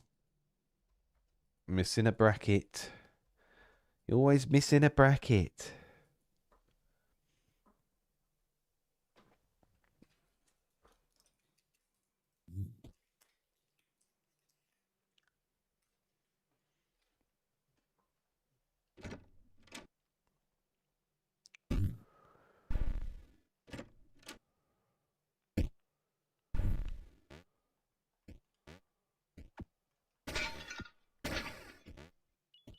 Could have like now we've got an armory that has bombs in. We could have like some other room that if you find like some secret lair and then it shuffles 4 armories into a deck and you get loads of bombs. That'd be fun. Right, okay. That torch. Oh, keep forgetting that full damage is a we have full damage now. Still not quite used to it existing.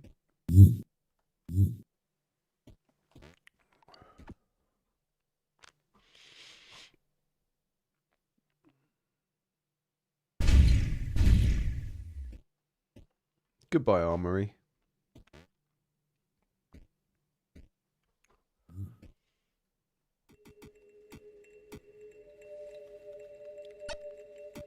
Right. Last couple of runs.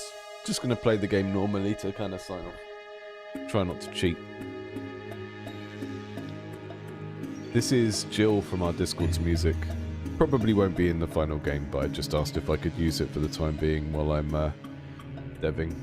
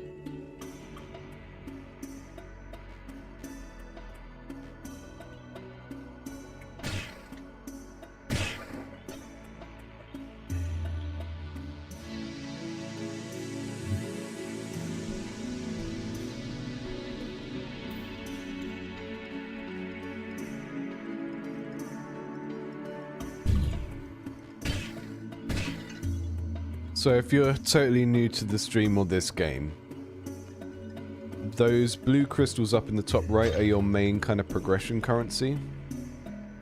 They don't really do anything at the moment. You can spend them to upgrade how many keys you start off with, which kind of is a big determiner of your range in the game, and like how long you will last in a level. You can upgrade your keys, you can start with more hearts on a run. But eventually there will be ways to spend those blue crystals on getting more rooms or unlocking rooms that do cooler stuff. So you get the blue crystals by collecting enough gold. So every 100 gold you collect on a run turns into a crystal. And you also get crystals for bringing meals home to your boss, which is kind of where the weird cozy cooking with gross ingredients part comes in. So if I take this steak, that was where one of the bats flew into a fire, I think, and turned into a steak. This is my very rough mock-up. So we get some gems for collecting enough gold. We take our steak back. We give it to the boss man. And the idea here, this is all placeholder, but there'll be a kitchen downstairs which keeps a record of what food you've brought back recently, and you don't get a reward if you bring back the same thing like twice in a week or something in like 7 runs. So you're incentivized to try and bring back the same thing, but this is very much placeholder, all of this location. But think of it like the Hades bit where you go home and everyone rags on you, kind of that. This is the guy that will be the explainer for the rooms. You can see he's got this little pair of pixels there because he's directly copied from the wizard who looks at you and his eyes move as you walk past. And then we've got a goblin chef down here who will talk to you about the cooking part of the game. And I really like that goblin design. I'm tempted to make them into a kind of rescuable character in the main game. So kind of like the little pug that you get in Spelunky. Kind of like the idea of there being like a staff to the castle, and you collect goblins, and then the castle gets full up with goblins. It is a little bit inspired by Trapdoor, yeah. Yeah, tell me you're over 30 without telling me you're over 30. It wasn't directly inspired by Trapdoor, but I did used to watch that as a kid, and I had the game of it on the Amstrad CPC. And as I was making this, I started to realize I was making that game, because that is like, you bring food to your boss. I also just think having like a sort of antagonistic boss character who is always telling you that you didn't do very well is a good fit for like a run-based roguelike type game. It works very well in Hades. Just like a kind of character that negs you and isn't very nice in a game that is constantly killing you is good. Not that this game is super hard on the killing you front, but that will be stuff to judge from the playtest in December when I launch the alpha playtest, because I can't really tell how hard the platforming bit of this game is, and I'm playing with too many lives and stuff as well, so that's the kind of stuff you really have to test for. Look at all these lovely bombs. So if I want to gold max this room, bring some bombs in here and then put them wherever the gold is. The problem is I'm going to destroy the route back up to my starting point and not be able to get back round, but that can be a problem for future me.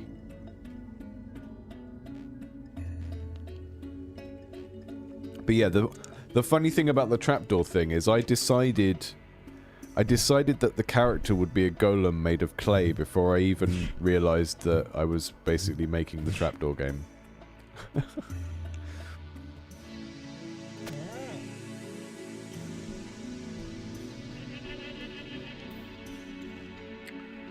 Right, I can't set off my bombs until I get a torch. Or... oh. I've got a torch there, but if I get a key for that...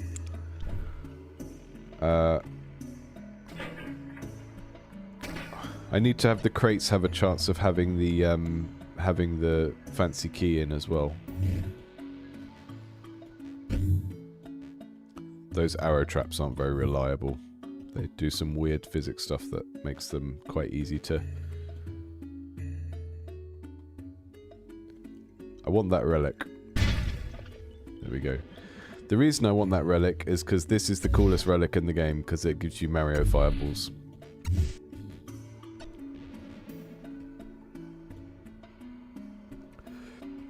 You can basically put a room wherever there is a door. And that means you can stamp over other rooms. But yeah, if there's not a door, you can't make a new thing. Maybe we should have a porter door that lets you put a door down somewhere else. Uh-oh, something bad's happened over here. We've had a mutation.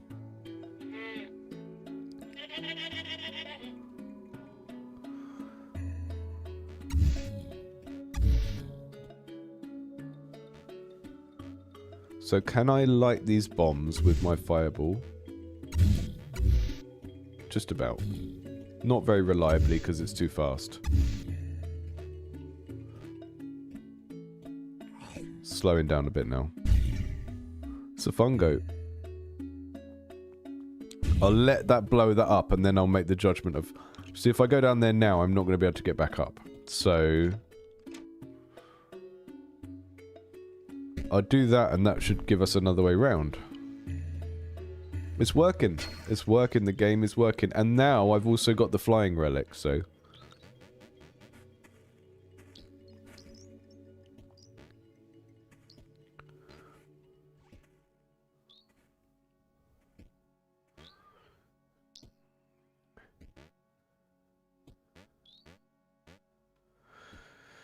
I'm actually quite wary of stretching the writing muscles, because I don't think it's my strong area.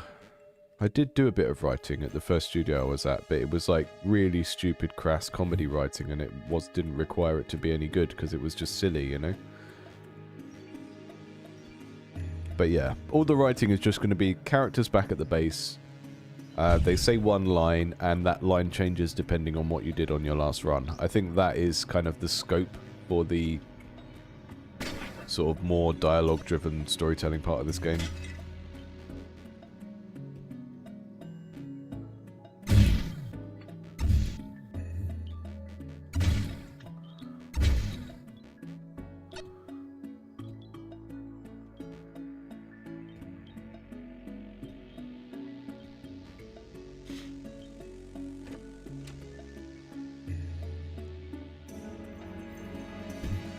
So I've got this relic that gives me stuff for blowing up monsters as well, so I should really use that.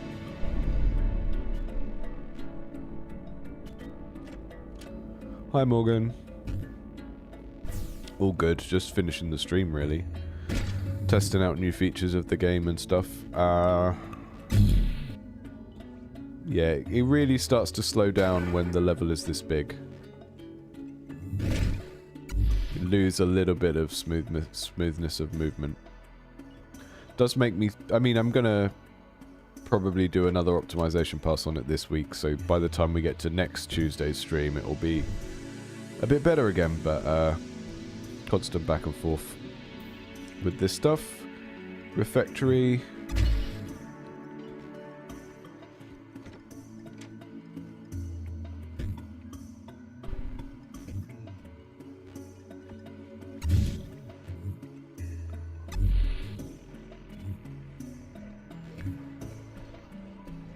Did he just eat a bomb? I don't think he can eat a bomb.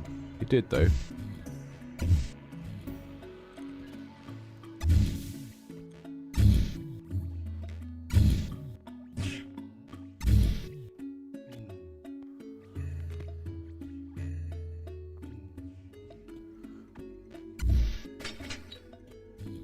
Oh, that bomb is gonna... I didn't even see that bomb there. Maybe that's a good thing. Maybe it's good that you can't see the bombs very easily and you occasionally trigger them and then go, uh-oh.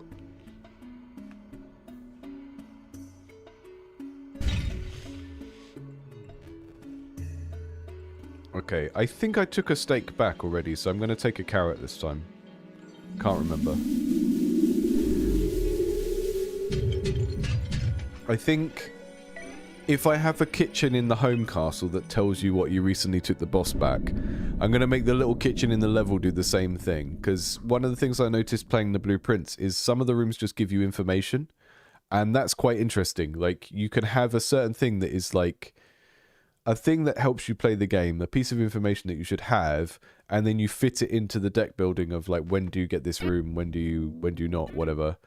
And yeah, I think I kind of want to follow that a little bit. So there'll be certain things where it's like someone said to me before, oh, you should have a reminder of what foods you are trying to get, but I don't want to make that too obvious or on the nose. So I think making it so that you build the kitchen while you're on a run and that gives you the reminder might be a better way of doing it.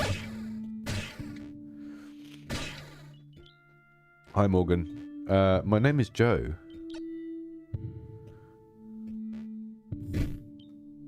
My name is Joe. I've only really started cross-streaming to Twitch recently. This is kind of mainly a YouTube channel, but yeah, I'm doing multi-streams that go across to both at the moment.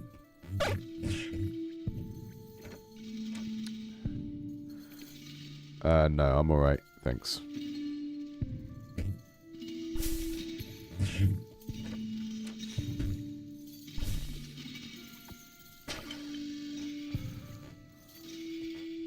Okay, we've got 2 jars there for those kind of cursed doors. That gets us back up to the start, I think. There we go.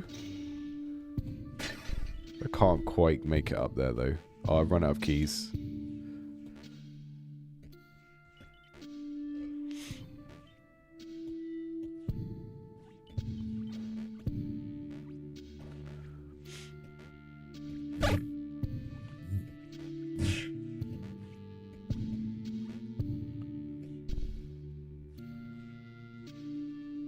I've run out of keys and I can't get back and I think I'm doomed. So one thing that I think should happen in the game, when I do forfeit run here, I think I should blow the character up so that there's some kind of something fun about losing. Because at the moment when you lose and you forfeit the run, it's just like... I'm going to add that to my to-do list.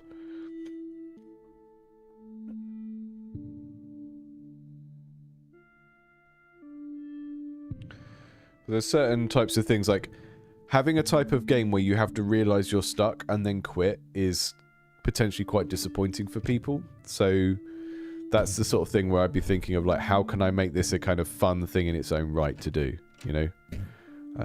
Kind of call it, I tend to call that type of thing a negative celebration. Like, how can you take something in the game that's negative and turn it into sort of part of the fun little rituals of the game, like, you know, the Dark Souls losing, or in Super Meat Boy where you get to see all your previous runs. When you finally finish the level, you see all of the ways you died before. That's really neat. That's a cool way of dealing with the failure in that game. So the more times you fail, the kind of crazier your replay looks at the end of Meat Boy level when you finally beat it.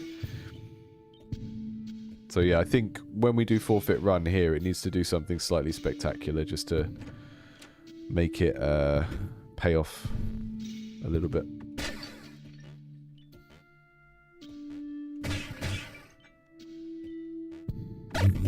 Ah! Just trying to trigger the trap with the... using the jar and failing.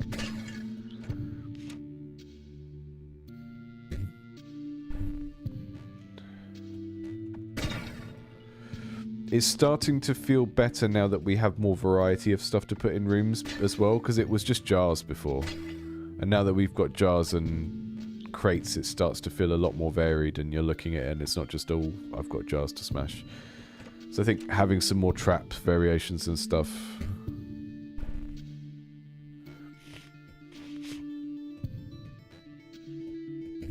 Just more variations in the grey rooms, probably. I mean, all the rooms need more stuff, basically, to make them not always the same, but it's feeling gradually more varied and interesting as we go along. Put that bomb down there. Maybe we get some gold fall down.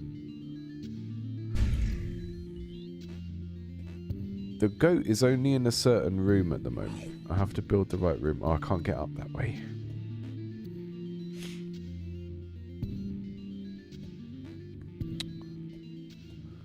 Okay, I'm really trying not to soft lock myself this time. Oh, the goat's in this room.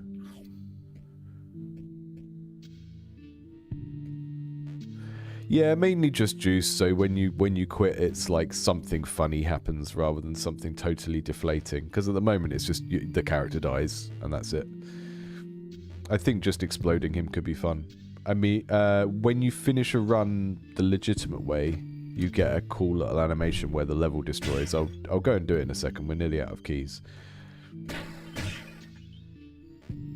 He says, and then gets 2 more keys.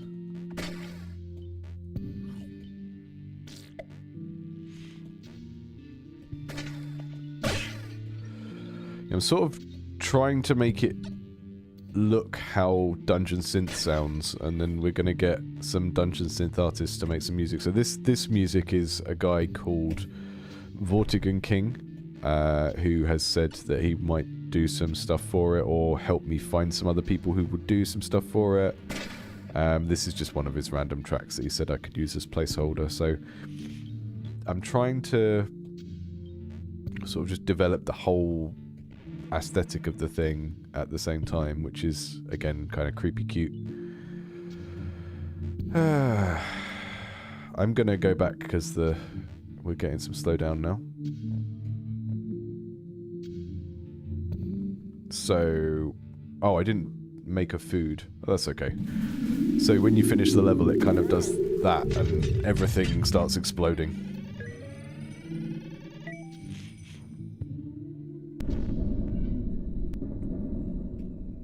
I'm sorry, Master, I did not bring you any food. So this would be a good time to have a flag that makes him moan that you haven't brought him any food. Because I want him to be, like, the worst boss ever. Might even zoom the camera in more when we're on this map, just to make it feel more different.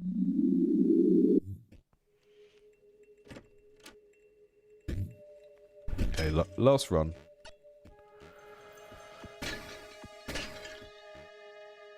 We're still sort of, I think, where this project is, there's obviously some big structural stuff I need to do before December, so I need to add saving. Not like commercial Steam game level of saving, but I need to have some sort of saving. And I need to have the upgrade path for spending blue crystals to get blue rooms. That's like the big structural stuff I need to do.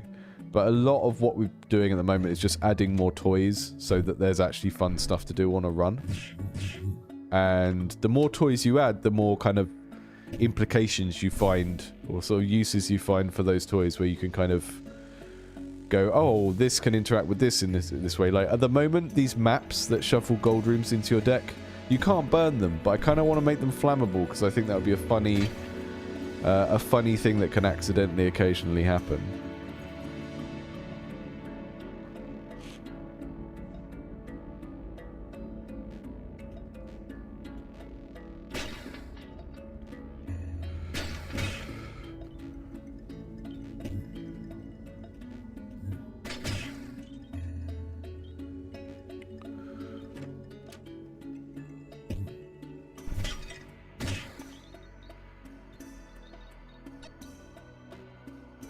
There's a lot of backtracking to pick stuff up.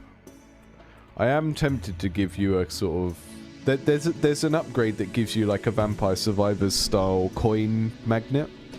I'm tempted to make that a built-in feature, so you're always doing a coin magnet, and then there's like a relic that upgrades it and makes it much more powerful. So I'm trying not to go down the route of like massive Mario coins, but these are a bit fiddly to jump around and collect them. But it does also give you moment-to-moment decisions of like, can I be bothered to go up here for these two? That kind of thing. So, I don't know.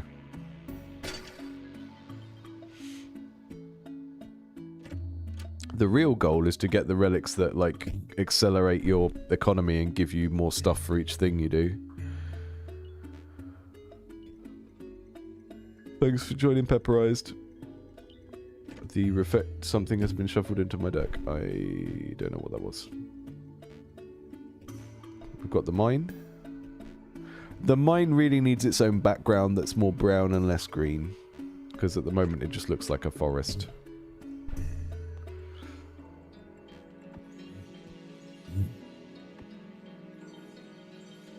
I hide in the corner with my carrot.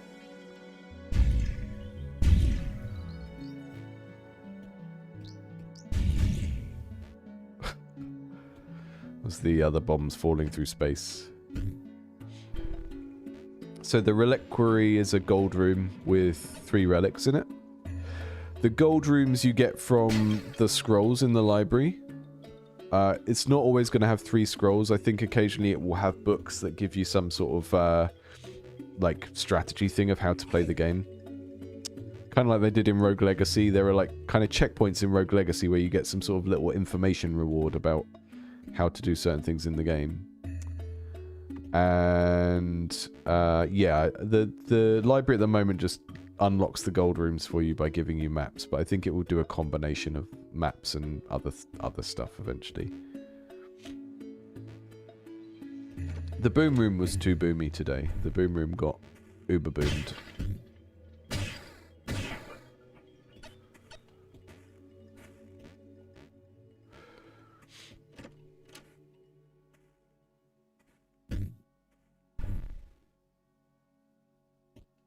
So that little Tamagotchi relic you can see down there makes it so that monster eggs occasionally have relics in. And that's quite fun. I'm tempted to make it so that every egg has a relic in. And then a room like this would be really broken because you get 5 new relics and you start to get really like overpowered.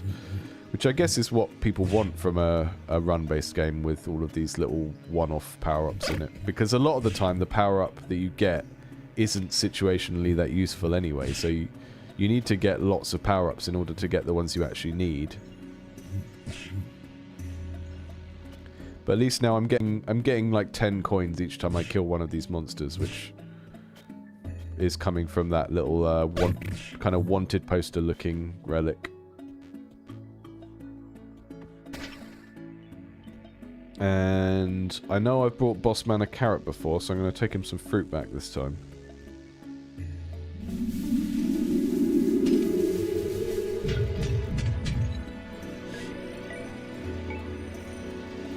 Dropping vases onto other vases. Yeah, I think that's kind of like I think when you're making a game with these kind of power-ups, these relic-driven power-ups like in Slay the Spire, it's kind of like there's a couple of different angles at coming at it, and I think smashing vases with other vases is an interesting one because it's basically like rewarding a behavior I'm already doing, and there's a small skill check element of can I throw a vase into another vase, and that's kind of fun, right? To like add a little additional reward to some mini game that the player is already kind of playing themselves. And then there's the other ones that are like a power up to incentivize you doing something that is difficult and you wouldn't normally try and do, right? Like, I don't know, making bombs bigger but with a shorter fuse, like someone suggested earlier. And yeah, I really enjoy that kind of design space. The neat stuff about the relics is once you've got the system in place, implementing the rule for a relic is usually changing one line of code. It's just like, oh, we set the fuse for a bomb, but if you've got this relic, then the fuse is this long now. And it's like, it's very, very small it's a small amount of work to make all of those relics. I would say building the system for the relics took a long time. Like the kind of way of and I haven't got a save yet, so there'll still be more engineering to do there. But like I would say, generally speaking, a lot of these items, drawing the sprite for it probably took me longer than implementing the code.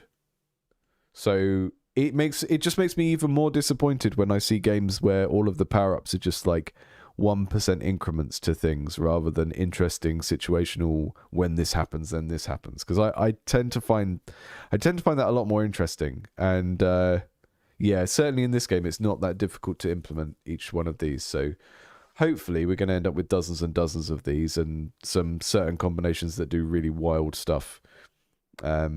not quite there yet. Really, just some of them are quite dead, don't do much. Like the space helmet was meant to be for going outside the level, but I ended up taking away the penalty for going outside the level anyway. So at the moment, it just stops you from choking from the poison fume type stuff. Exploding pots, yeah.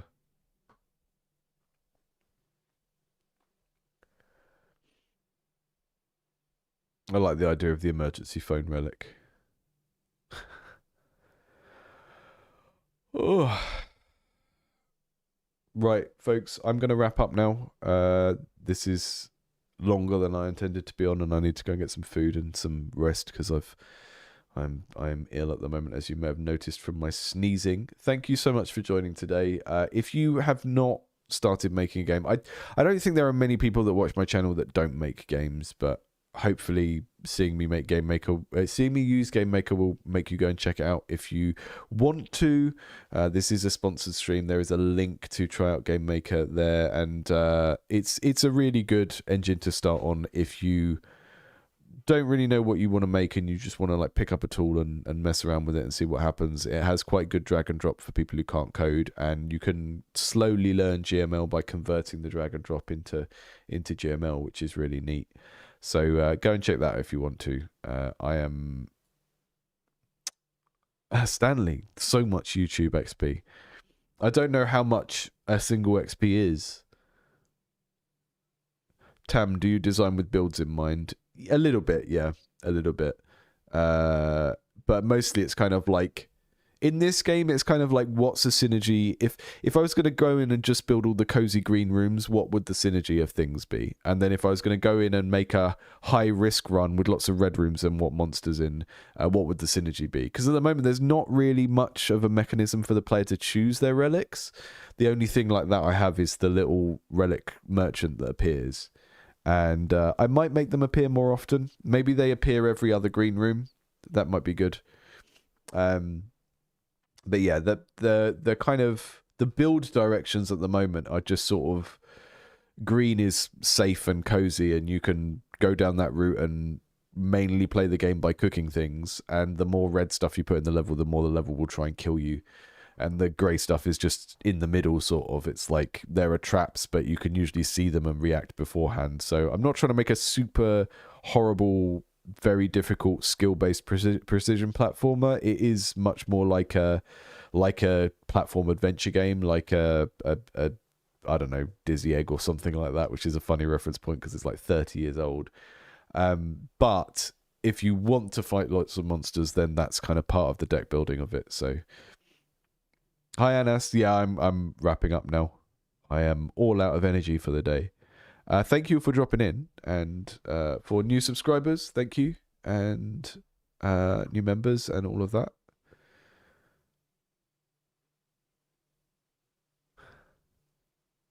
See you guys soon, and good luck with whatever you're working on this week. I'll be back on Thursday for Indies Under the Knife. And yeah, check out the GameMaker link if you want to check out GameMaker and you haven't yet, or you just want to check it out again after